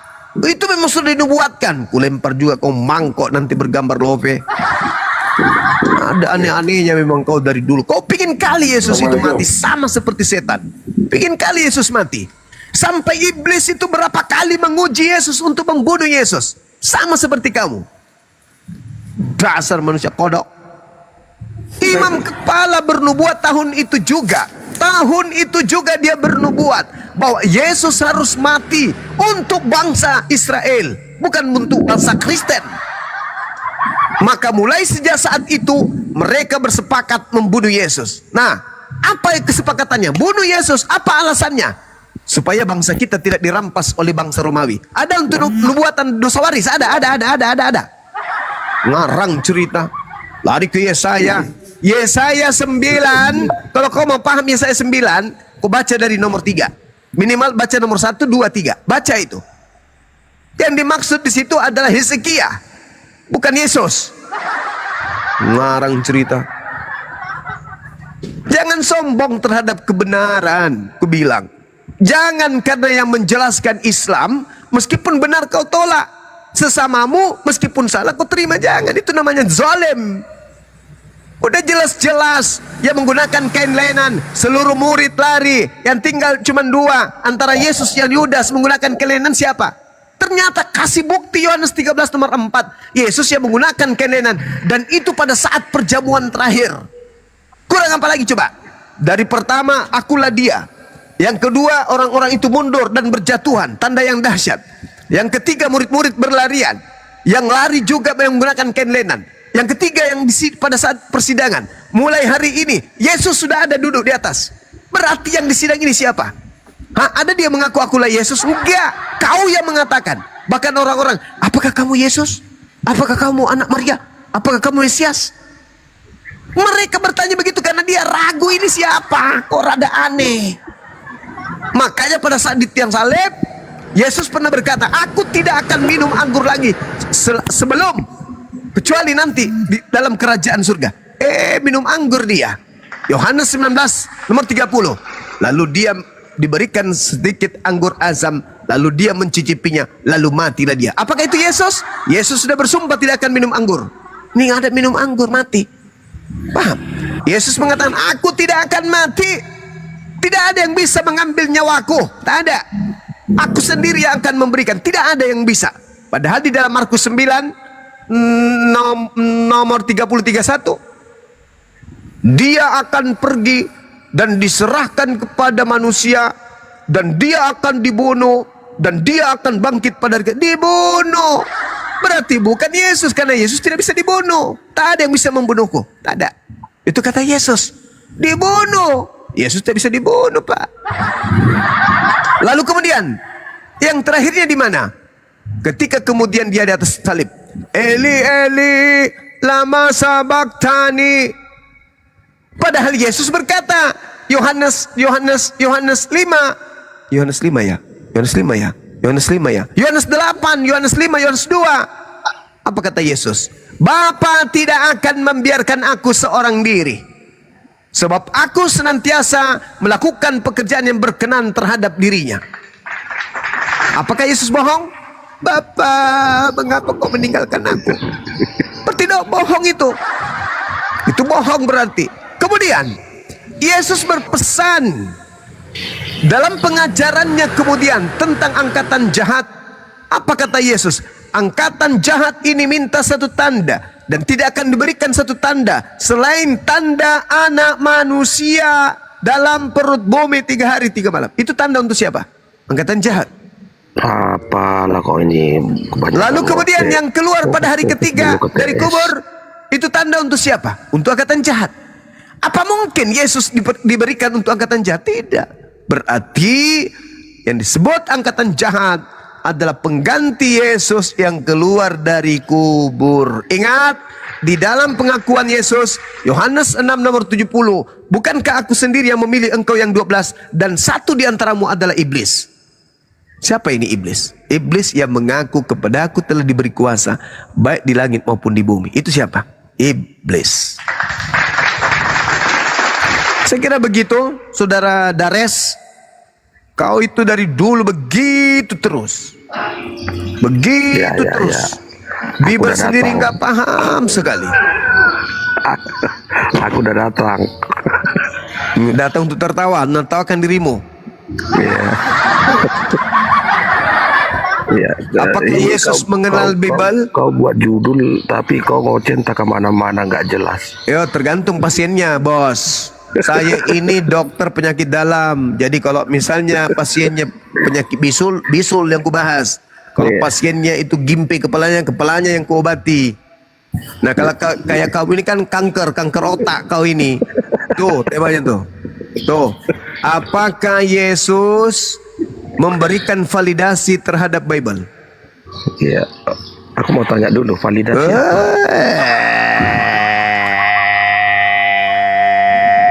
Apa? Coba ketik dulu. Validasi apa? Itu aja terus kerjamu. Itu aja terus kerjamu. Dari dulu kamu hanya naik di komal. Iya, kan kita kan harus mengerti apa yang kita bicarakan. Apa? Kau tanya saya tentang apa? Validasi apa? Kau pernah sekolah? Apa itu validasi? Validasi itu pengesahan. Apalagi? Oke. Nah, apakah Yesus memberikan pengesahan terhadap perjanjian baru? Iyalah. Mana dalilnya? Ayo, tunjukkan.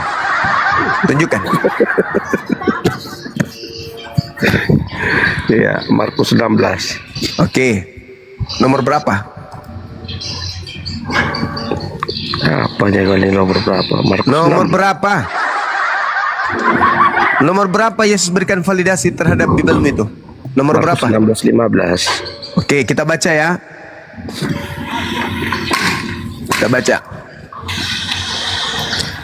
Lalu ia berkata kepada mereka, pergilah ke seluruh dunia, beritakanlah Injil. Di situ sudah ada Lukas, buku Lukas. Di situ sudah ada buku Lukas. Udah, kau pahami aja poinnya. Enggak, saya tanya samamu. Di situ sudah ada buku Lukas. Kau pahami aja poinnya. Apa? Yang saya tanya, apakah Yesus sudah memberikan pengesahan terhadap buku-buku yang kau jadikan sebagai kitab sucimu? Markus, Yohanes, Matius. Mana pengesahannya mana? Validasinya mana? Ya kan itu kan udah memvalidasi. Apa yang divalidasi di situ? Kata Injil ini juga bukan di situ. Artinya dia sudah merasakan. Tidak ada. Pergilah ke seluruh dunia, beritakanlah. Apa yang mau diberitakan? Apa yang mau diberitakan? Apa yang mau diberitakan di situ? Apa yang mau diberitakan di situ? Apa? Yang saya tanya apa? Tuyul? Yang apa yang saya tanya? Hah? Kamu pikir evangelium itu Injil? Bukan. Evangelium itu adalah kabar baik. Pergilah ke seluruh dunia, beritakanlah kabar baik. kepada seluruh makhluk. Juma, udah ganti maskermu. Pertanyaannya tuh jawab. Pertanyaannya, apakah Yesus memberikan validasi? Apakah Yesus memberikan validasi kepada Bible? Udah bau maskermu. Masker kau urusi, Tuhanmu 2000 tahun tidak pernah ganti sempak, kau tidak pikir. Setuhan-Tuhannya Tuhanmu, kalau sempak sudah usia 2 tahun, itu bukan lagi ulat di dalam, naga. Banyak cerita, banyak kali kau urusin. Masker kau urusin, sempak Tuhanmu 2000 tahun. Karena nggak bisa ngejawab Burunda. Di situ bukan lagi ulat di dalam, naga di situ. Bernapas naganya pun pakai udah keluar api. Karena udah 2000 tahun sempak nggak pernah diganti. Gak malu kau? Ini pertanyaan nih, pertanyaan sederhana. Apakah Yesus memvalidasi? Kalau sudah memvalidasi, apakah dia memberikan legitimasi? Di mana tertulis? Ada Yesus membahas tentang buku Roma, Galatia, Filipi, Timotius, Lukas, Markus. Ada Yesus membahas buku-buku itu? Silakan, Monik. Siapa yang mau menjawab? Monik, Tunggukon, Sofar. Ayo Monik, monitor. Ayo dong. Monik, monitor, malam. Assalamualaikum. Ya. Assalamualaikum. Waalaikum. Aku mendengar aja ya. Aku minta diundur. Ya kecil sekali suara Monik. Ya aku mendengar aja Bang. Oh iya, karena mau menyimak di bawah aja ya. Kami betul Kristen yang mau diwaraskan. Ya Bang ya. Mohon maaf. Oh Islam. Ya.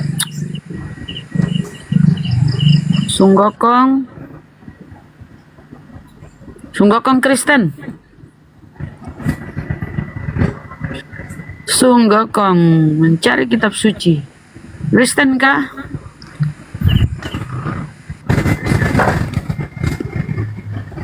Gagal sarjana Kristen. Gagal sarjana Kristen.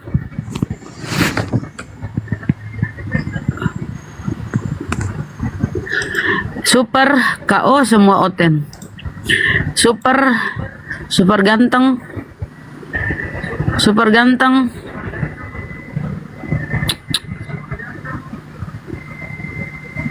Kalau nggak bisa jawab, mulai nyerang-nyerang.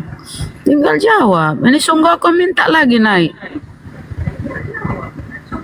Ditemani diajak ngomong diem. Sungguh kong Muslim Kristen. Aku Yahudi, jadi kena Allah SWT. Kenapa kok? Ini izin dulu, ini kakak angkatnya Pakai Panglima Tian Feng yang lahir dari babi, 100% babi, 100% manusia. Gurunda lagi berobat jalan ini Gurunda, maklum saja Gurunda. Habis obat terbuat dari sperma monyet, makanya dia begini. Ya Allah.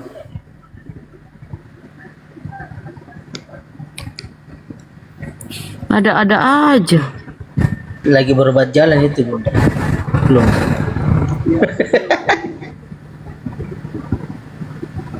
Apa? Belum pokok tobat Oten.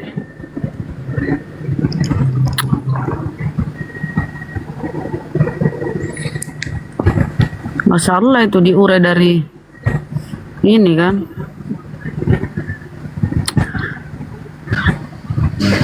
Awalnya itu ketika Yesus berdoa ya Gurunda di Taman Getsemani. Iya, dan malaikat datang memberi kekuatan sampai keringatnya seperti titik darah.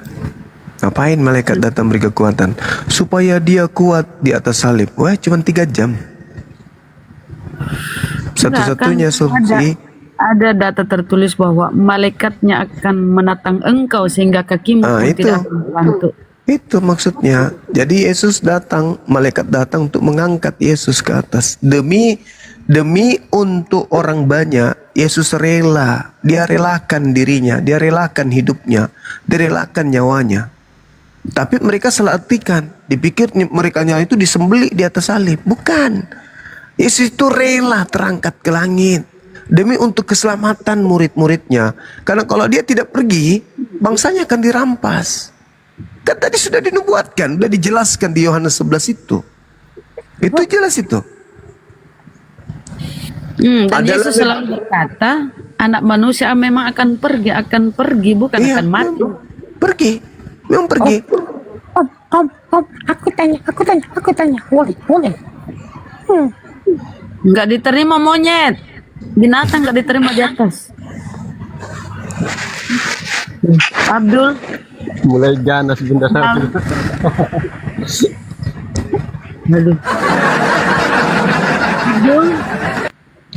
Abdul Kristen, Muslim, kayaknya Muslim si Abdullah. Muslim. Assalamualaikum warahmatullahi wabarakatuh. Waalaikumsalam. Waalaikumsalam. Semangat ya Bang Juma ya, pesan Bang Juma, terus berjuang dan semangat Bang Juma. Amin. Assalamualaikum warahmatullahi wabarakatuh. Waalaikumsalam. Semuanya kakak Babang Juma. Iya. Belum masak. Belum masak, ini naik lagi. Kenapa? Waalaikumsalam warahmatullahi wabarakatuh. Oke, boleh saya? Pasti yang dibahas ini keluarga Tuhan.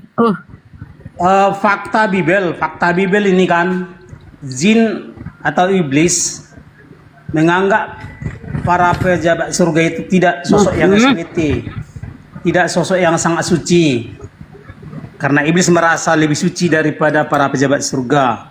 Contohnya, para malaikat surga itu tidak SWT bagi iblis, karena para malaikat surga musuh abadi bagi iblis. Nah, ini lawannya Bang Mandru ini. Daripada para pejabat surga. Pertanyaannya, kenapa Muslim juga merasa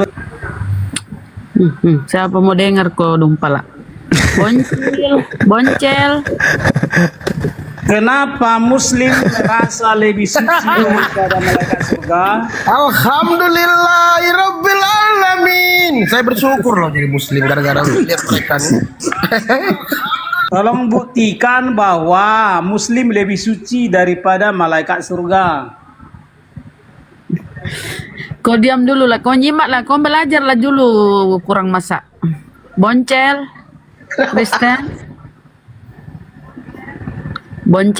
Kristen, Joan, Kristen. Islam. Assalamualaikum. Apa yang disampaikan Bang? Waalaikumsalam warahmatullahi wabarakatuh. Salam kenal saja buat semuanya. Semangat terus Bang Juma. Iya Bang. Iya Bang. Bikin kopi kita dulu ya. Saya mau baca PN dulu ya Bung. Terima kasih kakak host semuanya. Ya.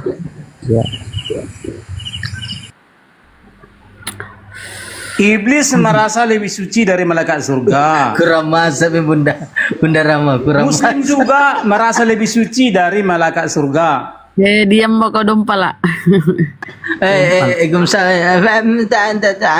Pertanyaannya, tolong buktikan bahwa Muslim lebih suci dari malaikat surga. Dompala. Kenapa bisa otakmu begitu, saudara? Memang kau itu ciptaan Tuhan juga, tapi kenapa dompala kali kau dongok? Kucing.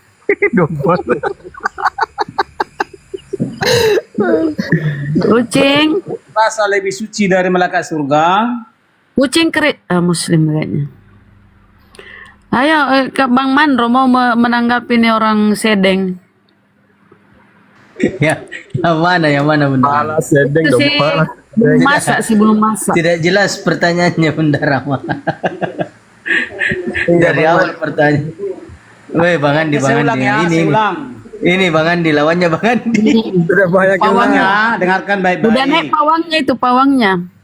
Gelarnya banyak sekali. Sedeng, menganggap malaikat surga tidak SWT, tidak sangat suci. Tanrana dong. Muslim juga menganggap malaikat surga tidak SWT, tidak sangat suci. Assalamualaikum warahmatullahi wabarakatuh Bang Andi, Deng. Saya buktikan kalau Teman-teman pengisi waktu ya. Sabar dulu, belum ada Oten. Cek, udah kedengaran. Iya, masuk. Mantap Bang Andi. Pak Gumasak, saya mau serius nih Pak Gumasak nih, bener nih. Pak Gumasak. Iya. Saya pengen nanya yang serius, tolong dijawab jujur ya. Ya. Anda mengalami seperti ini itu sebenarnya gejala awalnya apa ya? Oh. Pertanyaanmu serius blow on. Ya nggak apa-apa, yang penting mau menjawab. Ya. Silakan. Ya. Kenapa saya begini? Ya saya nggak tahu kenapa saya begini. Yang harus kau tunjukkan adalah kenapa muslim merasa lebih suci daripada malaikat surga. Jadi pertanyaan kedua, apakah Pak Gumasak waktu kecil pernah mengalami musibah? Tidak.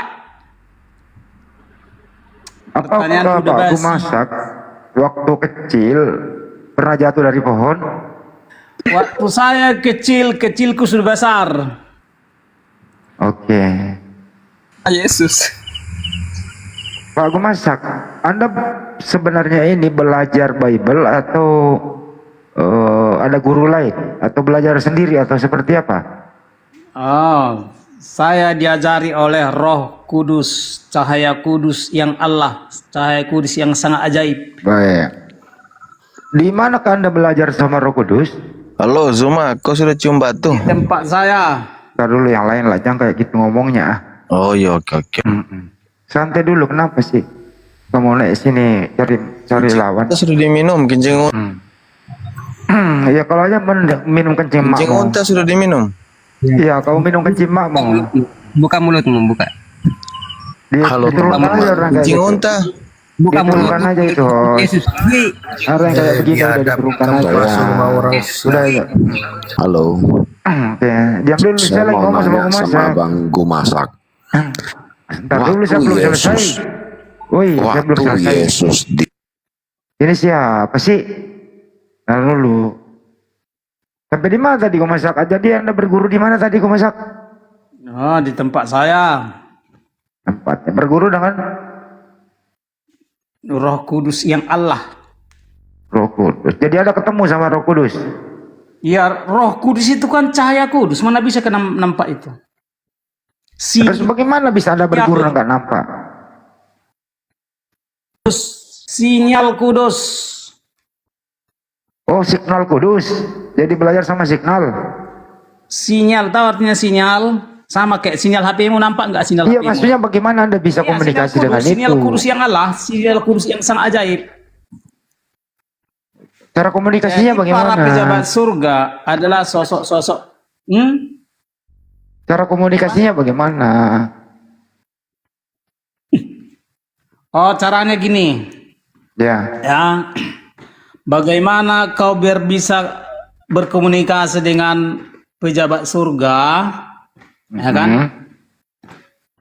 Nah, gini bilang. Ya, para pejabat surga. Ya, karena alamat itu sudah pasti ke surga. Pancarkanlah cahayamu yang kudus di dalam diriku, gitulah aku bilang. Oke, jadi sudah memancar sekarang. Jadi sudah memancar sekarang. Nah, artinya itulah yang harus kau tetap minta di dalam dirimu, sehingga nanti para pejabat surga akan memancarkan sinar kudusnya, sinar kudus yang Allah, sinar kudus yang sangat ajaib. Sinar kudus itu kayaknya merek sinar kudus kayaknya warung makan apa sinar? Jadi kau nggak paham sinar kudus? Nggak tahu, sinar coba. yang SWT maksudnya. Oh, sinar yang SWT. Sinar yang SWT itu hanya dipancarkan oleh para pejabat surga. Oke. Apakah Gumasak punya kitab suci?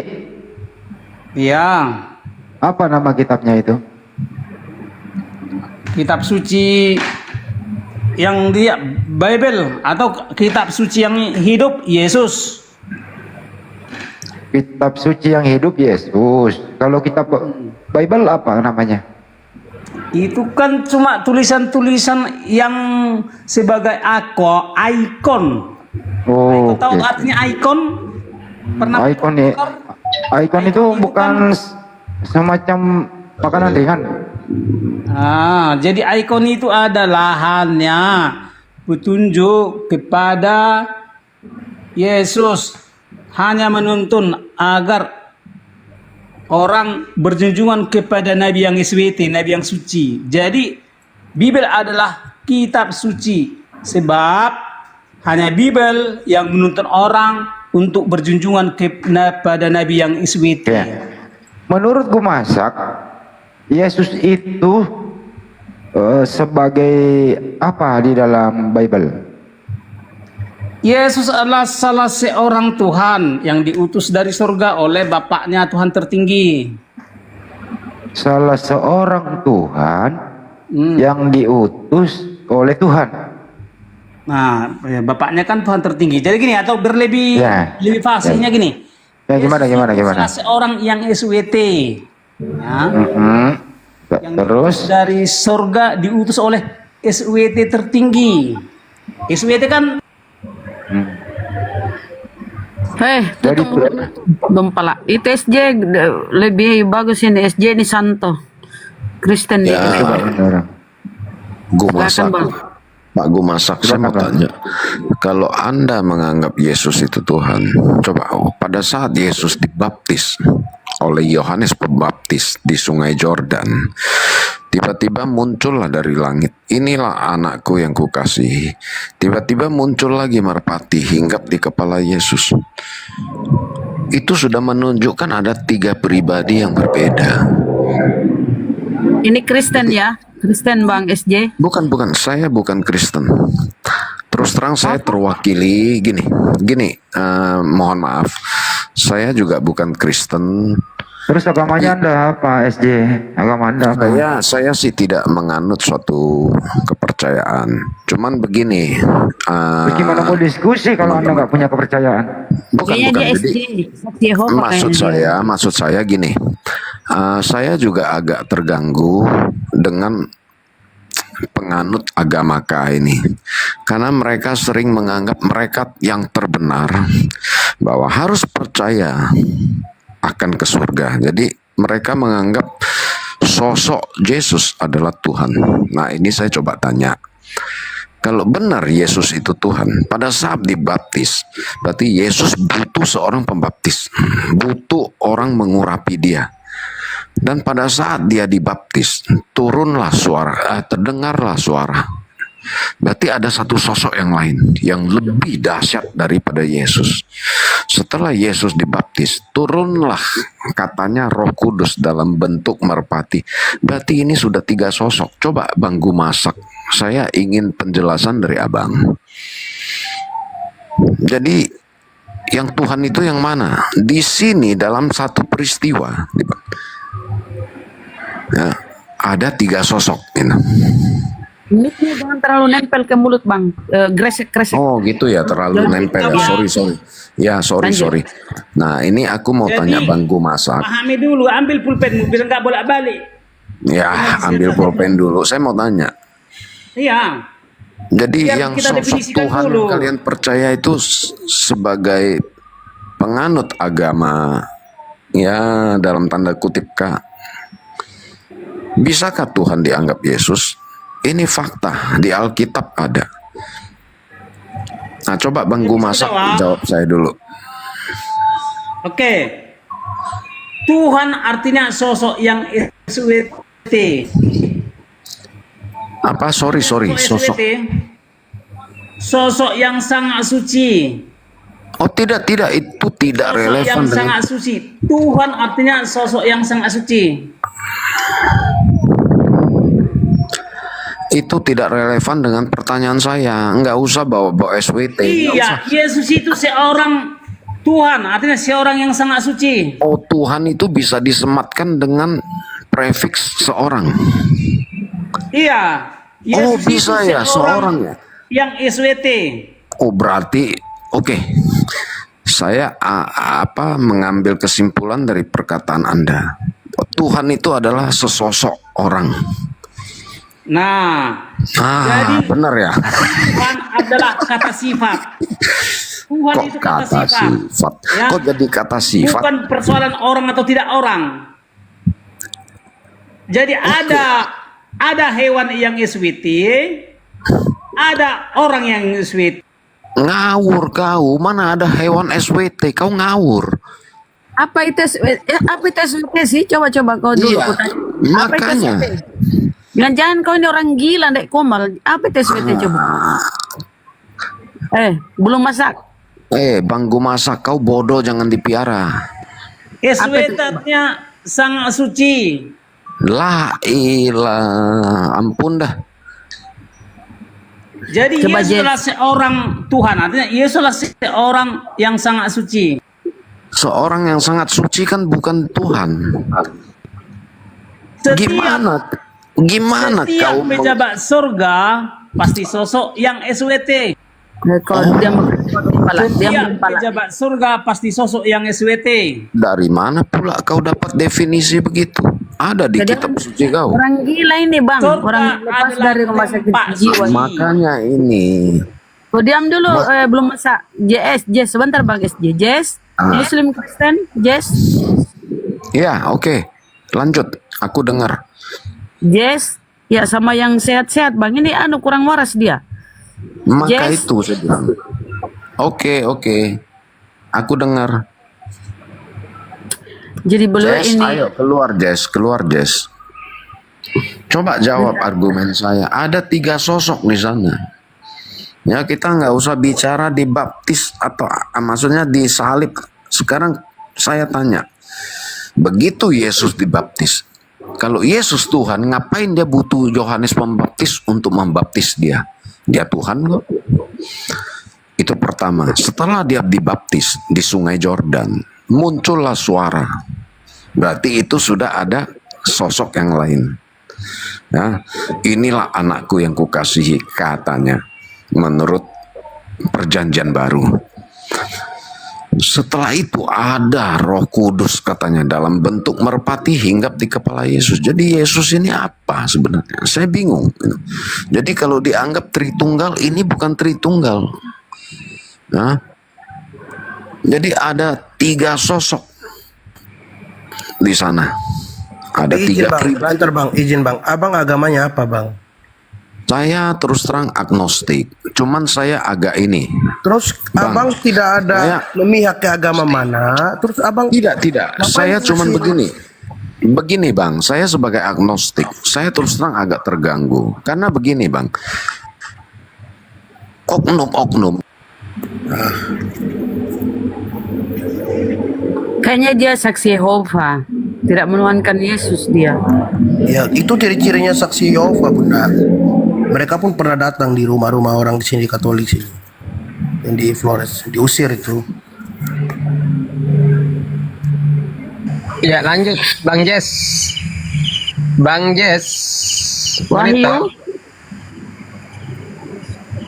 Wahyu Kristen, kayaknya dia Kristen ya, tanda salib.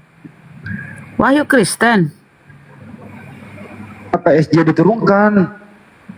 Iya, harusnya jangan diturunkan. Naikin lagi aja. Iya, moderator siapa yang turunkan ini? Gak apa-apa, dia itu apa ya? Dia tuh saksi Yehova dia, gak apa-apa, bagus dia ini pencerahan ke oten-oten. Ingat ya, saksi Yehova itu Biblenya pun sama dengan yang mereka pegang. Jess Kristen? Beda. Dia dunia baru dia. Oh, Biblenya dunia baru. Beda dia SJ-nya. Jess Kristen apa Muslim sih? Turunkan lagi. Adi Kristen? Assalamualaikum warahmatullahi wabarakatuh. Waalaikumsalam. Waalaikumsalam. Saya cuma mau menyampaikan ini, si Gumasak itu dari room Bang Ardian. Udah paham bang, nggak usah disampaikan, udah paham kami. Itu gitu. Kata orang agak miring. Tapi Kenapa kita, teman-temanku, saudaraku, kenapa kita nggak turunkan tadi? Belum ada oten. Pada kosong komal ya. Silakan. Saya lagi yang dituduh turunin orang lagi, saya bukan moderator, coy. Kau mau fitnah itu kau itu. Woi, kau fitnah saya lagi kau itu. Ada aja kau.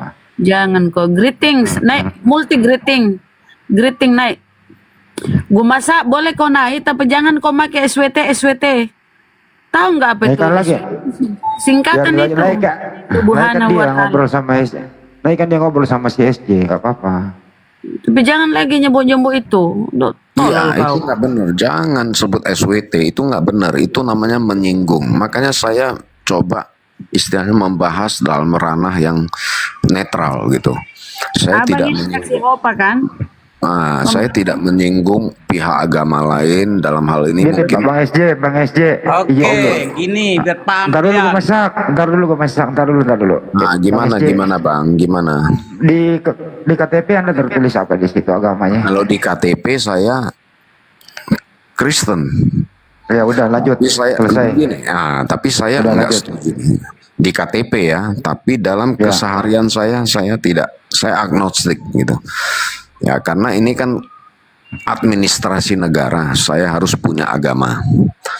Cuman ada praktek-praktek. Makanya saya bilang tadi, saya ada tulis di komen, beruntunglah saya sebagai warga negara Indonesia, mayoritas muslim.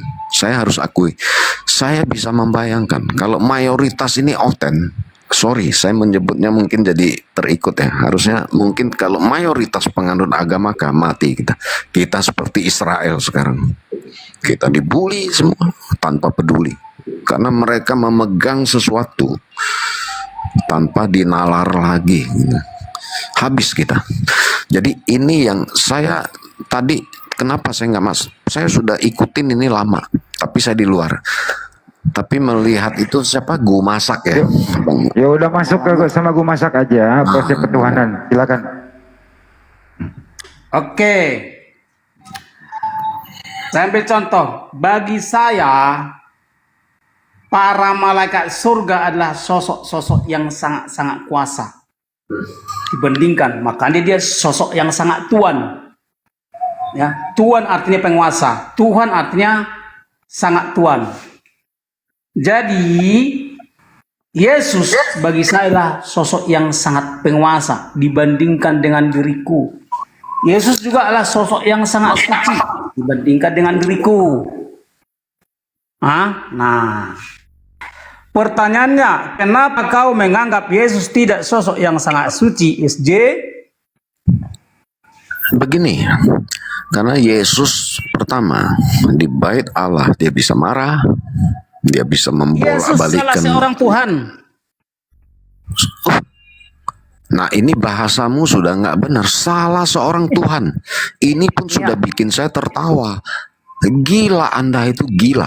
Tuhan Anda personifikasi jadi. Bukan persoalan manusia tidak manusia. Jadi apa? Yesus kau bilang seorang Tuhan. Maksudnya Yesus seorang yang sangat suci. Seorang Tuhan, seorang yang sangat suci, tapi dia bukan Tuhan. Karena kau pakai seorang. Ya, seorang karena. Ya seorang. Karena apa? Paham ya? Ya paham. Para malaikat surga adalah orang-orang yang suci. Makanya malaikat pun orangnya juga Tuhan. Benar-benar. Gini. Jadi kalau Tuhanmu si biji, itu kau sedang di dalam cengkeraman iblis. Oh, Tuhan gua nggak sebiji. Tuhan gua itu semesta. Tuhan gua adalah semesta, bukan sebiji. Sorry ya. Semesta ada berapa banyak semesta? Kau bisa hitung nggak semesta? Ada matahari, semesta ada bulan, hanya satu. Satu itu apa? Esa. Ya Esa itu tidak dalam ada arti. Dua semesta. Nah, kau tadi sebut ada 3 sosok. Yesus salah satu sosok Tuhan. Yesus salah seorang yang sangat suci bagiku. Berarti itu sudah tidak Esa. Yesus salah seorang. Ya. Narasimu salah itu seorang. Oke, salah seorang. Ya. Jadi Yesus itu orang yang sangat suci. Orang, bukan Tuhan. Iya. Kau Karena Tuhan bukan persoalan wujud. Loh. Loh. Malaikat surga adalah Tuhan juga, artinya sosok yang sangat suci. Ya ampun. Bunda, aku nyerah dah. Ya, jadi kenapa iblis tidak menganggap para malaikat surga tidak sosok yang Tuhan atau sosok yang sangat suci? Jawab. Ya kenapa? Kau yang jawab sendiri. Oke. Karena pejabat surga musuh abadi bagi iblis. Itulah artinya iblis tidak mau memuja-muji para pejabat surga. Itulah sebabnya umat iblis tidak ada yang memuja-muji para pejabat surga. Itu pejabatnya eselon berapa ya emang? Itu iblis bener, ngapain dia puja pejabat surga? Iblis itu harus memuja Tuhan yang menciptakan dia. Kau kok jadi on sih? Wah, ini mah IQ 78 bener-bener. Parah. Itu orang Kristen ya, orang Kristen ini ya teman-teman. Nah itu, makanya saya bilang, sorry Bunda ya, mohon maaf. Saya tidak terafiliasi agama apapun, tapi saya hidup di Indonesia hari ini. Saya merasa nyaman. Maka tadi saya ada bikin waktu live. Beruntunglah saya hidup di Indonesia, Muslim sebagai mayoritas. Saya bisa membayangkan manusia-manusia seperti ini kalau jadi mayoritas, mampus kita. Jadi Yesus salah seorang pejabat surga. Salah seorang. Yesus seorang pejabat surga atau salah seorang Tuhan. Berarti dia bukan presiden kalau salah satu pejabat surga Yesus. Yang diutus oleh Yahweh, pemimpin para. Dia diutus Yahweh, jadi gimana? Yahweh adalah pemimpin para Tuhan dan pemimpin para. Ada yang mudah-mudahan agak pintar nih. Turun aja kau nggak waras, kau turun aja. Bunda lucu ya ini. Ini manusia yang lucu. Ini ada yang waras ini, agak waras ini Bang Gret, silakan. Ya. Nyimak dulu kau belum masuk. Nyimak dulu, saya mau tanya si Juma saya.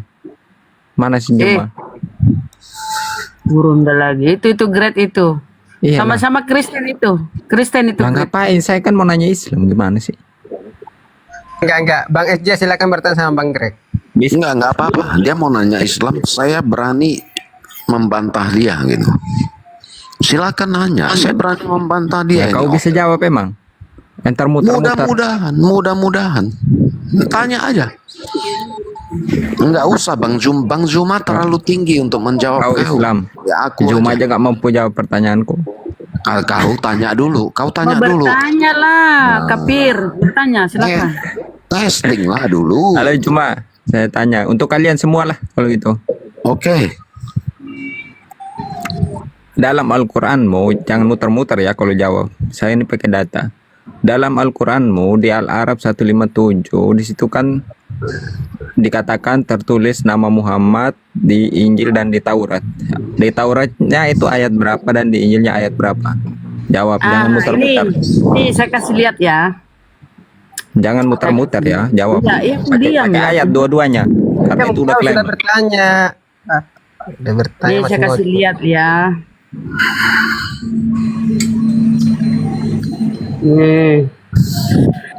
Bagus dia bertanya ini ya, kita kasih lihat. Ya, kasih lihat.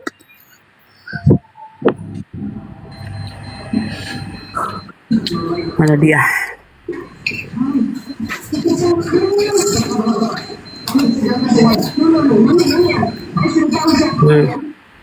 Oke, bentar. Kita buka di Kidung Agung ya. Besar itu.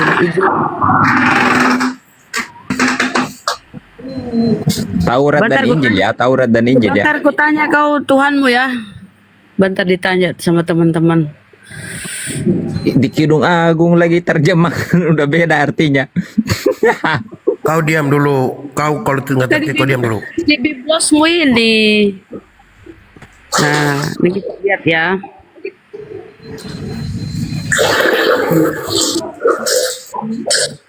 Nih. Duh. Mahmad nah 4267. Ini rujukannya. Rujukannya ini ya. Referensinya 673D. 673D. Kok referensinya? Referensinya 673D. Ah, kita masuk di sini.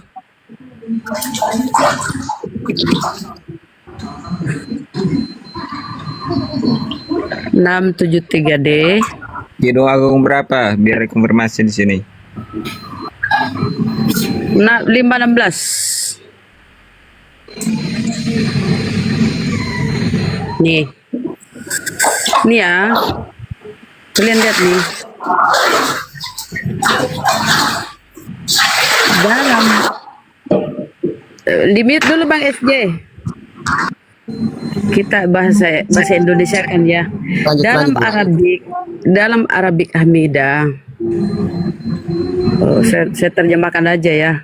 Aku pun nggak paham bahasa Inggris ya teman-teman. Nah, nih terjemahkan.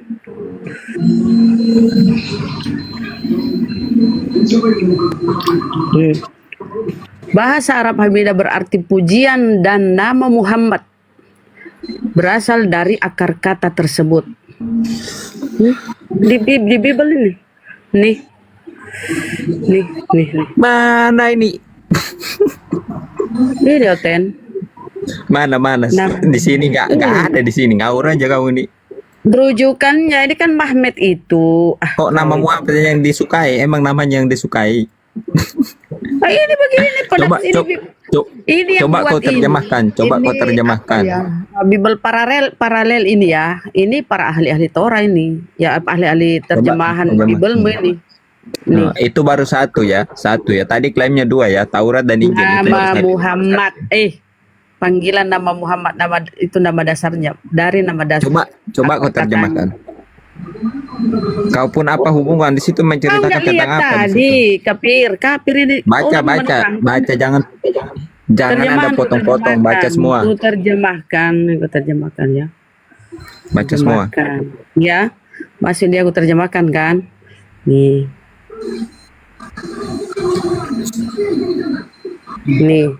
Bahasa Arab Hamidah berarti pujian.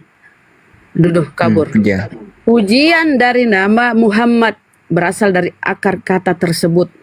Jadi ini Mahmed ini terjemahkan semua. Mahmed ini akar kata dari nama Rasulullah Muhammad. Terjemahkan semua.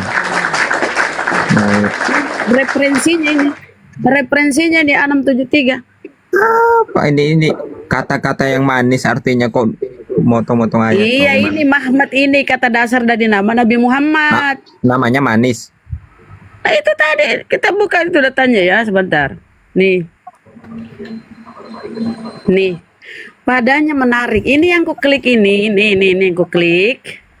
Muncul di sini Mahmed. Nih. Terjemahkan semua. Mahmad. Nah, kalau kita lihat Mahmad ini rujukannya, kok diam biar kok pintar sedikit lah, jangan bodoh kali. Rujukannya nih Mahmad ini nih. Referensi dari ini 673 kita klik. 673 kita klik. Nih. 673 ini nama Muhammad. Panggilan kata dasarnya dari derut kata dasarnya Mehmet. Ya. Kata dasar dari Muhammad adalah Mahmad ini. Name Muhammad, nama Muhammad, panggilan dari derut, artinya kata dasar. Cocok logi. Ya terserah, yang penting aku sudah tunjukkan. Mahmad. Di sini saya bacanya Kidung Agung ya, Kidung Agung 5 ayat 16. Ini artinya ini kata-kata yang manis semata-mata segala itu sesuatu. Ini nomornya bego. Ini menarik. Referensi nomornya ini kalau diklik ini Mahmed. Ya coba kau terjemahkan semua di Indonesia. Coba. Terus kalau kita lihat referensinya dari Mahmed ini Mahmed. Kita klik di sini 673. Kita temukanlah bahwa itu adalah nama panggilan Nabi Muhammad ya, nama Muhammad panggilan dari nama dasarnya. Kata dasarnya itu Mahmed. Nih. Mahmad. Mahmad. Aduh, karena kau bego ya. Jadi sulit memang Karena kau cocok tangkap. logi, kau terjemahkan ke Indonesia, bodoh. Ih, bajingan ini. Binatang. Ini bahasa Inggris ini di sini, bahasa Inggrisnya nih, bahasa Inggrisnya nih. Tolol juga kan, bahasa Inggrisnya nih. Coba kau copy terjemahkan ke Indonesia cepat. Ih, bego bener tadi kan sudah itu dua kali tadi. Ini binatang. Bener-bener bikin emosi kau ya. Tengok Ajaran bebek agamamu matamu ya, memang tengok suruh kayak bebek gitu ya. matamu ya, tengok bebek matamu nih ya. Ku blok ini ya. Memang oten-oten itu bego teman-teman ya. Sudah ku blok kan. Masuk kata Nabi Muhammad ya. Kabur pula. Nama Muhammad come from the root. Cek. Ya. Udahlah Bunda, nggak usah dilayani tuh. Coba dari bahasa Ibrani ke Assalamualaikum Indonesia. Bunda. Biar nggak Assalamualaikum Bunda. Kalau ketakutan udah bilang, nggak bisa jawab. Udah ya, Bunda. ada ya. Nama Muhammad kata Bunda dasar Rama. ini. Nggak bisa kata jawab. dasarnya. Bunda Rama. Ya. Dijelaskan pun sedetail mungkin yang satu ini tidak akan Cuma percaya. jawab kau cuma. Memang otak percuma babi saja. dikepalanya, Bang. Lanjut. Takutan. Makanya jangan tukang klaim. Bukan kau yang tukang klaim. Udah tukang klaim, takutan.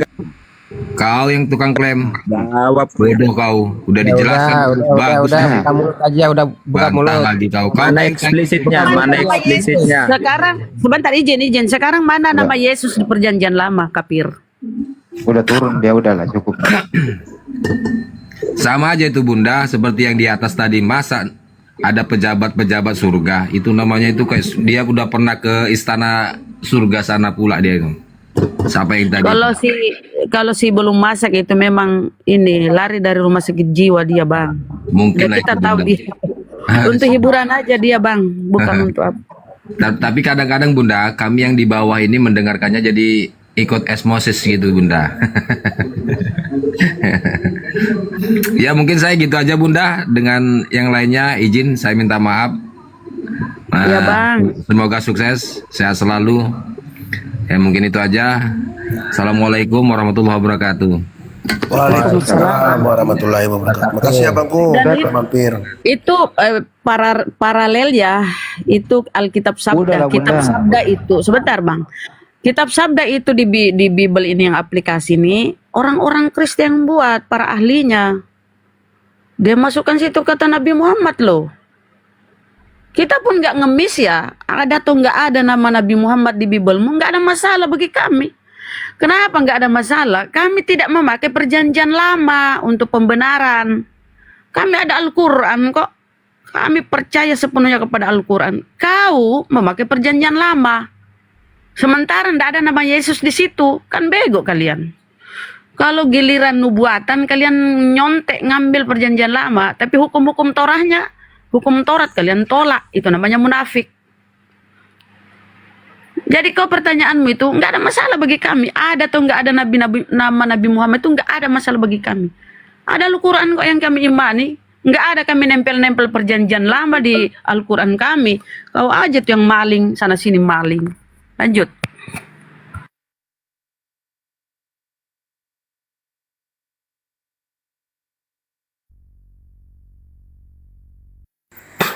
Mantap Bunda.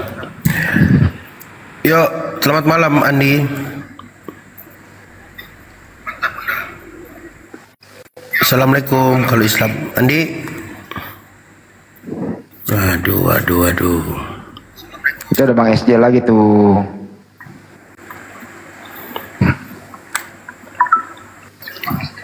Ya jelas itu ya teman-teman ya. Terjemahan Bible itu kalau tidak ada Al-Quran, mohon maaf nih, terjemahan Bible kalau tidak mempergunakan istilah Al-Quran, saya rasa kurang diminati dalam hal terjemahan ke bahasa Indonesia. Kenapa? Hal-hal yang paling prinsipil itu, yang fundamental itu dipakai, diambil dari Al-Quran. Contoh nih. yang dibawa oleh Belanda, Portugis, Inggris masuk ke Nusantara bukan Alkitab. Setuju teman-teman? SD juga boleh ngomong nih. Saya ulang ya.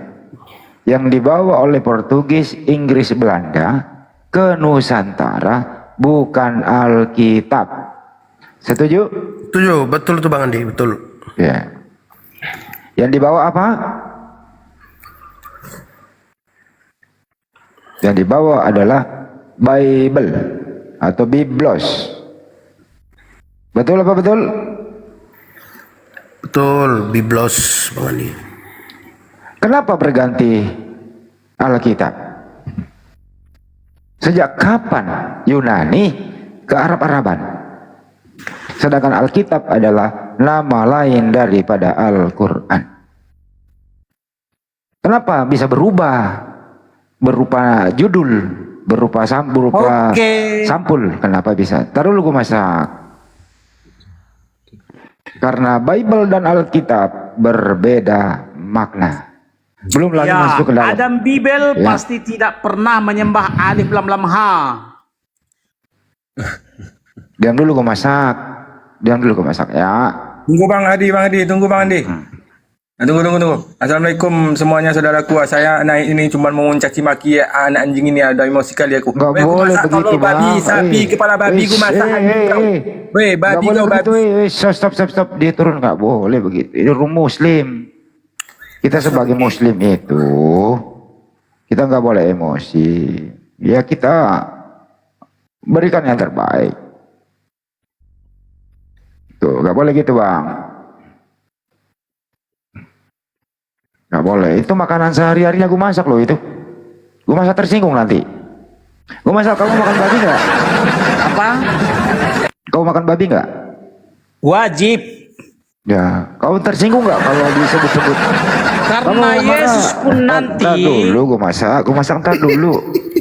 Kamu marah nggak kalau makananmu disebut-sebut di sini? Tidak. Oh nggak marah. Oke, nggak apa-apa lah kalau begitu. Apa sebabnya gue masak kamu makan gituan? Siapa yang nyuruh? Nyuruh apa? Nyuruh makan babi. Babi itu makanan enak sekali. Jadi gini, setelah Yesus mengusir iblis atau setan kepada babi, salah. Babi ini salah. Jasa kepada iblis. Salah, kebalik. Ya, kok kebalik? Iblis dilempar masuk ke babi. Ya. Baru lu makan. Artinya gue masak. Masuklah babi ke dasar laut. Entar gue masak. Aku yang jawab dia kalau gitu. Kau tadi menyinggung babi ya. Kau saja. Kau saja saat. Turun kau. Kalau enggak. Turunnya. Kenapa sih? Greting, kalau kamu diskusi baik-baik, nggak ditendang ke sampah. Kau diskusi baik-baik atau mau naik di sini ribut? Oke. Dengarkan dulu, saya lagi ngomong sama gue masak. Bentar dulu. Biar aku jawab gitu. Iya nanti kamu ada. Sabar. Bentar Bang. Lagi ngomong. Lanjut. Aduh ya Allah. Lanjut Maki. 5 menit. Gue masak. Tadi kan setuju nih, iblis dilempar masuk ke babi, betul? Betul. Terus kemudian babi kau makan. Nah, pertanyaannya. Ini bukan begitu. Dengar dulu pertanyaannya baru habis ini kau ngomong gitu loh. Waktu kau makan babi, berasa nggak tuh iblis? Kau makan, silakan. Nah, giliran kau lah. Gue masak, giliran kau lah. Silakan, saya nggak potong. Silakan. Janganlah kau pula ke mute. Kau ditanya dulu baru kau jawab belum? Babi inilah yang mengantar iblis ke dasar laut. Sehingga iblis sekarang sedang bersarang juga di dasar laut. Tinggallah semua iblis di dalam dasar laut. Tidak ada tinggal di dalam babi. Itulah apa-apa. sebabnya babi ini adalah makhluk yang berjasa kepada iblis, sehingga para dedengko iblis tidak ada yang makan Dedengko. babi. Dedengko. Aku masa saya ulang ya. Ya. Aku masa pernah nggak Yesus melemparkan iblis masuk ke babi? Pernah. Oke. Apakah ada iblis di dalam babi? Setelah babi terjun ke dasar laut, Saya nggak ngomong ke tinggallah laut. iblis di Jangan dasar ke laut laut. dulu. Ini udah malam, jangan ke laut. Jangan ke laut, ombak gede. Cuaca kurang bagus. Dengerin. Pernah nggak Yesus melemparkan iblis ke dalam babi? Iya, kemudian babinya dengerin dulu, ke dasar dengerin. laut. Iya. Waktu iblis dilempar ke dalam babi, iblis itu berada di dalam babi apa di dalam dirimu? Jadi masuklah iblisnya ini ke dalam babi. Kemudian Nah, babinya terus? ini masuk ke dasar laut. Tinggallah di Enggak, dasar laut beda. iblisnya. Babinya kembali. Setelah iblis masuk ke dalam babi, babi kau makan, betul? Bukan. Setelah iblis masuk babi, kemudian babinya terjun ke dasar laut. Itulah sebabnya dasar laut adalah sarang iblis. Terus babinya kemana sekarang? Kemudian karena babi ini telah menyelamatkan iblis ke dasar laut, itulah sebabnya dedengko iblis tidak mau makan babi karena babi berjasa kepada iblis mengantar iblis ke dasar laut. Jadi babi menolong iblis. Emang iblis bisa berenang di laut nolongin babi? Lu gimana sih masak? Lanjut aja di masak gini loh. Makanya para apalagi? para sahabat iblis tidak mau makan babi. Kenapa? Gimana iblis mau makan babi? Orang iblis dalam babi. Karena gini, sahabat iblis itu. Gimana iblis mau makan babi? Iblis ada di dalam babi. Yang makan babi kau, gue masak. Iblis tidak mau makan babi karena babi itu emang adalah iblis punya sosok yang berjasa kepada iblis. makanan. Jadi iblis Sekarang tidak mau gini makan aja deh kau masak. sahabat. Gimana gini aja deh kau masak. Apa alasan kamu yang mendasari kamu kenapa kamu makan babi? Silakan. Oh, pertama karena babi itu makanan yang sangat enak. Kemudian ya karena iblis itu adalah dedengko Kenapa iblis. iblis selalu dibawa-bawa? Ya, iblis itu babi itu dedengko iblis sehingga musuh harus dimakan. Udah gue masak. Kau nggak nyambung ini. Yang kedua gue masak. Apakah Yesus pernah makan babi? Gue masak. Oh, tidak ada tertulis Yesus tidak pernah makan babi. Apakah Yesus mengharamkan babi? Tidak ada tertulis Yesus mengharamkan babi. Apakah Yesus taat terhadap hukum Taurat? Ya. Gue masak, tanya balik gue masak. Diam dulu kau, turunkan dulu ini Pak. Kambing satu nih Kesel gua. Dibawa dulu. Host, turun dulu dia tuh. Host, dibawa dulu dia. Saya lagi ngobrol sama aku masak. Bentar. Pertanyaannya, kenapa iblis tidak mau makan babi? Enggak dulu, Jawab. gua masak belum kelar. Jawab Apakah dulu, Yesus- kenapa iblis tidak mau makan babi? Karena iblis nggak punya mulut. Dia bukan seperti Kenapa kita. umat Dia iblis perlu tidak halus. mau makan babi? Karena iblis nggak perlu makanan. Kenapa umat iblis tidak mau makan babi? Karena iblis bukan orang. Jawab, umat iblis. Umat iblis itu pasti orang. Ulang ya. Dengar ya, gue masak ya. Kenapa umat iblis tidak mau makan babi? Dengerin dulu, gue masak. Nyamun dikit apa? Dengerin dulu ya. Yesus itu kan gue masak taat terhadap hukum Taurat. Di hukum Taurat itu babi itu haram. Jadi Yesus mengharamkan babi. Betul apa betul? Nah, Yesus kan salah seorang Tuhan. Yesuslah yang menghalalkan segala makanan. Buset dah. Karena dia kan sangat penguasa, dia kan pejabat surga. Pejabat surga itu suka-sukanya memberikan peraturan. Karena peraturan itu tidak selamanya harus begini. Kenapa diturunin? Ya udah. Orang gila. menghalalkan Sedih. segalanya katanya. Masa. Silakan naik kau greeting, katanya takut. Naik silakan. Naiklah kau. Gantian ya. Kalau naik sekarang giliranmu ya. Sama Bang Mandro, Bang Al-KTP. Greeting naik.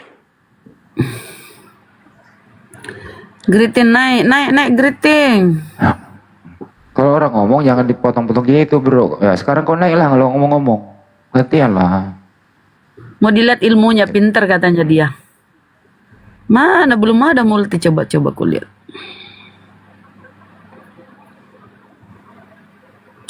Itu Belum SD ada suruh ngomong dulu. multi. Dasar penipu.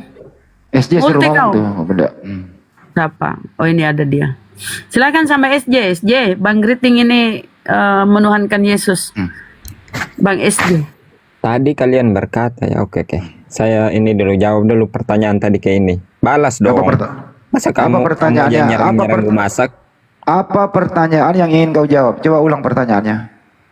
Tadi kan Anda bilang kenapa makan babi? Oke. Ya, Anda aja silakan makan jawab. onta, sedangkan onta diciptakan dari setan. Mau ayatnya? Mau hadisnya? Mau? Biar saya. Gak jawab ke onta dulu, ini dulu babi dulu, baru si kita. Makanya jangan nanya kayak gitu. Kau aja makan onta dari setan kok gimana sih? Coba buka. Kamu kok jawabnya begini, gimana sih? Buka datanya coba. Ada hadisnya dari setan. Ngikutin orang goblok udah ngapain? Oke, Ini harus dibuktikan. Coba. Kalau tidak berarti kok fitnah. Enggak lah, ngapain saya fitnah? Apa ini? Hadis Sunan Ibnu Majah nomor 761. Apa dikatakan di sini? Bentar kita buka. Oke. Apa dikatakan? Hadis Sunan Ibnu Majah 761. Apa dikatakan di situ? Rasulullah di sini kan bersabda, sholatlah kalian di kandang kambing dan jangan sholat di kandang unta, sebab ia diciptakan dari setan. Nah, jawab, jelas kan? Nah itu kenapa kalian kalau dari setan kenapa makan?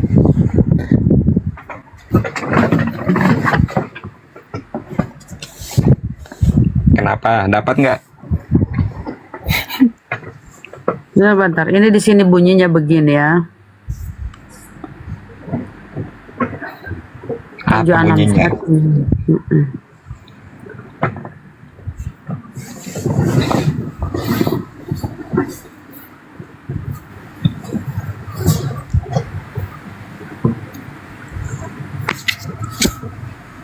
Apa bunyinya?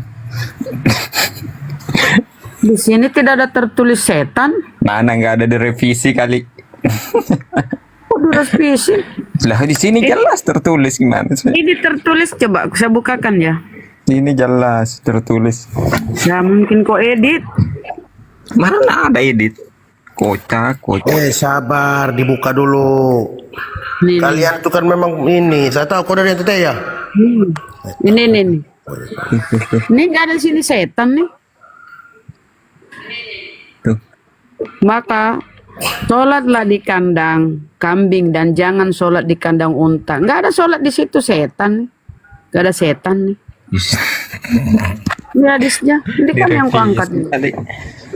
Loh, ini yang kau angkat ini gimana sih Kon? Lah Kan makanya kau buka yang satunya itu kan nggak ada penjelasan itu yang kau buka. Lah, jangan-jangan yang kau bawa yang kau edit karena kau suka Kan ada edit, kau kan malu kan tunjukin yang lain kan?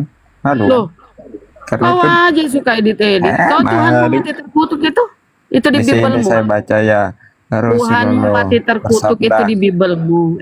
Tuhanmu mati terkutuk di Bibelmu. Sholatlah kalian di kandang kambing. Ini nggak ada kandang kecuali kau edit lagi nih. Nggak ada di sini. Dari setan. Saya tanya kau itu. Nah, Di dalam nyari yang lain dia nyari yang lain karena memang di dalam Bibelmu itu Tuhanmu.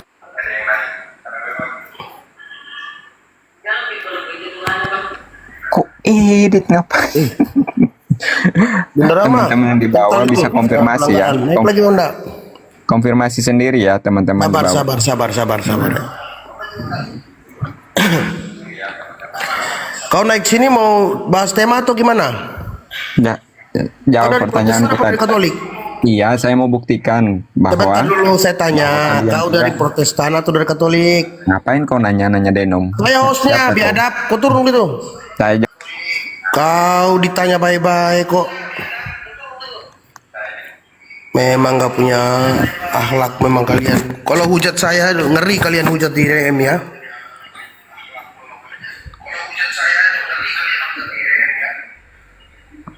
Diskusi baik-baik gak mau. Lihat umat muslim itu beradab. Assalamualaikum, waalaikumsalam. Saling berkasih sayang, saling menghormati, bukan kayak kalian. Memang benar sih Yesus nggak ngajarin kalian cinta kasih, hanya di mulut aja kan. Prakteknya beda. Kok pelanggaran tadi Bunda? Ya, aku mau ganti akun dulu, kena nanti nih. Jangan aku ganti akun dulu, Bang. Iya Bun.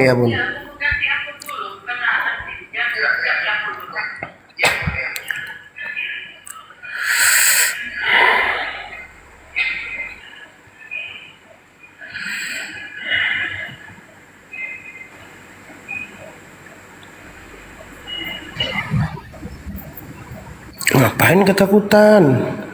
Kau naik yang inilah yang sopan.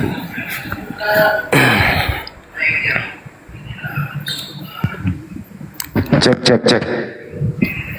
Jadi hadis itu sahih teman-teman. Intinya adalah bahwa unta itu punuknya itu memang bukan secara harfiah unta itu diciptakan dari setan atau setan menciptakan unta, bukan.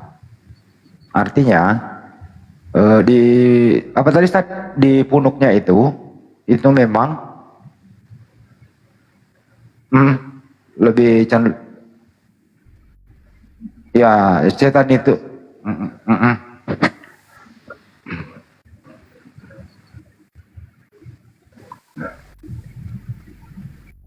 kayak gitu.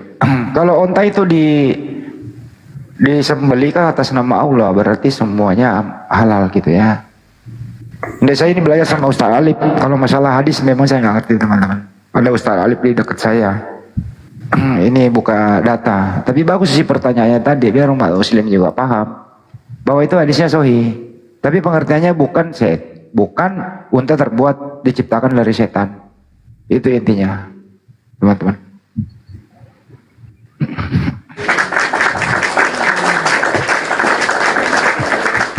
Mantap Bang Andi, terima kasih penjelasannya. Izin Bang Mantan, selamat malam. Mantan. Ini ada Ustaz Ali dekat saya ini ngomong.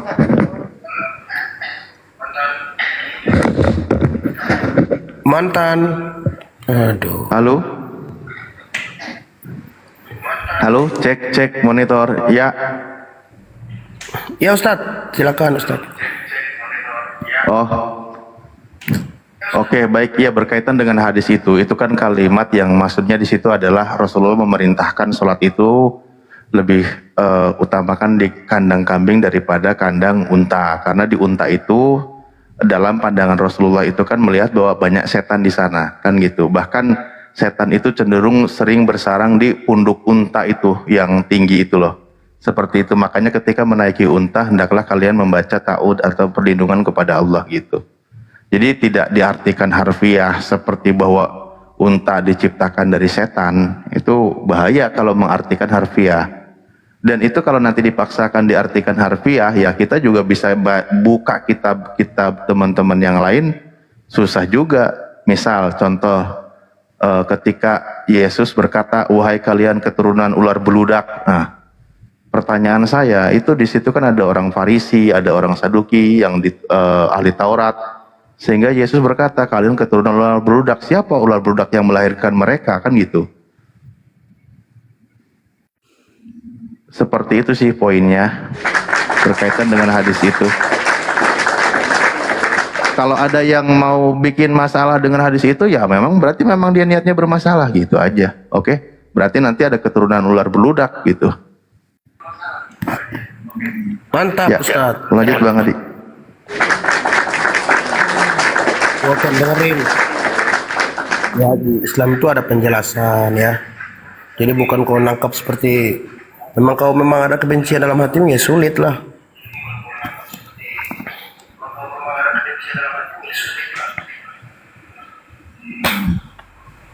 Nggak bisa dimaknai secara harfiah. Ada penjelasannya. Gitu. Jadi hadis itu sahih teman-teman, jangan bilang nggak ada. Ya, Bang Andi, siap. Kita lagi masa. Tolong kalian jelaskan bagaimana alif lam lam ha mencipta makhluk yang berotak, padahal alif lam lam ha ada otak.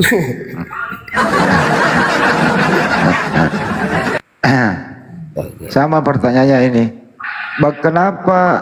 Kenapa manusia menciptakan mobil, padahal manusia itu bukan mobil? Kan gitu. Nah, mobil adalah sesuatu yang tritunggal.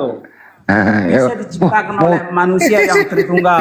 Mobil kok tritunggal? Ya, mobil itu pasti tritunggal. Ada bannya, adalah ada aja kalau masa. Jadi mobil segala makhluk adalah tritunggal karena yang menciptalah Yahweh yang Allah tritunggal. Ya, pertanyaan saya, tolong jawab bagus-bagus ya. Bagaimana alif lam lam ha yang tidak dewa bisa mencipta? Dewa artinya maha ahli. Bagaimana alif lam lam ha yang tidak maha ahli bisa mencipta?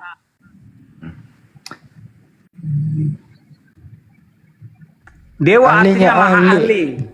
Ya, ahlinya ahli dan kor to kor, kemudian dari bawah ke atas, kiri ke kanan ku masak. Jadi tikungan kiri jangan ke kanan, sing kiri belok kanan, gitu ku masak. Jadi adalah omong kosong. Alif lam lam ha bisa mencipta sebab alif lam lam ha tidak dewa. Kita mau jawab, kita mau jawab serius. Nggak masuk juga, ya udahlah. Gue masak kalau naik motor gue masak, yang kiri itu belok kiri apa belok kanan? Oke, jangan. Makanya kan kenapa kau asik lari aja dari pertanyaan saya? Yang mudah-mudah aja dulu gue masak. Nanti kita jawab juga kata enak. Jadi adalah omong kosong alif lam lam ha bisa mencipta. Sebab alif lam lam ha sama sekali tidak maha ahli. Gue masak. Pencipta itu gue masak tidak sama dengan ciptaannya. Jadi beda pencipta dan cipta. Memang beda, yang dicipta beda dengan pencipta, tetapi pencipta selalu mencipta yang diciptakannya segampang masak dengan itu dirinya. Yesus menurut kamu ciptaan atau bukan masak? Yesus salah seorang Allah yang diciptakan oleh Yahweh. Salah seorang?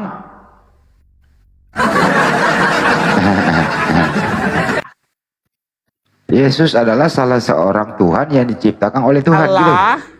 Salah seorang Allah. Allah itu sebanyak umat Islam. Yahweh. Gak masak jangan sebut-sebut Allah, Tuhan aja. Beda Allah dengan Tuhan. Sebenarnya Tuhanmu ada berapa sih? Gue masak. Entar dulu gue masak. Yesus salah seorang Allah. Maksudnya Yesus salah seorang yang sangat ajaib. Salah seorang Tuhan. Yang diciptakan oleh Yahweh, pencipta para Allah. Yahweh itu siapa? Assalamualaikum, sorry Bang Hadi, lagi tap-tap layar tadi.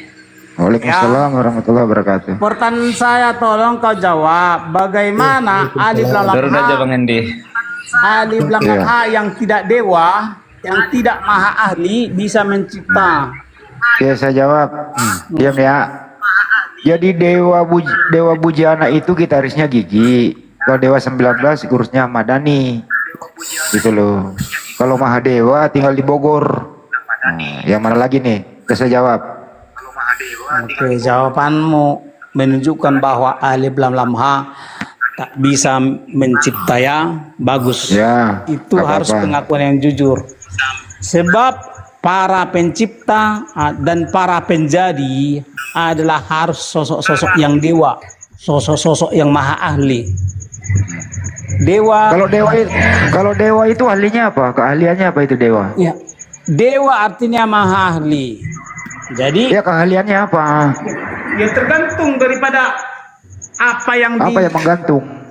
Ya, itu kan menurut daripada yang sang pencipta. Iya, saya tanya baik-baik. Itu dewa keahliannya apa aja?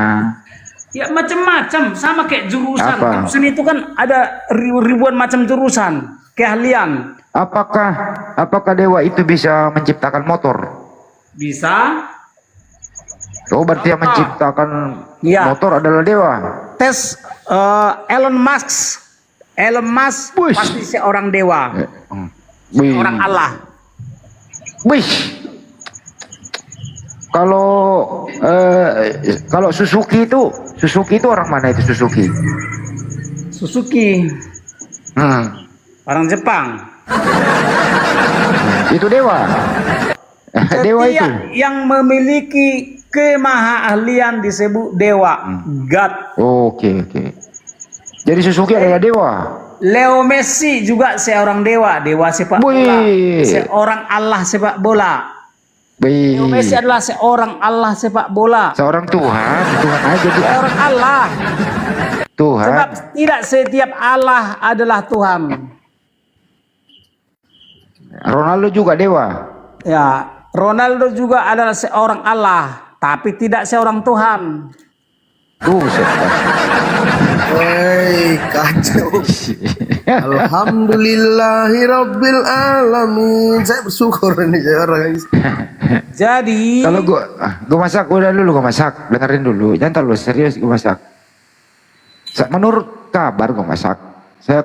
Kamu punya teman dekat saya kemarin ketemu dia. Mohon maaf nih. Katanya kamu pernah dirawat di rumah sakit selama 1 tahun. Pernah apa enggak? Gue masak bener apa enggak nih? Ini bertanya nih. Ternyata kau sudah menjadi gila. Berarti saya seorang Allah. Saya lagi seorang nanya. Allah. Saya lagi nanya mau masak. Iya, apakah saya benar? seorang Allah. Dengerin dulu pertanyaannya. Kenapa saya seorang Allah? Karena saya bisa membuat seseorang menjadi gila. Iya, dengarkan dulu. Menurut informasi yang saya dengar, katanya kamu pernah dirawat di rumah sakit jiwa selama 1 tahun. Benar apa salah? Ini siapa nih yang berisik nih? Oi. Bener gak aku masak? Apa? Kamu pernah dirawat di rumah sakit jiwa selama 1 tahun. Benar apa salah? Enggak. Oke. Pertanyaan kedua.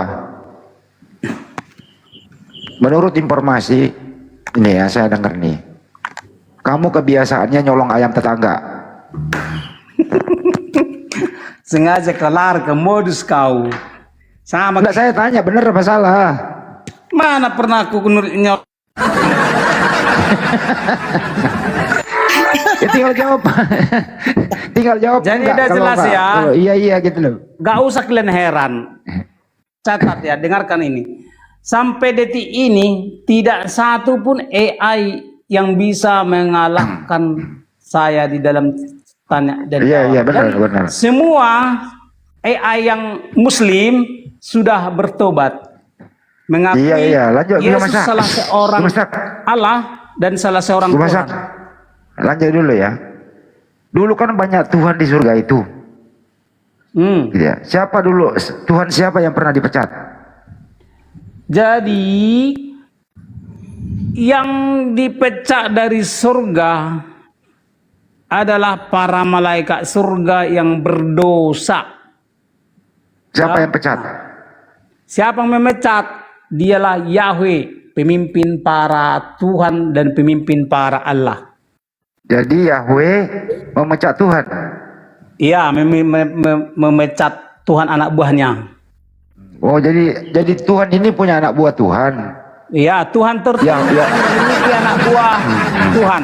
Ya. Para polisi tertinggi memiliki anak buah polisi. Oh, jadi ada Tuhan, misalnya ada Tuhan Jenderal Bintang 4. Begitu ya? Maka Yahweh adalah pemimpin para Allah dan pemimpin para Tuhan. Setelah Tuhan dipecat, jadi apa itu Tuhan? Setelah malaikat berdosa dipecat, jadilah mereka. Jadi gini logikanya. Ya, Alif Lam Ha tidak termasuk pejabat surga. Jangan ke situ. Jangan ke situ. Logika Tuhan memecat dugaan Tuhan. saya begini. Dugaan saya Jangan begini. menduga-duga. Jangan menduga-duga. Alif Lam Ha salah satu yang dipecat dari surga. Iya, terus jadi apa itu Tuhan dipecat? Mereka lah yang mengaku-ngaku sebagai Sang Maha Pencipta di dunia. Mereka lah yang Siapa yang membuat surat pemecatan? Siapa yang bikin surat pemecatan? Iya. Tadi saja saya bilang yang memecat para malaikat surga yang berdosa adalah Yahweh. Ya. Jadi kalau ada yang mengaku-ngaku Sang Maha Pencipta, ya, dan dia tidak pernah ikut musyawarah di surga, dapat pesangon nggak? Kan dipecat tuh. Malaikat berdosa atau iblis. Misalkan dipecat tuh, dia dapat pesangon nggak? Pertanyaanmu kembali ke colong. Gimana sih? Jadi gini, makanya secara logika Bibel gini, ya, hangat. Iya. Yahweh, Sang Maha Pencipta, pemimpin para Allah, tidak pernah memberitahu nama dirinya. Kata itu. Yang saya tanya ini apa kesalahannya itu? Kenapa Tuhan memecat Tuhan? Apa kesalahannya? Ia kan menantang Yahweh. Oh, Tuhan menantang Yahweh. Jadi para malaikat surga, ya, yang diciptakan oleh Yahweh, yang Tuhan tertinggi, ya, dipecatlah para malaikat berdosa ini. Masukkanlah mereka ke dasar laut, ke gua-gua gelap, sehingga mereka-mereka yang dipecat inilah. Ya udah cukup. Terakhir gue masak. Apakah kamu dengan sukarela kembali rawat nginap atau dalam mau secara paksa? Jadi sadarlah, Sang Maha Pencipta itu adalah dulu, mau minum. para pemimpin para Tuhan dan pemimpin para Allah. Ya, Sang Maha Pencipta itu harus sosok yang Allah Tritunggal, pribadi yang Allah Tritunggal. Makanya disebut dia pribadi yang Allah yang esa. Terakhir, dengerin. Masa ada dua pilihan. Kamu mau sukarela kembali rawat nginap atau kamu dijemput paksa? Pilih mana? Jadi udah sadar ya. Gini logika sederhananya. Yang menuntun orang ke surga itu harus pejabat surga, bukan pejabat gua gelap. Jadi ada dua golongan ajaran atau agama di semesta ini. Ajaran dari pejabat surga dan ajaran bukan dari pejabat surga. Pertanyaannya, agama Islam ajaran dari manakah? Pasti bukan dari ajaran pejabat surga. Sebab Alif Lam Ha dan Muhammad tidak termasuk pejabat surga. Alif Lam Ha dan Muhammad tidak termasuk pejabat. Gue masak. Izin kamu nanya gue masak. Jujur sama saya, Yesus itu punya Tuhan atau tidak, Bun? Yesus seorang yang sangat suci, memiliki junjungan, itulah Yahweh. Iya, berarti Yesus punya Tuhan ya, betul? Yesus itu kan salah seorang malaikat surga. Oh, cuman malaikat dia ya? Yesus, makanya setiap malaikat surga kan pasti Allah. Iya, maksud saya Yesus itu ciptaan kan, makhluk ciptaan Tuhan, betul? Yesus itu adalah ciptaan. Nah, jawab dulu. Yesus adalah untuk menjadikan dunia. bentar, jawab dulu Bu Masak. Berarti Yesus adalah makhluk ciptaan Tuhan yang Maha Tinggi, oke? Ya, makanya Yesus disebut ciptaan pertama dari diri Yahweh. Iya, mantap. Berarti Yesus adalah ciptaan, keren. Yes, Gitu makanya dong. Yesus itu Baru Kristen yang diciptakan benar. untuk menjadikan dunia. Yesus itu diciptakan bersama para bintang timur lainnya untuk menjadikan dunia. Jadi Yahweh pertama-tama menciptakan para Allah, yaitu bintang timur. Bintang timur itulah ciptaan pertama.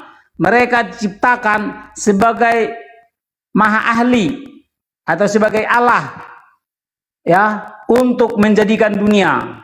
Jadi yang menjadikan dunia ini adalah tim, yaitu para Allah, para maha ahli surgawi.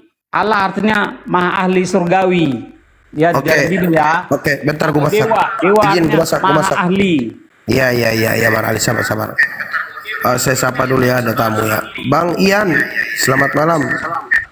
Selamat pagi. Assalamualaikum warahmatullahi wabarakatuh. Waalaikumsalam warahmatullahi wabarakatuh. Saudaraku Muslim ya, saudara ya.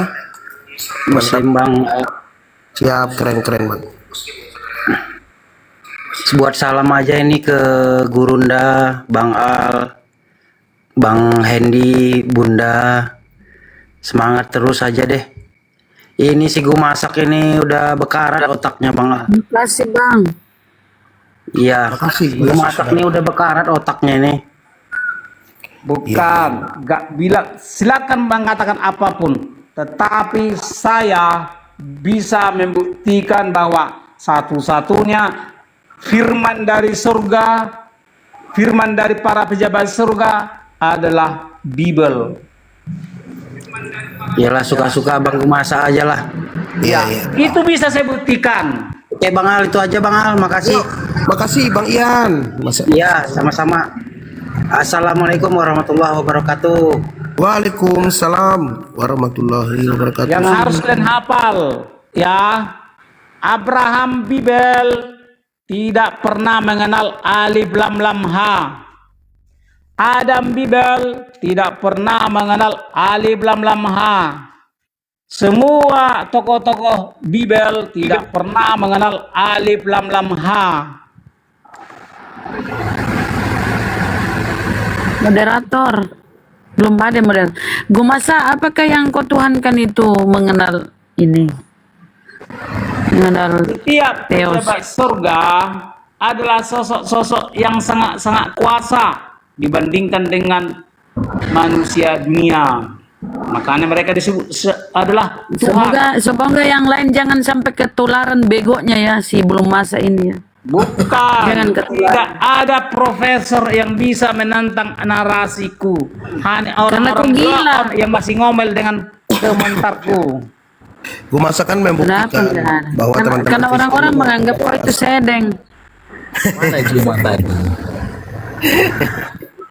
Diskusi dua arah. Kristen? Kristen dong. Orang-orang cerdas, para profesor, semua. Apa kau sependapat dengan si belum masa ini pejabat surga katanya?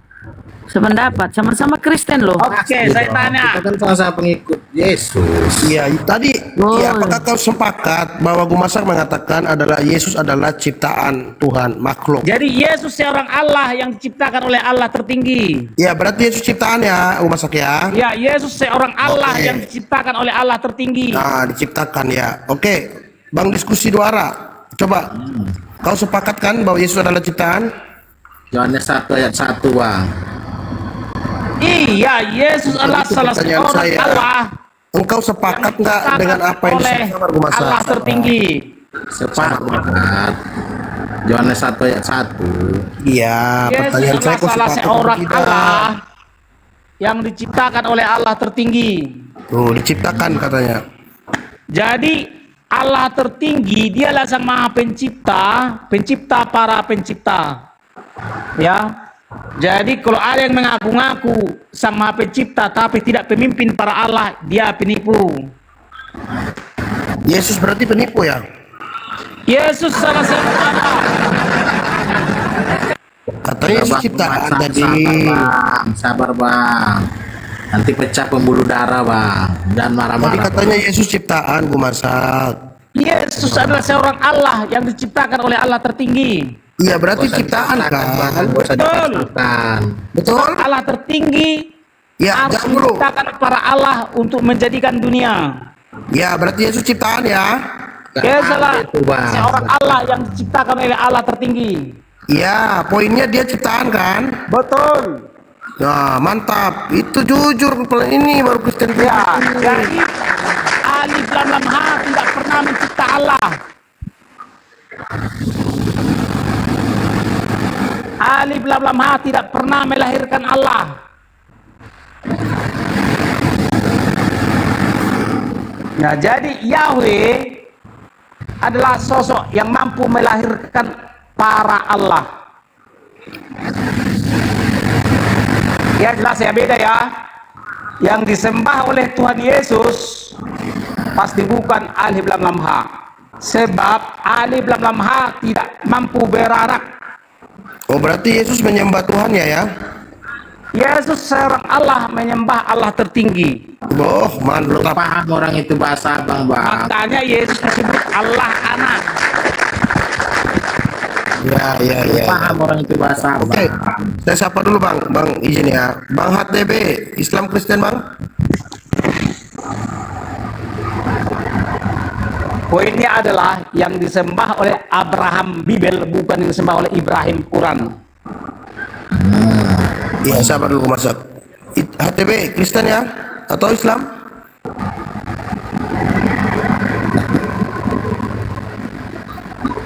Sekali lagi. Oh ya udah turunkan aja. Nggak connect. Mas, boleh nanya nggak bang? Ya itu ada tema di atas ya bahwa Kristen ini sebenarnya pengikut Paulus.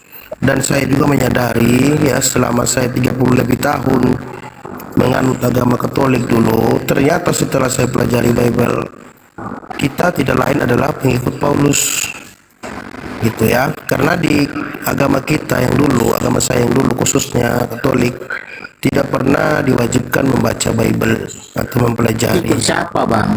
Karena kami hanya membawa mana bakti ke gereja. Siapa bang? Kau dengar dulu, saya belum selesai ngomong ya. Nanti kau tanggapi. Ini saya menceritakan sesuai dengan fakta real. Jadi saya tidak memfitnah atau tidak menjelek-jelekan ya. Karena saudara kandung saya pun masih Katolik, mereka masih Kristen ya. Jadi setelah saya pelajari Bible, ternyata Kristen semua rata-rata mengikuti Paulus, bukan mengikuti perkataan Yesus. Dan bahkan parahnya lagi, Kristen Protestan malah mentuhankan Yesus, mengakui bahwa Yesus turun ke muka bumi, menjelma menjadi manusia. Sesatnya kawan-kawan Sendiri yang menjadi manusia. Jadi saya sabar Bu Masak. Sabar bang. Jadi saya teringat itu bang. Domba yang tersesat. Jadi saya teringat filmnya Sun Gokong ya. Waktu Panglima Tian Feng itu diusir dari cerita dongeng. Iya itu sama ini bang, sabar.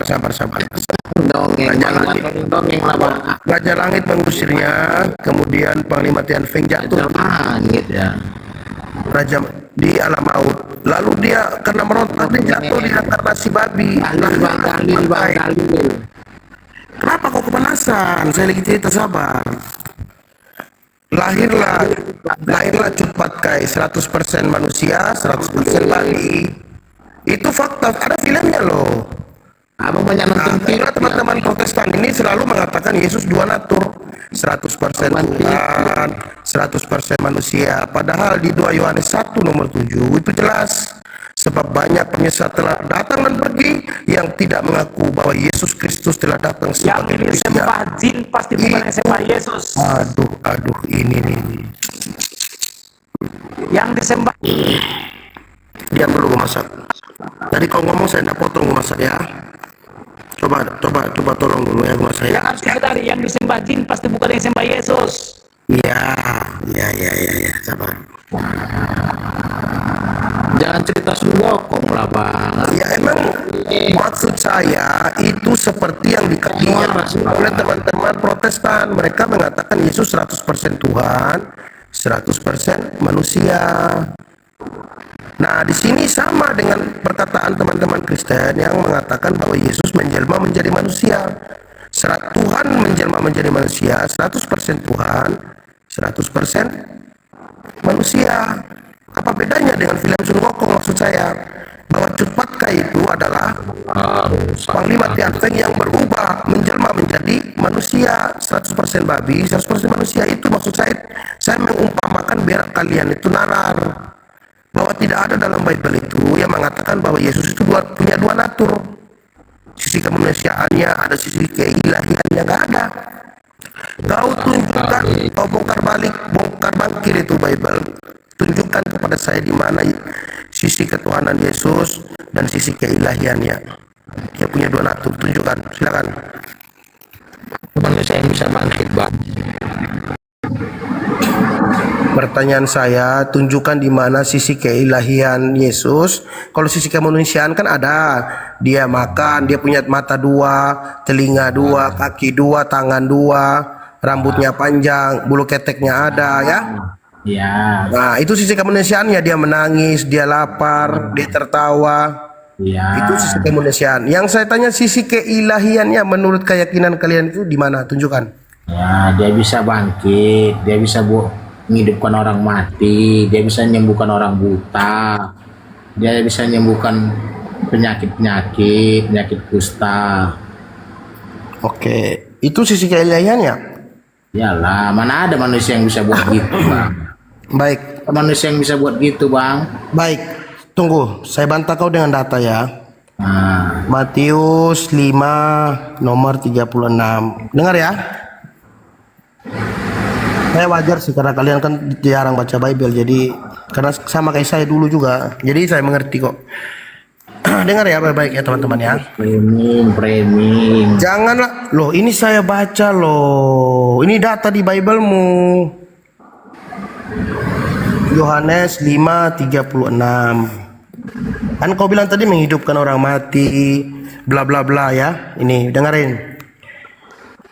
Tapi ini perkataan Yesus ya. Tetapi aku mempunyai suatu kesaksian yang lebih penting daripada kesaksian Yohanes, yaitu segala pekerjaan yang diserahkan Bapakku supaya aku melaksanakannya. Pekerjaan itu juga yang kukerjakan sekarang, dan itulah yang memberi kesaksian tentang aku, bahwa Bapa yang mengutus aku. Di mana sisi keilahian Yesus? Dia mengatakan pekerjaan itulah yang bersaksi. Pekerjaannya apa? Dia menyembuhkan orang kusta, orang lumpuh berjalan, orang buta melihat, menghidupkan Lazarus. Bahkan sebelum dia menghidupkan Lazarus, ya, di Yohanes 11:42, Yesus menengadah ke langit. Lalu dia berdoa, aku mengucap syukur kepadamu Bapa. Aku tahu engkau selalu mendengarkan aku. Tuh. Oleh karena banyak orang yang mengelilingi aku, permuliakanlah anakmu agar mereka percaya benar-benar bahwa engkaulah yang telah mengutus aku.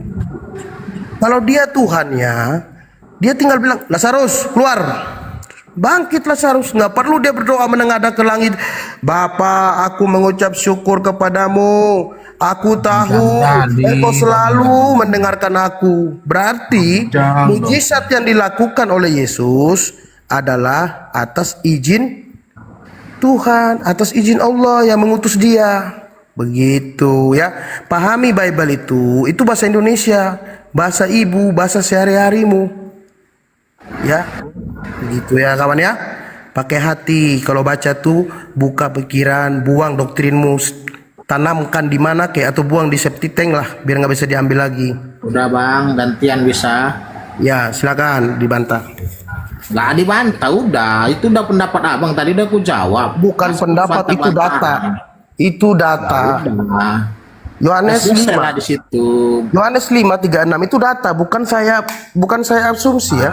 Udah selesai lah di situ pembahasannya. Panjang kali nanti bang sampai sana. Pokok pembahasan baru lah bang. Jangan Saya dulu. tambah. Sisi keilahiannya Saya di mana? tambah.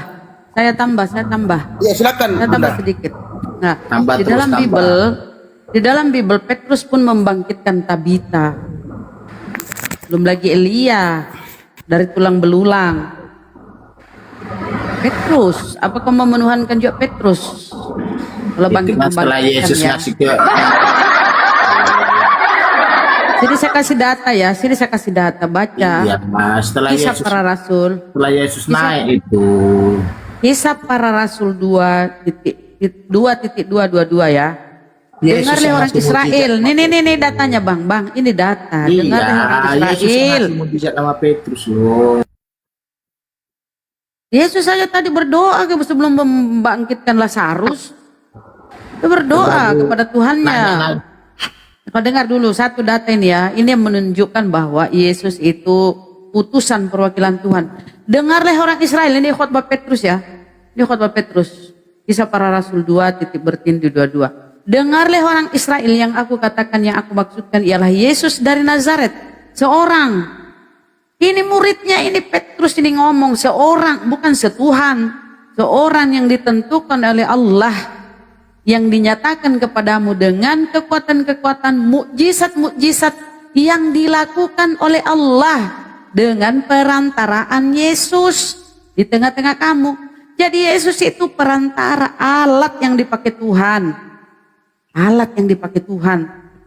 Sama Maria itu kan melahirkan Yesus itu sebagai bisa panjang-panjang. Mau itu ya, itu namanya mukjizat. Panjang kali. Kalau dia bisa, ya karena kau nggak tahu isi Bible mau kita kasih tahu tuh.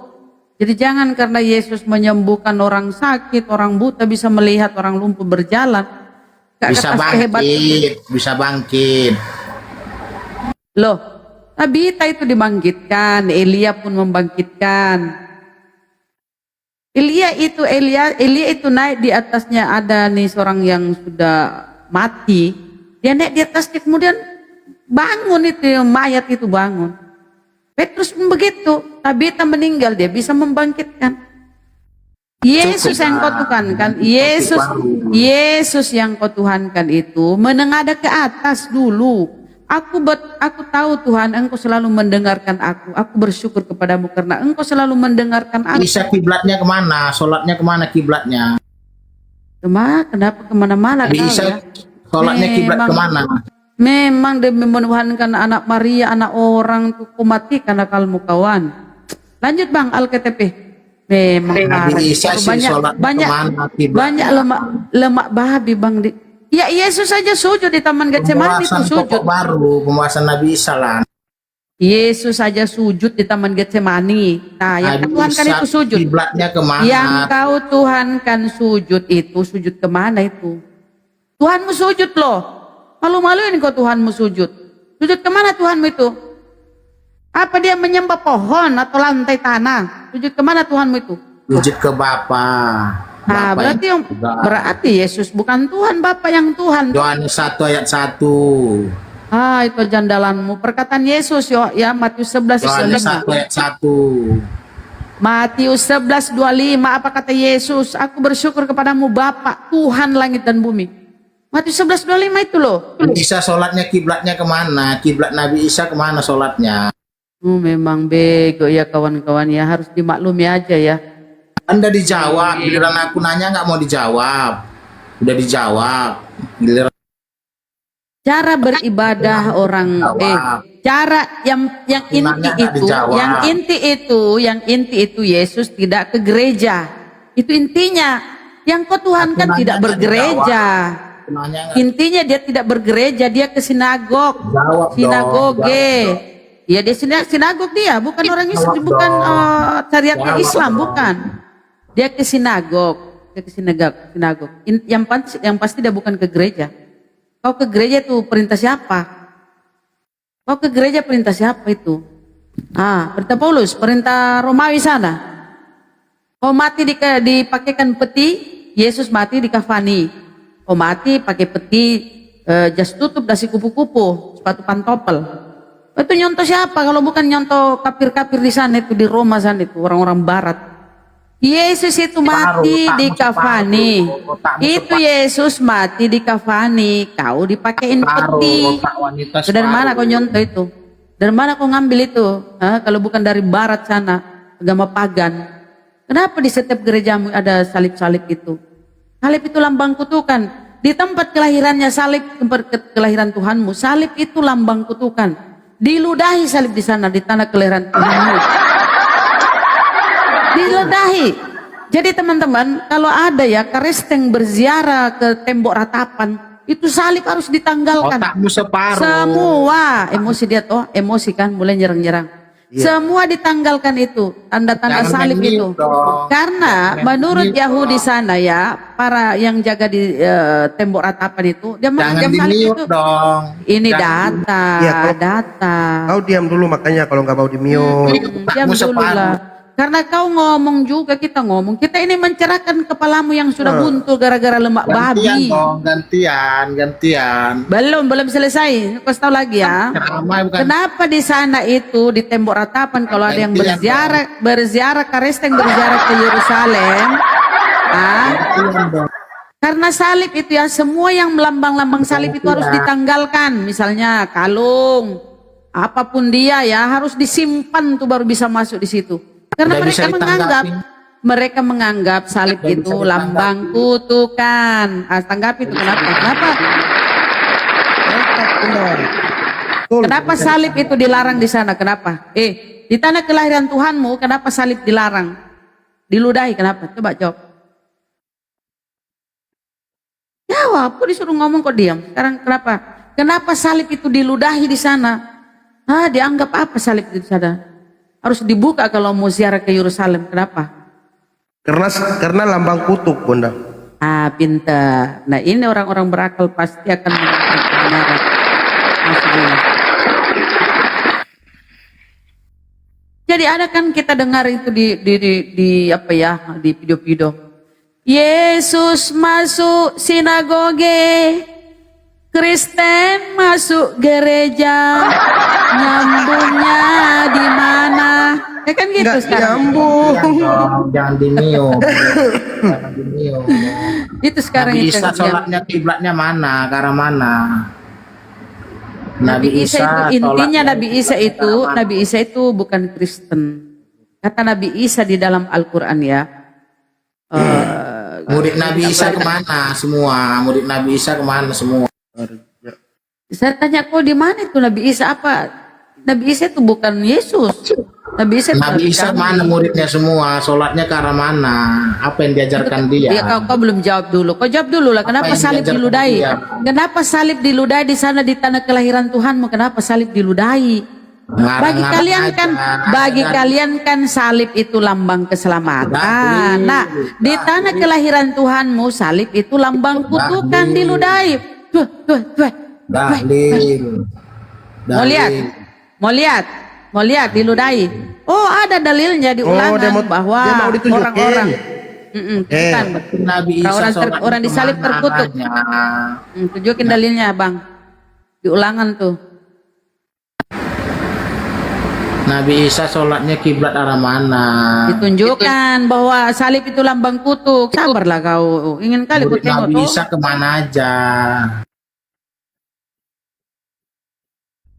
Tunjukin Bang, Alkitab, Bang Al. Iya benar. Nabi Isa kiblatnya. Murid Nabi Isa kemana? Sabar. Yang mana Bunda? Yang diludahin videonya tuh gimana nih Bun? Oh mau lihat ya, boleh yang diludahin aja. Salib diludahi.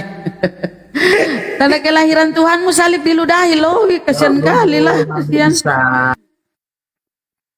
Sholat Nabi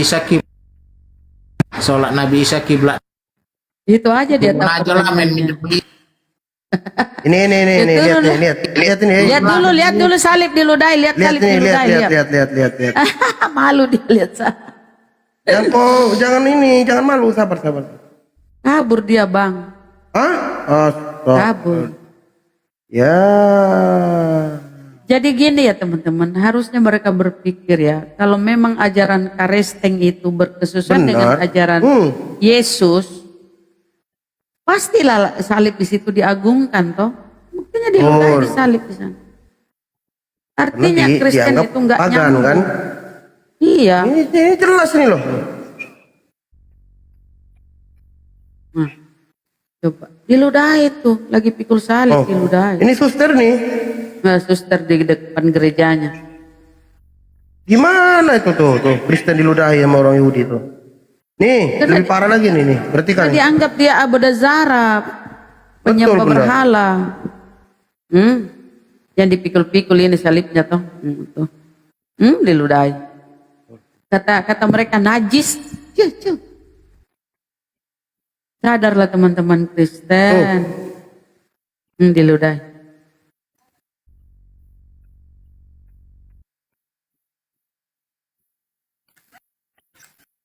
Kalau ada misionaris itu ke daerah sana itu pasti ditempeleng. Iya, ditempeleng. Tapi kenapa ya mereka menjilat pantat Yahudi itu yang Zionis sana, yang membuni-buni sana. Jadi kalau mereka ya orang-orang Kristen itu ziarah ke tembok ratapan sana, harus dibuka semua aksesori-aksesori. Kalau ada aksesori salib ya, salib di badannya, kalung, cincin, apa segala macam itu. Disuruh taruh, disimpan, karena itu dianggap kutukan. Kita berdasarkan Bible, sebab ada terkutuk. Nah, kita lihat ya. Bahkan si Paulus pun mengulang kan di Galatia 3:13. Itu pasti, karena orang-orang Yahudi itu taat juga dengan hukum-hukum Torahnya tanah. Galatia 3:13 ini yang dikutip si Paulus ini toh. Maka janganlah mayatnya dibiarkan semalam-malaman pada tiang itu, tetapi haruslah engkau menguburkan dia pada hari itu juga, sebab seorang digantung terkutuk oleh Allah. Terkutuk ini yang dikutip si Paulus. Apa kata si Paulus? Ya, Galatia 3:13. Kristus telah menebus kita dari kutuk hukum Torah dengan jalan menjadi kutuk. Jadi Paulus ini mengkambing hitamkan anak orang supaya melegalkan ajarannya. Diakal-akalilah bahwa hukum Torah itu tidak berlaku lagi. Diberikanlah kebebasan.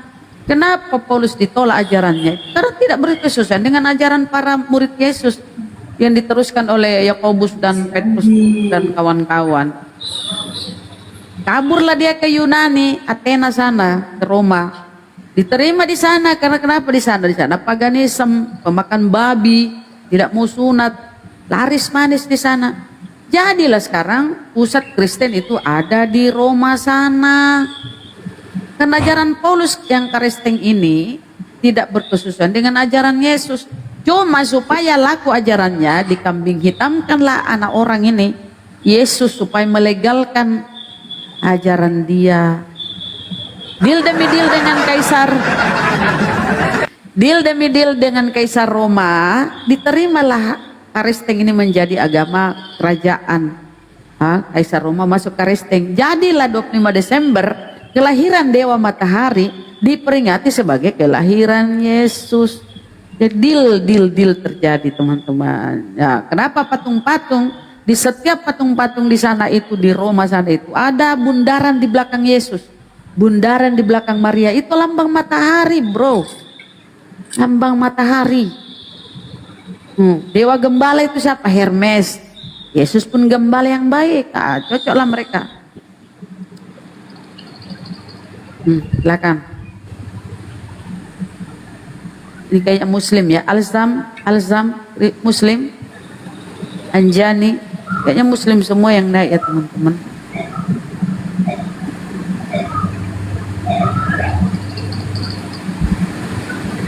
Muslim ya teman-teman, Muslim yang lain ya. Jadi benar Bang Al-KTP ya, gara-gara gitu ya mulai berpikir kok beda ajaran Paulus dengan Yesus gitu ya Bang. Jauh, iya Bun. Harusnya mereka berpikir gitu loh. Jadi kalau misalnya mereka bernarasi ya, oten-oten bernarasi, berdiskusi dengan saudara-saudara kita nih ya, apologet Islam, mereka mental. Kenapa? ajaran tauhid yang diajarkan oleh para nabi di perjanjian lama, termasuk Yesus ya, di Bibelnya, mengenal Allah satu-satunya. Dia mau kawinkan dengan dogma doktrin, disandingkan dengan Paulus, ajaran Paulus, surah-surah Paulus, dan terjemahan lain. Mereka biang keroknya ini loh yang menyesatkan teman-teman Kristen. Cuma teman Kristen nggak sadar itu. Sadar kalian. Yesus itu anak Maria cuma dipakai alat kambing hitam oleh si Paulus supaya ajarannya, kan Paulus ini membuat sekte Nasrani, itu Kristen yang bertentangan jauh dengan ajaran Yesus, makanya mereka ndak akur itu, kabur dia.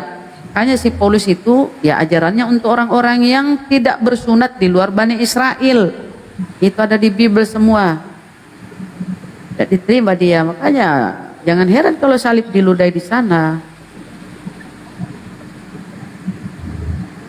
Jadi teman-teman sulit ya kalau dia maksakan ajaran Paulus, ajaran Bapak Gereja, dia mau kawinkan dengan ajaran tauhid para nabi. Gak nyambung. Satunya mengajarkan tauhid, mengesahkan Tuhan. Satunya mengatakan 3 dalam 1. Begitu ya teman-teman. Silakan yang lain.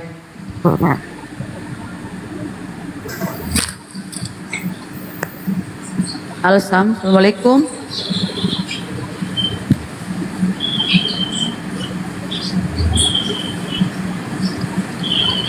Ini Abian ini Kristen kayak Bun. Abadi Jaya. Abadi Jaya. Udah mau istirahat, Bang? Ya, Bun. Udah mau istirahat. Ya nggak apa-apa kalau Bunda mau ini. Kalau ini kita mau istirahat dari Bunda aja.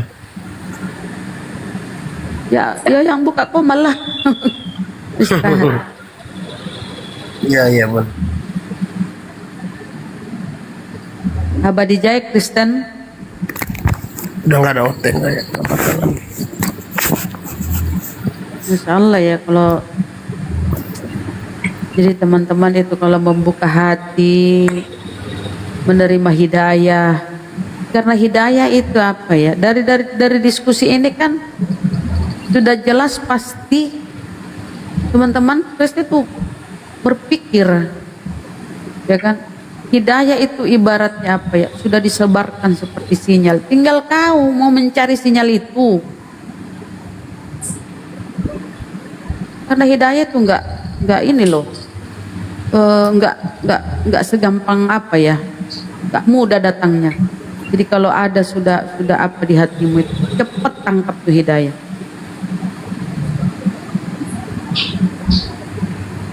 Masya Allah. Karena memang cuman ya di Kristen itu gitu ya Bang Alia, tidak ada keharusan untuk baca Bible ya.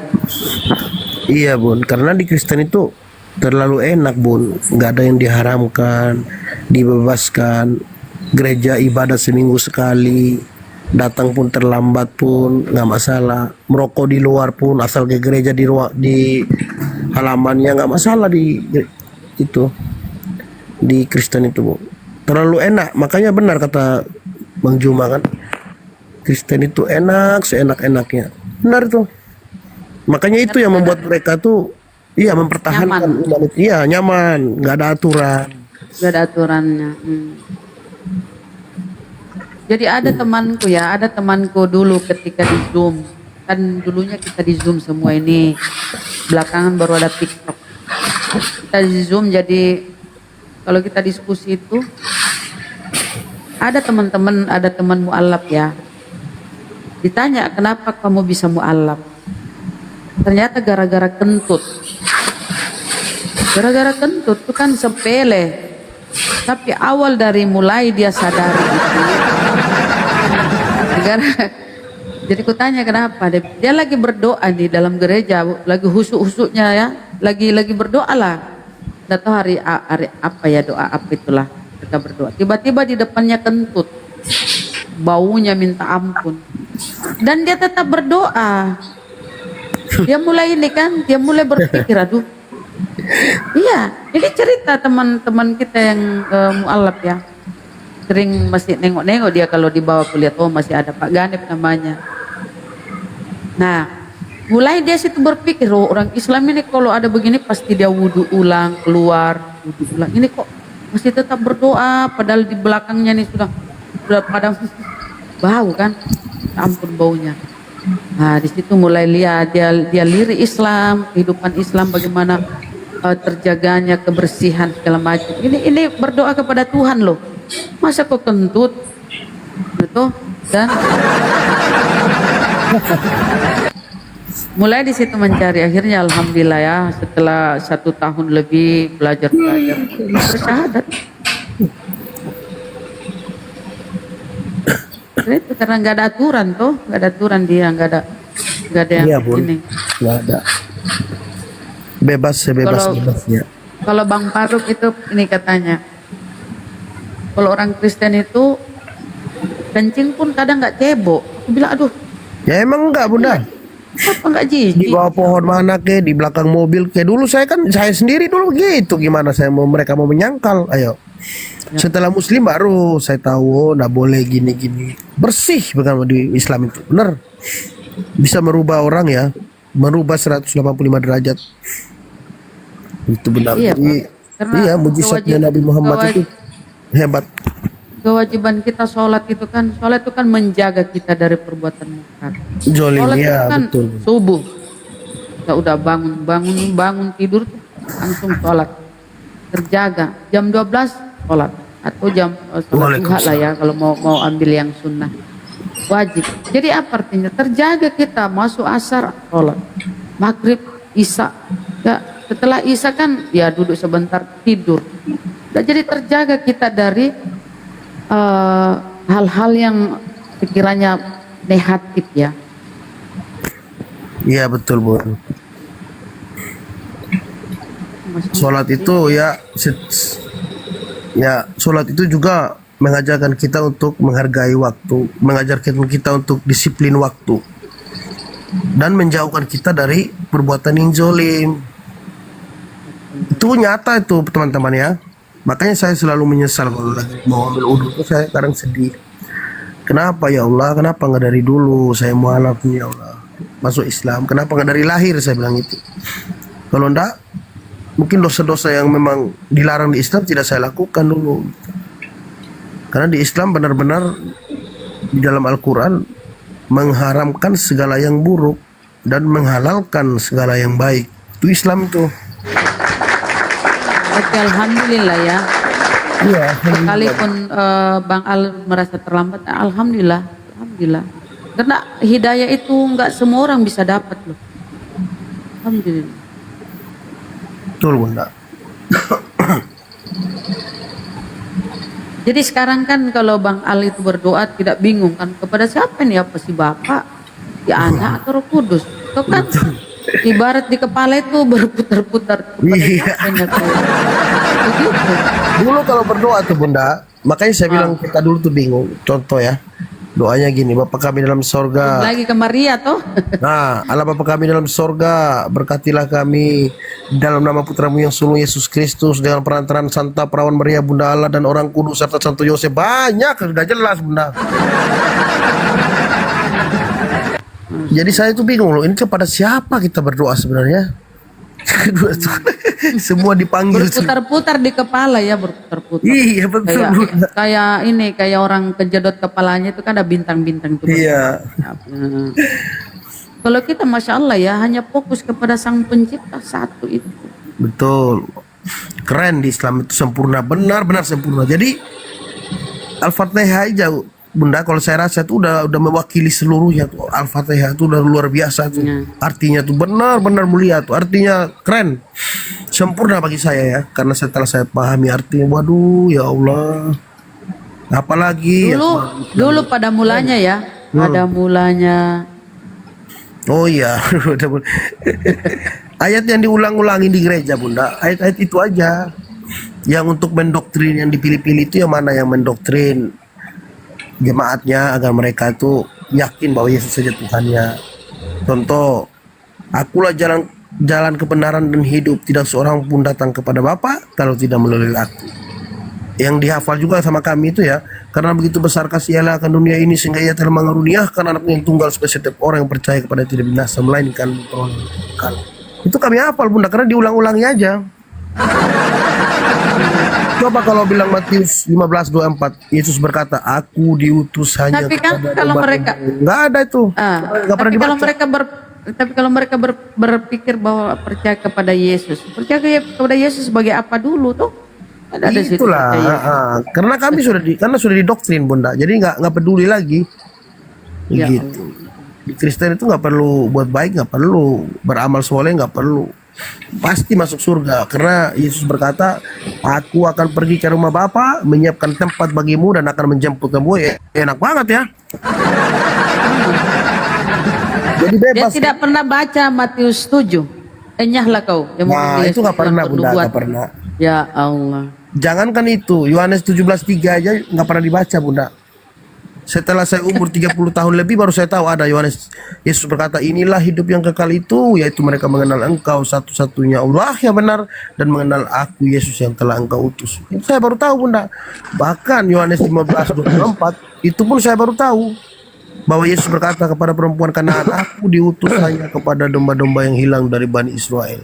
Itu nggak pernah dibaca di gereja, nggak akan pernah. Saya coba tanya kawan-kawan saya yang udah mualaf, yang Katolik, ada tuh yang dari NTT juga, Bunda Zahira, tanya nah. Iya teman kita. Nggak pernah dibaca Bunda. Itu kalau dia cerita, kalau dia cerita pengalamannya itu, dia sering bertanya ke pendetanya. Kalau pendetanya khotbah depan itu di kepalanya itu ya, di dalam gereja itu bilang, masa sih Tuhan itu dibunuh, masa sih ini, masa sih itu. Di pikirannya masa sih Tuhan begini. Berkecamuk terus kan, akhirnya dia tidak tahan. Tanya terus bertanya. Pengalamannya ini juga ya. Jadi memang orang-orang yang mualaf itu dia kritis, mengkritisi Bibelnya, mengkritisi pengajaran Yesus. Dia cuma modal iman, kayak tadi ibu itu tadi, aduh, udah parah. Ya. Wah, itu orang Flores tadi tuh Bunda. Saya tahu tuh logatnya tuh orang Flores. Kalau Flores mah udah tertanam dalam, sudah mendarah daging itu. Sulit untuk disembuhkan. Mendarah daging. Kalau udah orang-orang NTT itu sulit, berat. Kalau kita lihat ya, kalau masalah berdoa, Yesus pun berdoa cara dia mengajarkan. Apabila kamu berdoa, katakanlah, Bapa dikuduskanlah namamu. Kan disuruh berdoa kepada Bapa, bukan kepada dirinya toh. Enggak pernah dikuduskanlah namamu. Enggak pernah dibaca. Bapak kami tiap ini dibaca Bunda. Tapi ini doanya ini sama dengan yang disampaikan Yesus.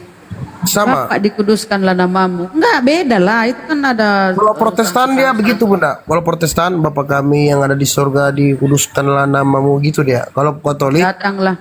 Kalau Katolik. Coba di sini kalau dia sadari ya. Datanglah kerajaanmu, berikanlah kami setiap hari makanan kami yang secukupnya, dan ampunilah kami akan dosa kami. Kan minta ampunan kepada Bapa, ini pengajarannya Yesus. Iya. Berarti kau ingkari penebusan dosa kalau kau imani, dan ampunilah kami akan dosa kami, sebab kami pun mengampuni setiap orang bersalah kepada kami, dan janganlah membawa kami ke dalam pencobaan. Jadi Yesus ini mengajarkan supaya teman-teman Kristen itu berdoa kepada Bapa, ampunilah kami, dan ampunilah kami akan dosa kami. Kalau betul itu penebusan dosa, ya nggak usah ada Yesus mengajarkan ini toh. Tetapi memang ya dogma-doktrin memang kuat di kepala mereka. Karena itu kenyamanan, ada aturan. Mau bangun jam berapa, mau apa nggak ada. Karena janjinya sangat ini ya. Ya. Asal percaya Yesus sudah dibaptis. Ya. Karena Yesus cuma Yesus jalan satu-satunya untuk sampai ke Bapa tuh hanya Yesus. Satu-satunya jalan, percaya kepada Yesus sebagai juru selamat, sang penebus dosa umat manusia. Gitu sih dalam gereja bilang. Jadi saudaranya Bang Al ini, gimana Bang? Saudaranya Bang Al ini sering nyimak kalau Bang Al diskusi. Masih Bunda, masih. Oh, kalau TikTok enggak, ada orang mereka nggak main TikTok. Semoga mereka dapat hidayah Bang ya. Iya, saya doa selalu mereka tuh, karena kemarin saya pernah antar dia ke gereja. tapi di halaman aja saya pulang. Mereka sudah serah kaulah gitu. Karena ibu Iya, kan merestui kan, ibu saya udah pikun dia, tapi dia mau, dia kasih cap. Udah alhamdulillah. Kalau dari restu dari dia, mereka nggak bisa ini, nggak bisa membantah gitu. Ya, yang penting udah disampaikan Bang ya. Iya. Saya yakin Bang, kan ya. Iya ya, silakan Bunda. Gimana Bunda? Maksudnya kalau ini di tempatku udah jam Iya Bun, iya setengah sini empat. juga sudah sama Bunda. Sedikit Oh, lagi iya ya, mau. kita sama di timur ya. Iya. Tinggal nunggu subuh sih. Iya itulah sebenarnya setengah 4. Insya Allah ya. Insya Allah.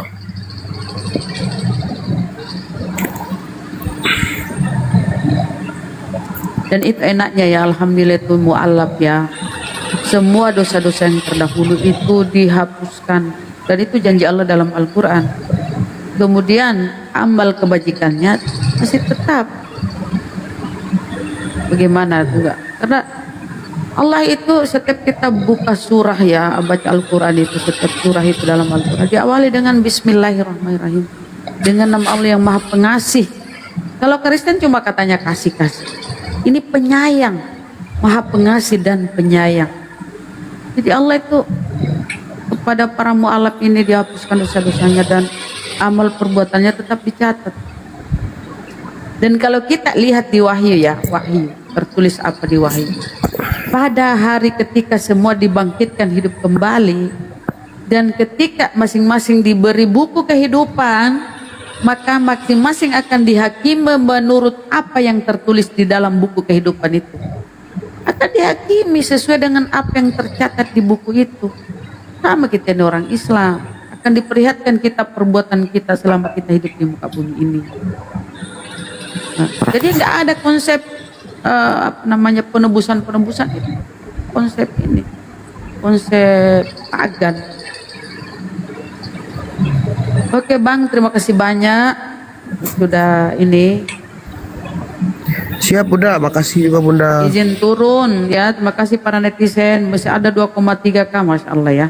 Oke, terima kasih semua atas kebersamaannya ya para netizen. Izin pamit Bang Al.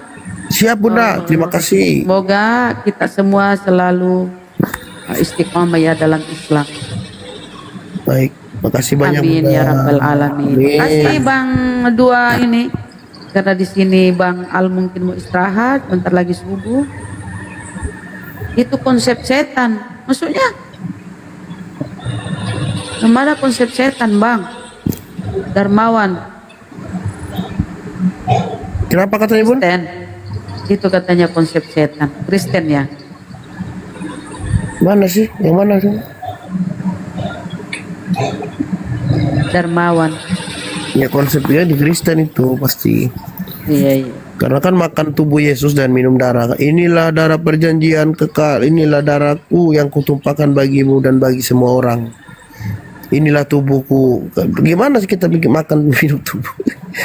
Kayak pampir ya. Kayak agak Saya berpikir begini loh. Kalau konsep mereka mengatakan bahwa begitu besar kasih Tuhan sehingga dia mengaruniakan anaknya, maksudnya situ supaya jadi tumbal kan? Iya. Supaya jadi korban. Berarti Tuhan ini haus darah. Betul. Betul Bunda, ngeri. Tuhan ini kan maha kuasa, maha pencipta. Dia menciptakan semuanya. Dia menciptakan kita. Ya, anaknya dia dikasihi. Masa dia tumbalkan anaknya? Supaya Nah kita itu Bunda, nggak selamat. masuk akal itu.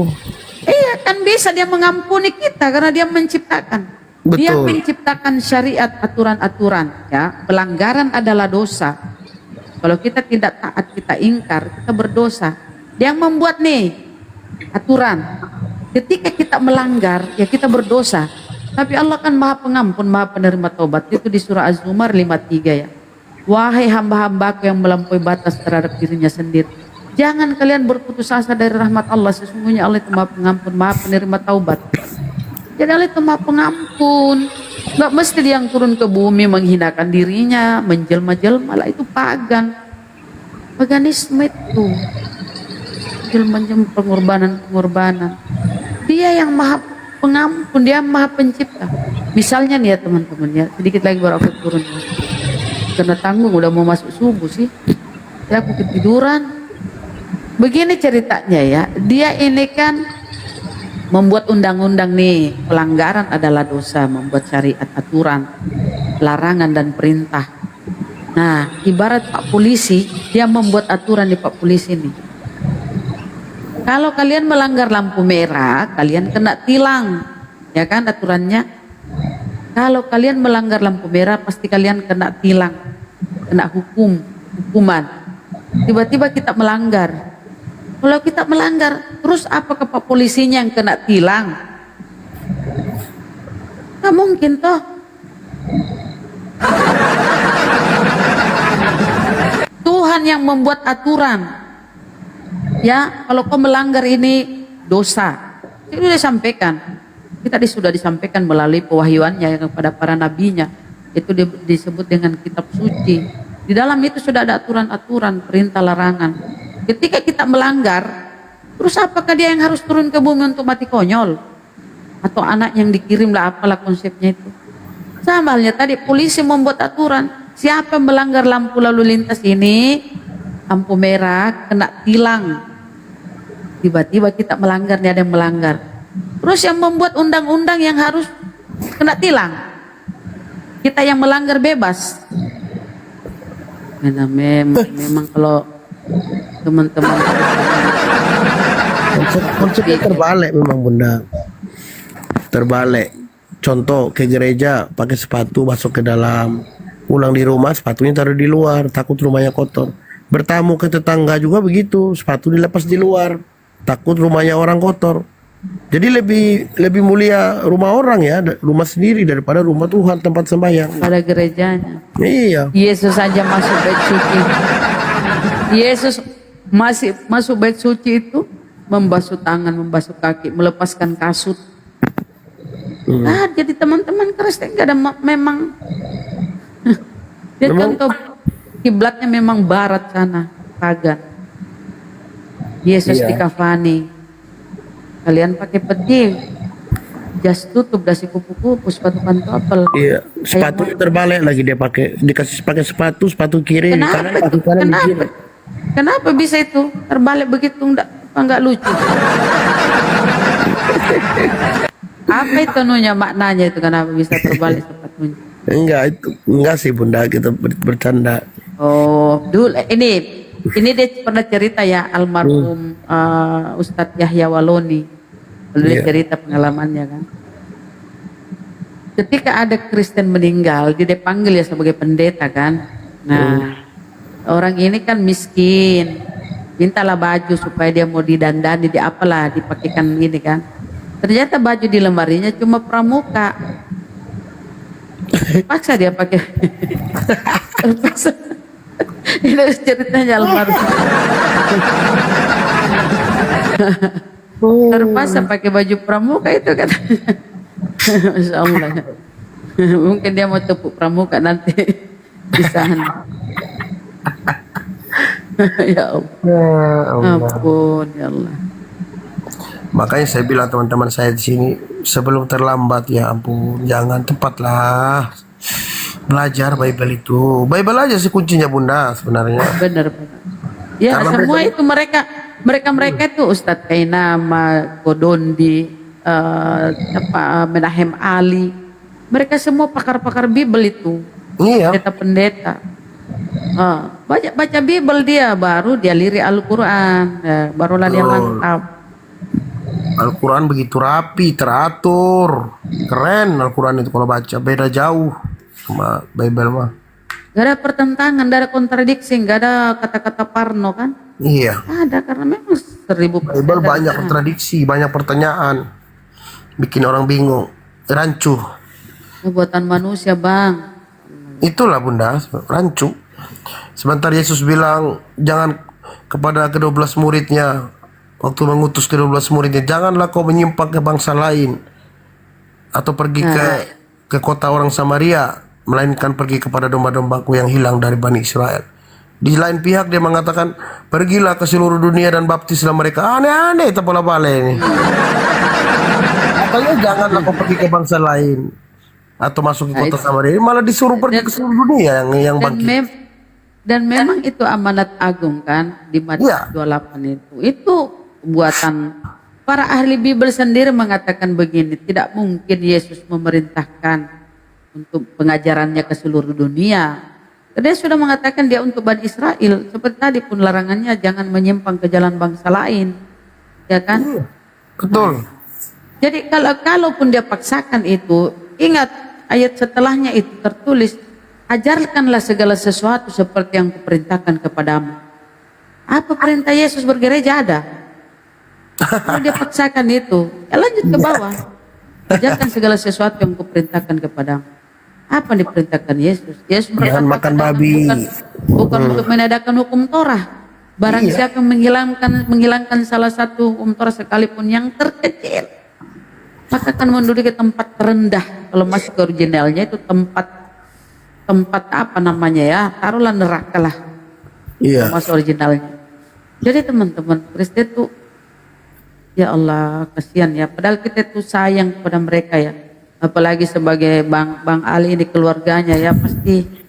Betul Bunda. Dan konsep surganya Kristen itu kan bingung juga, ada perang naga lah, perkawinan anak domba lah, ya kan?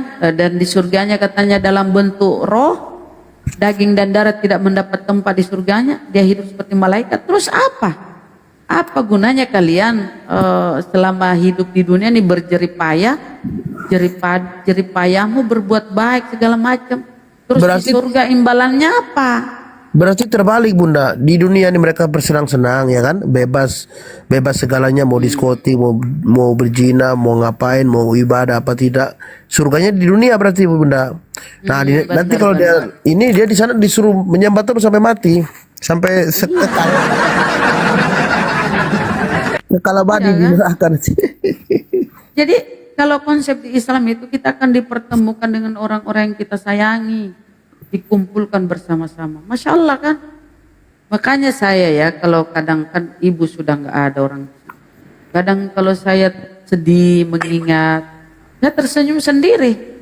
Ya kan besok lusa kapan-kapan ke depan kalau kita akan berkumpul bersama, terhibur lagi tuh. Nah kalau Kristen bagaimana di sana? Dia hidup seperti roh. Apa enaknya? Seperti roh, cuma memuja-muja setiap hari. Ini kekal abadi orang di sana, masa kerja memuja-muja? Aduh, memang konsepnya nggak benar. Sementara pengajaran Yesus nggak seperti itu. Kita akan duduk semeja, makan dan minum. Ya tuh? Iya. Itulah mereka. Masya Allah ya. Jadi memang ya teman-teman, tingkat kecerdasan saudara-saudara kita yang mu'alaf itu, ya dia fungsikan akalnya. Ya kita menunggu subuh sebenarnya sih. Oke Bang, aku izin turun ya. Terima kasih banyak. Netizen terima kasih. Assalamualaikum warahmatullahi wabarakatuh. Bang Al, terima kasih. Terima kasih Bunda. Waalaikumsalam warahmatullahi wabarakatuh. Terima kasih banyak Bunda. Sama Bang.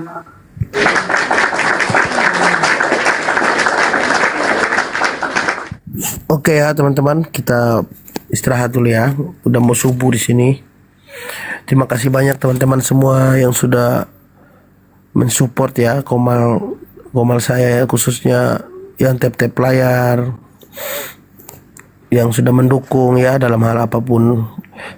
Ya tanpa kalian sadari, kalian juga sudah berjuang di jalannya Allah. Insya Allah kita semua nanti bertemu di jannahnya Allah, di surganya Allah teman-teman ya. Amin amin. Rabbana atina fid dunya hasanah wa fil akhirati hasanah wa qina azabannar. Ya Allah, berilah kami kebaikan di dunia dan di akhirat, dan lindungilah kami dari siksa api neraka ya Allah. Terima kasih teman-teman. Ya, jangan lupa ini ya, udah mau subuh teman-teman ya. Assalamualaikum warahmatullahi wabarakatuh, saudara-saudaraku.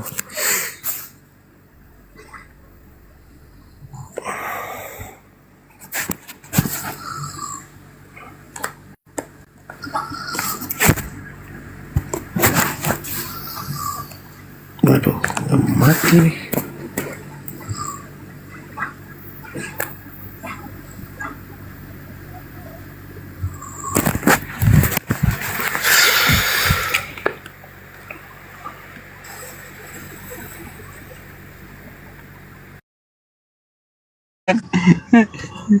Kan Mikana juga udah nggak Yesus saya dihina. Iya, dia juga menghina Yesus kok.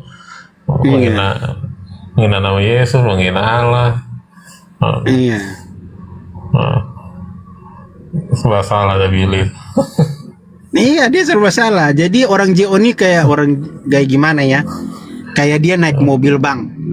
Dia ketemu persimpangan jalan, perempatan jalan, iya kan? Dia balik nih ke belakang ke Tritunggal. Nggak mau dong, karena dia udah tiap hari menghina Tritunggal, ya gak? Dia kan keluar dari Tritunggal, ya kan? Nah, dia belok ke kiri, ya kan? Dia belok ke kiri, itu jadi dibilangnya itu apa? Pemahaman Yudaism, kamar, ketemunya sama geng kamar, iya kan? Yesus katanya anak haram, iya kan? Dia belok ke kanan, ketemunya sama orang Marsion. Yahweh adalah iblis. Dia lurus ke depan, ketemu sama titanium.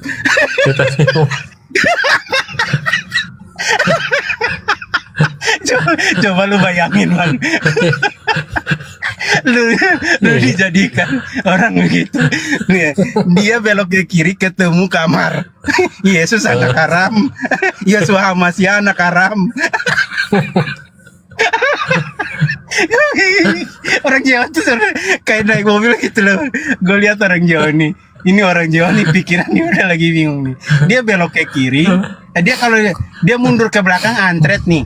Lihat kaca spion belakang, Tritunggal. Masa sih Pak, kita balik ke Tritunggal Maha Kudus. Dia lihat spion nih, waduh, itu kita keluar dari Tritunggal, Bang. Masa kita mau balik lagi? Dia belok ke kiri, ketemu kamar dan geng-gengnya. Yesus anak haram. Dia kalau ke Yudaism, ya kan? Lu ke Yudaism tetap begitu resikonya. Yesus anak haram. Aduh, gue bingung ini sadis ini parah ini parah ini. Balik naik mobil semua. Dia belok ke kanan ketemu Marsion. Yahweh adalah setan. Iblis. Aduh, ngeri banget ini. Hukum Taurat adalah pemberian iblis. Aduh, gimana ini, Bang? Gimana ya, Bang? Gak tahu urusan gimana tuh. Lurus lagi ketemu titanium. Titanium dipegang sama Nabi Luka. Yang megang titanium Nabi lagi. Nabi Luka mau masuk harus mengakui Bang Luka Nabi.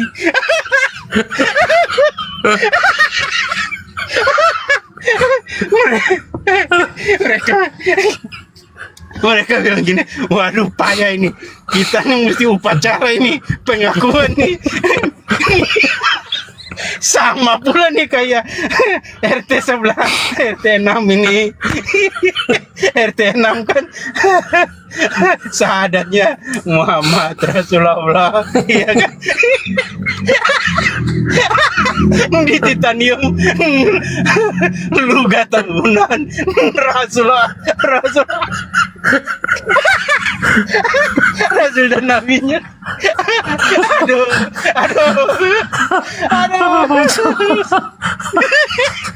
Serba salah.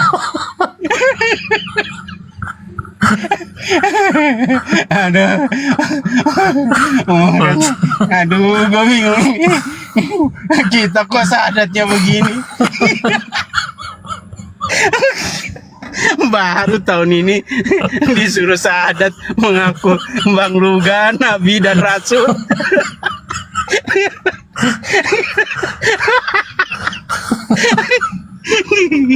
Aduh, kasihan ini orang. Iya kan. Benar-benar kacau dan jauh. Iya. Nanti kapan-kapan gue mau bikin.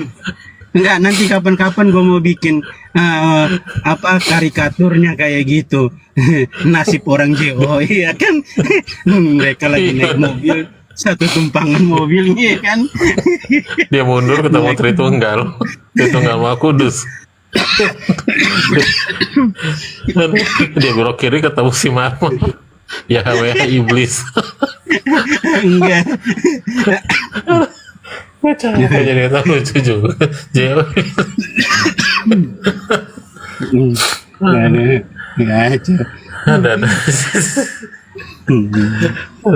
Ada aja deh jauh. Iya kan sekilas kan begitu Bang, coba lu perhatikan. Iya. Nasib orang JO ini kan kayak dia lagi naik mobil nih, berangkat naik mobil truk nih ya kan. truk sapi ya kan.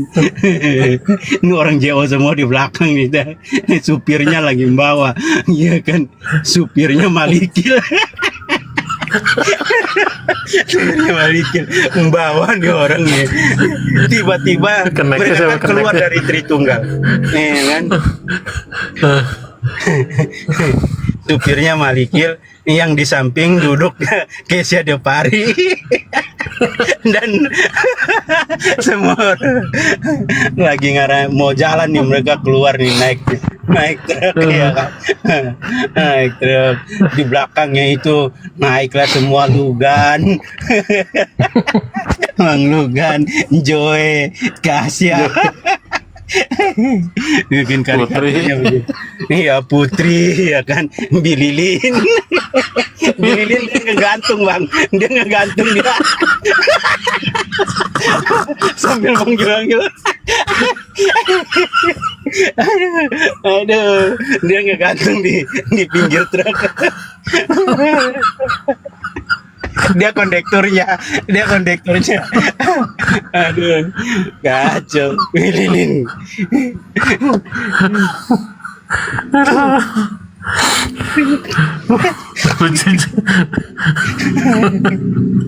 Itu bikin karikaturnya Bang Jo. Terbikin itu.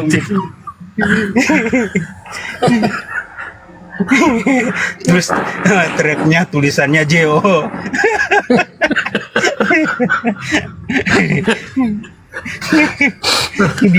dia pas naik di persimpangan jalan ketemu lampu merah, lampunya hijau semua. Hijau semua, belok kanan bebas, belok kiri bebas, iya kan. Lempeng pun juga siap-siap disahadatkan sama Nabi Luga. Aduh, bingung mereka ini. Itu kapan Bang bikin karikaturnya begitu Bang? Lu bikin gambar kok? Boleh juga sih. Terus suruh Musa, ntar gue suruh Musa bikin. Nah Musa kan jago tuh ngedit gitu kan. Nah orang JO gitu. Truknya tulisannya JO. Yang bawah Malikil, yang duduk di samping Kesia. Bililin ngegantung di tengah, ya apa? Ngegantung di belakang kondektur.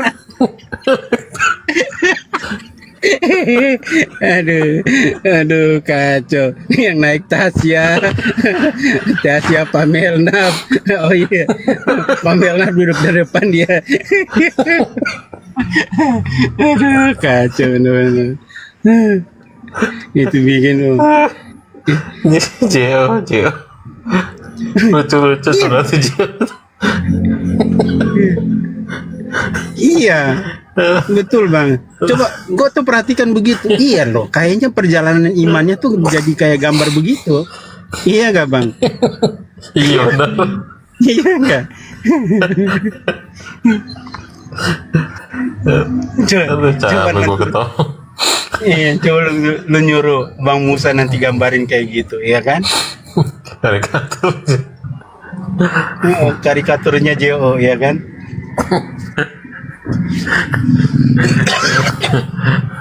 Lucu emang.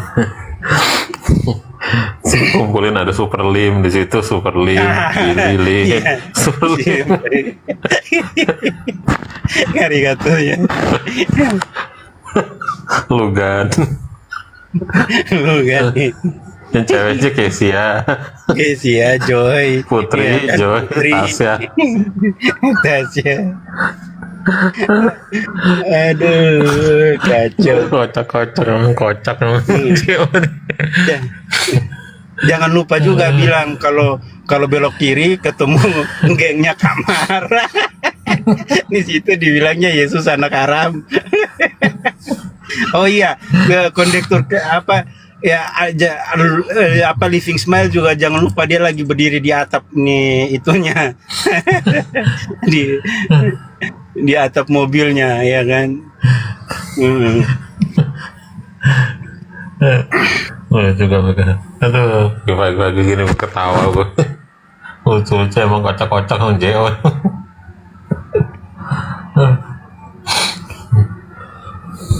Kalau si Deborah gimana tuh? Nah, Deborah juga udah mulai terpengaruh dia sama JO. Dia juga udah mau jadi JO dia. Dia udah JO. Kan tadinya dia kan mau ke Marsion. Tadinya kan dia mau ke Marsion. Cuman dia bingung ini, gue kalau ke Marsion, waduh, masa kok gue selama ini gue keluar dari Islam, gue ke Kristen, kok gue ngomong Tuhan di perjanjian lama iblis, iya kan?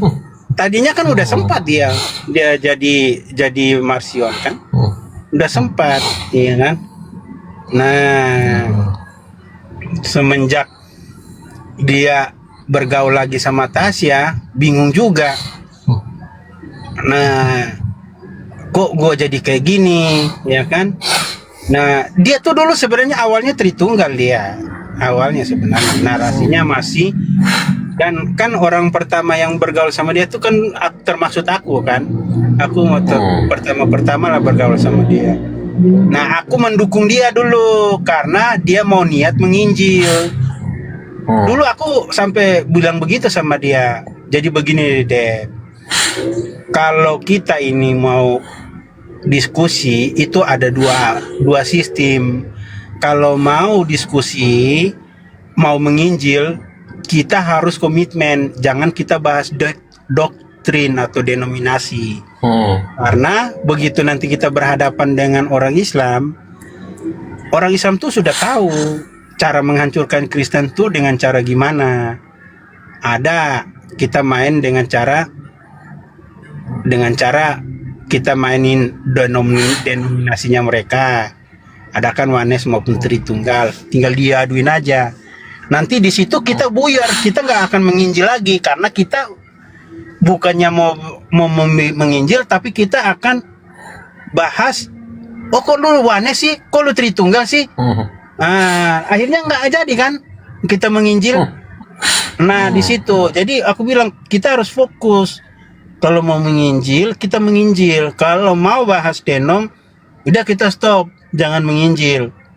Karena yang ada pun juga nanti diadu domba. Waktu itu dia masih mau dengerin gua. Cuman karena dia dengerin si Tasya, bergaul sama Tasya, akhirnya dia terpengaruh lah. Akhirnya yang tadinya bahas mau penginjilan, dia nggak jadi penginjilan dia. Akhirnya ya sekarang kan yang ada dia kan lebih dominan untuk melawan Kristen kan. Tritunggal, malah menyangkal lagi bahwa kemanusiaan Yesus, ya kan? Iya, benar, menyangkal. Sekarang kan udah jadi doketisme. Kan aku udah bilang itu namanya pemahaman doketisme. Iya kan? Jadi pemahaman doketisme itu sedikit lagi kamu akan menyangkal penyalipan Yesus. Jadi dia sama kayak si Boroni Yesusnya nggak pernah mati, nggak pernah juga lahir, ya kan? Ya berarti selama ini lu nggak bisa ditebus lah, jadinya lu nggak ada penebusan lah. Percuma lu keluar dari Islam juga. Kalau udah begitu pemahamannya, nih ya kan? Betul. Kan yang paling udah poin itu di penyalipan, di karya keselamatan itu. Kalau karya keselamatan lu sangkal, ya sia-sia pemberitaan Injil. Paulus saja bilang begitu. Kalau Yesus Kristus itu tidak bangkit daripada kematian, ya kan, sia-sia pemberitaan Injil kita ini. Kembali lagi ke Yahudi mereka, ya kan? Karena karya keselamatan itulah. Nah, jadi dia masih main tipis, jadi JO, ya kan? Tadinya udah mau hancur, ya kan? Belum mau main tipis. Udah full deh jadi JO, udah full, walaupun dia nggak mengakui dia JO, dia nggak oke Tritunggal, tapi pemahamannya udah sama dengan JO. Iya. Gitu, udah sama. Itu kan nyebrang dikit lagi udah jadi bukannya Marsion ya, itu udah masuk jadi dibilangnya itu antikris. JO itu ini finalnya itu ke lubang jurang maut. Lubang jurang mautnya itu antikris karena sudah menyangkal kedagingan, sudah menyangkal kemanusiaan Yesus. Dia sudah nyangkal. Tinggal penyalipan aja nih yang lu masih belum menyangkal. Contoh yang udah menyangkal kayak si Buroni Yesus, tidak mengakui Yesus itu mati di salib, ya kan? Tidak mengakui. Nah itu dikit lagi loh, nih ya kan? Jadi orang JO itu sebenarnya kaki kanan itu kaki kanan maupun kaki kiri itu sudah 90% mau masuk jurang. 10% lagi aja ya kan? Masuk neraka udah. Iya benar.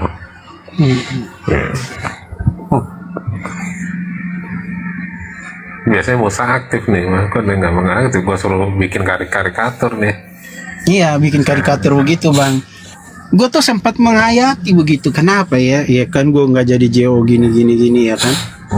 Nggak jadi kayak mereka itu. Oh ternyata gue masih disayang sama Tuhan. Gue masih Tuhan tarik kalau gue ya kan. Kalau enggak gue juga termasuk itu. Iya kan? Hanya betul. Kocak yang Malikil masih aktif gak sih dia? Kemarin gue lihat ada di room mana ya si Malikil. Tapi udah nggak berani keluar kandang kan bang? Kemarin gue lihat sih ada di room mana gitu si Malikil.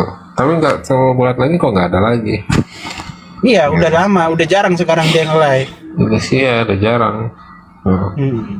Kan Dia juga udah berasa. Udah mulai berasa dia kematian rohaninya dia. Ya lama-lama dia juga bubar kok, JO tuh pasti bubar. Oke, ujung-ujungnya akan kembali kok ke Tritunggal, kemanusiaan Yesus. Sebenarnya asal dia nggak menolak Yesus sebagai manusia aja, dia JO juga nggak masalah. Gitu. Cuma intinya dia menolak aja. Dia menolak. Gitu. Dia menolak Yesus. Firman itu datang jadi manusia, itu salah. Itu benar-benar sebenarnya itu juga benar-benar kutukan loh, itu benar-benar kutukan itu. Iya. Menolak. Di Alkitab 2 Yohanes 1:7 udah jelas kok menolak Yesus sebagai manusia, antikris ya. Antikris ya. Iya. Itu udah jelas. Gitu, dia menolak jauh menolak kemanusiaan. Sebenarnya nggak perlu pakai firman Tuhan, kita logikanya aja, pakai logika ya kan. Dia keluar dari rahim Maria sebagai bayi itu ya kan. Itu kan bentuknya manusia itu, logikanya kan. Apalagi masih bentuk daging, dagingnya pasti dagingnya yang dituju LI itu kan dagingnya yang dimaksud manusia gitu, daging manusia gitu. Artinya memang benar manusia gitu. Jadi nggak main-main gitu. Jadi memang serius gitu, benar-benar jadi manusia, bukan manusia jadi-jadian, yang benar-benar jadi manusia gitu. Iya.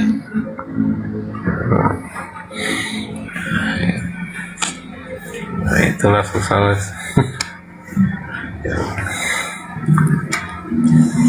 Soalnya udah yang terpapar ke Mikana, lo tahu kan? Udah terpapar ke Mikana tuh. Iya. Mereka serba salah itu, benar-benar serba salah. Mereka pertahankan terus ajaran mereka itu, benar-benar endingnya jadi Mikana. Iya kan? Ya, endingnya kayak jadi sering-sering kayak sering-sering menyebut nama Elohim gitu. Oh, yang pakai nama itu sebenarnya udah terpapar itu. Iya, terpapar, ya, benar, Bang. Iya, dia menyebut nama Elohim itu kan udah kayak Yahudi-Yahudian itu. Begitu. Itu udah pelan-pelan dengan kata Elohim dia sebenarnya udah terpapar dengan gaya Mikana. Gitu. Lama-lama merembet, nama Yesus diganti Yesua. Nah, si Deborah ini nih udah nyebut apa Yesua itu. Gitu. Ya tuh terpapar udah nanti deh. Ya.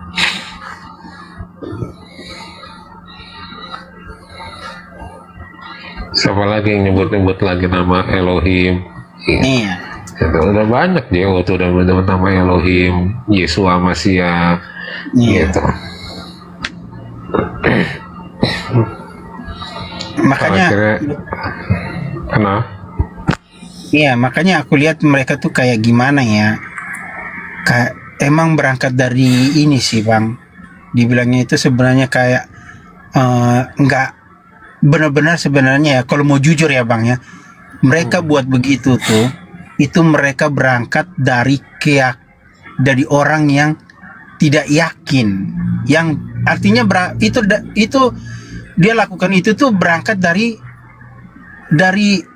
ini orang yang tidak memiliki keyakinan, yang artinya nggak punya kepercayaan, benar kan?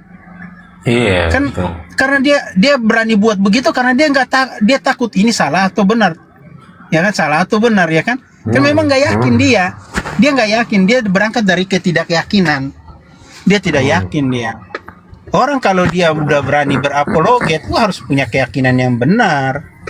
Iya, jelas. Sehingga lu bisa menghadapi badai itu, iya kan? Nah, sebentar mereka pakai Elohim, iya kan? Iya, sebentar kan? mereka Betul. pakai, iya kan? Allah, pakai nama Allah. Nah. Terus bentar lagi pakai nama Yot, bentar lagi pakai nama YOTFAV, gitu. Kayak gitu-gitu. Jadi pelan-pelan tuh mereka terpapar jadinya. Oh, gitu. Gitu. Itu pelan-pelan. Jadi ke Yahudi-Yahudian nanti nyebutnya. Ya karena sebenarnya mereka tuh berangkat dari ketidakyakinan mereka itu karena apa? Mereka itu sadar bahwa mereka itu tidak tahu. Mereka tuh nggak paham sebenarnya, tapi karena biar dilihat itu dia paham, ya diambillah gaya-gayaan begitu, Bang. Tujuannya untuk menutupi kelemahan mereka itu, ketidakpahaman dia itu. Jadi begitu nanti dia mau melangkah untuk menjawab, ya kan, kepada teman-teman Muslim, dia bisa jawab begini begono. Dia nggak sadar bahwa itu tuh dia sudah berangkat dari kena framing dari teman-teman RT6. Itu teman-teman RT6 yang framing begitu biar supaya mereka pakai kepada bahasa original teksnya, ya kan? Nge-framing, ya kan? Nge-framingnya kata Allah itu adalah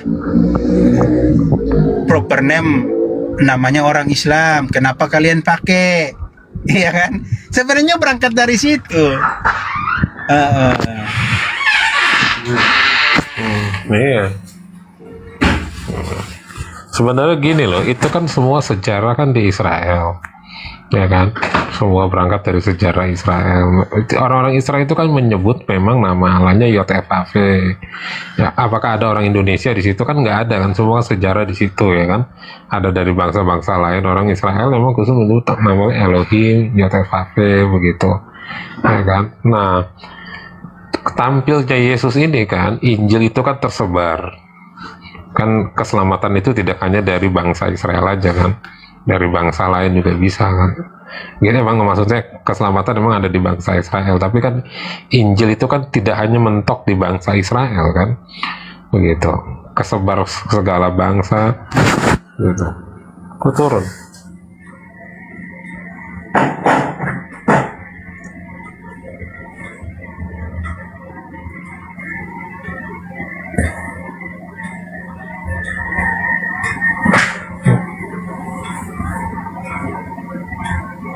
Turun lagi.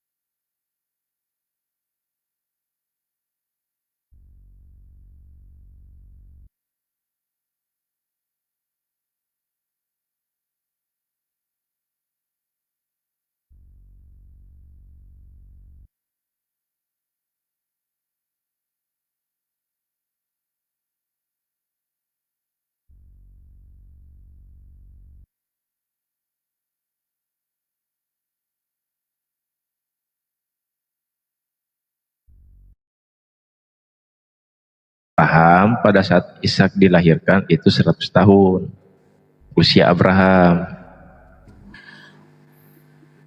Gitu. Ya. Nah, itu yang pertama. Ya kan, selisih 14 tahun. Nah, lantas yang dikorbankan menjadi ujian pada saat itu kepada Abraham itu bukan anak bayi yang baru lahir. Bukan anak bayi yang baru lahir, anak bayi dilahirkan langsung tidak. Tetapi yang diperintahkan di situ adalah anak yang usianya 14 tahun. Di mana usia 14 tahun antara Ishak dengan Abraham. Gitu, Bang Mika. Kalau Bang Mika baca betul-betul. Itu.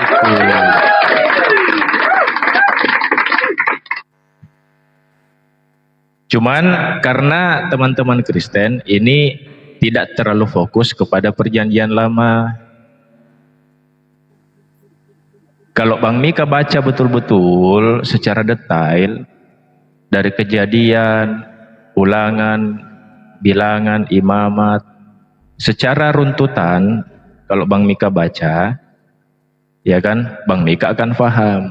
Tetapi sayangnya pengajaran-pengajaran yang ada di dalam gereja itu semuanya pengajaran bukan berdasarkan ya pengajaran sesuai dengan apa yang tertulis. Yang poin-poinnya aja, yang poin-poinnya itu mengarah ke konsep ketuhanan Yesus. Itu di luar dari itu tidak penting. Padahal sebenarnya semuanya penting. Apa yang tertulis di dalam kitab suci itu semuanya penting. Kalau tidak penting, ya kenapa tertulis? Atau kenapa ditulis? Gitu, Bang Mika. Iya. Nah, kita lanjut, kita majukan lagi diskusinya. Ya kan? Kita majukan lagi diskusinya. Coba kita buka di Ulangan 18:18. Oh iya. Nah, Ulangan 18:18. Iya, aku akan menaruh firman-Nya. Ya. Nah, seorang nabi akan kubangkitkan bagi mereka dari antara saudara-saudara mereka, seperti engkau ini. Aku akan menaruh firman-Ku dalam mulutnya, dan ia akan mengatakan kepada mereka segala yang kuperintahkan kepadanya. Oke? Oke, siap. Ini enak ini Bang. Nah, ya. Nah, sebelum kita lanjut ke 17-18, kita baca dulu di nomor sininya. Ini aja, tunggu dulu. Tunggu ya, sabar. Nah, di nomor 15-nya. Seorang nabi dari tengah-tengahmu, dari antara saudara-saudaramu, sama seperti aku, akan dibangkitkan bagimu oleh Tuhan Elohimmu. Dialah yang harus kamu dengarkan. Nah, tepat seperti yang kamu minta dahulu kepada Tuhan. Di Gunung Horeb pada hari perkumpulan dengan berkata, tidak mau aku mendengarkan lagi suara Tuhan Elohim, dan api yang besar ini tidak mau melihatnya lagi, supaya aku mati. Nah, sebelum kita lanjut ke 17-18, Bang Mika. Yeah. Bang Mika, di Gunung Horeb ini, letak lokasinya Gunung Horeb ini di mana? Di Mesir apa masih Gunung Horeb? Ya. Gunung Horeb di mana Musa bertemu dengan Tuhan ya? Gunung Horeb ini di mana? Di Gunung Paran masih terlalu. Di mana masih gunung? Betul itu tadi, Pegunungan Paran. Iya, Gunung Sinai, iya benar. Iya, Pegunungan Paran. Nah, Pegunungan Paran ini daerah mana? Daerah apa? Mesir lah, mungkin Mesir itu. Daerah Mesir. Mana? Semenanjung Mesir, Sinai. Dulu belum ada yang namanya Mesir, Bang Mika. Dulu belum ada yang namanya Mesir, belum ada yang namanya belum ada. Dulu orang mengatakan semenanjung. Iya. Semenanjung Sinai. Ya, nah semenanjung. Semenanjung apakah itu pegunungan Paran? Nah, pegunungan Paran ini dipenuhi dengan padang pasir.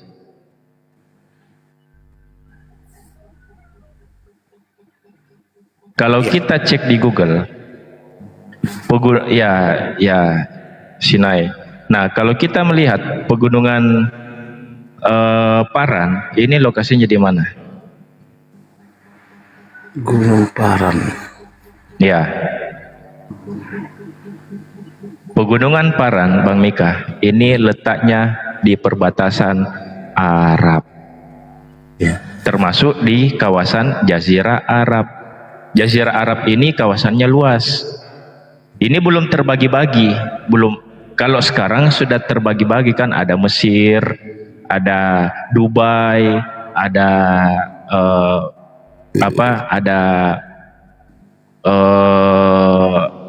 Irak dan segala macam, ya kan? Sekarang sudah terbagi-bagi. Kalau dulu tidak ada yang namanya Dubai, dulu nggak ada. Dulu kawasan Jazirah Arab, gitu. Jazirah Arab itu yang diliputi dengan padang pasir, gitu. Itu dulu. Ini sejarah ya, gitu, Bang Mika. Oke. Nah, pegunungan Paran, ya kan? Pegunungan Paran. Nah, kalau kita melihat di Ulangan 18:15, pegunungan Paran itu yang dimaksud adalah di daerah perbatasan Jazirah Arab, Bang Mika. Iya. Iya kan? Nah, tepat seperti apa yang kamu minta dahulu kepada Tuhan Elohim di Gunung Horeb pada hari perkumpulan, dan ini dikonfirmasi juga di dalam Quran, Bang Mika. Iya. Dikonfirmasi juga di dalam Quran bahwasanya Nabi Ibrahim alaihissalam itu pernah meminta kepada Allah untuk dilahirkan, meminta keturunan untuk dilahirkan, yang dimana keturunannya ini lahir dari kalangan di Jazirah Arab, tepatnya di tengah-tengah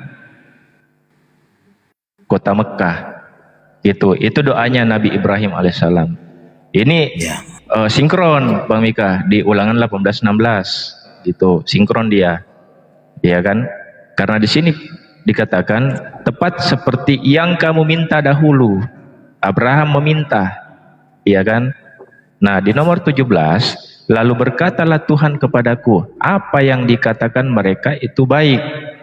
Nah, nomor 18, seorang nabi akan kubangkitkan bagi mereka dari antara saudara mereka. Nah, yang menjadi garis bawah di sini adalah saudara mereka. Saudara mereka, iya kan? Ingat, saudara mereka. Iya. Ya kan? Saudara mereka yang dimaksud di sini adalah siapa-siapa? Saudaranya Nabi Musa, Bang. Orang Israel itu sendiri. Salah. Tidak dikatakan saudara sepupumu, tidak dikatakan. Kalau saudaranya si Musa siapa, Bang? Kan orang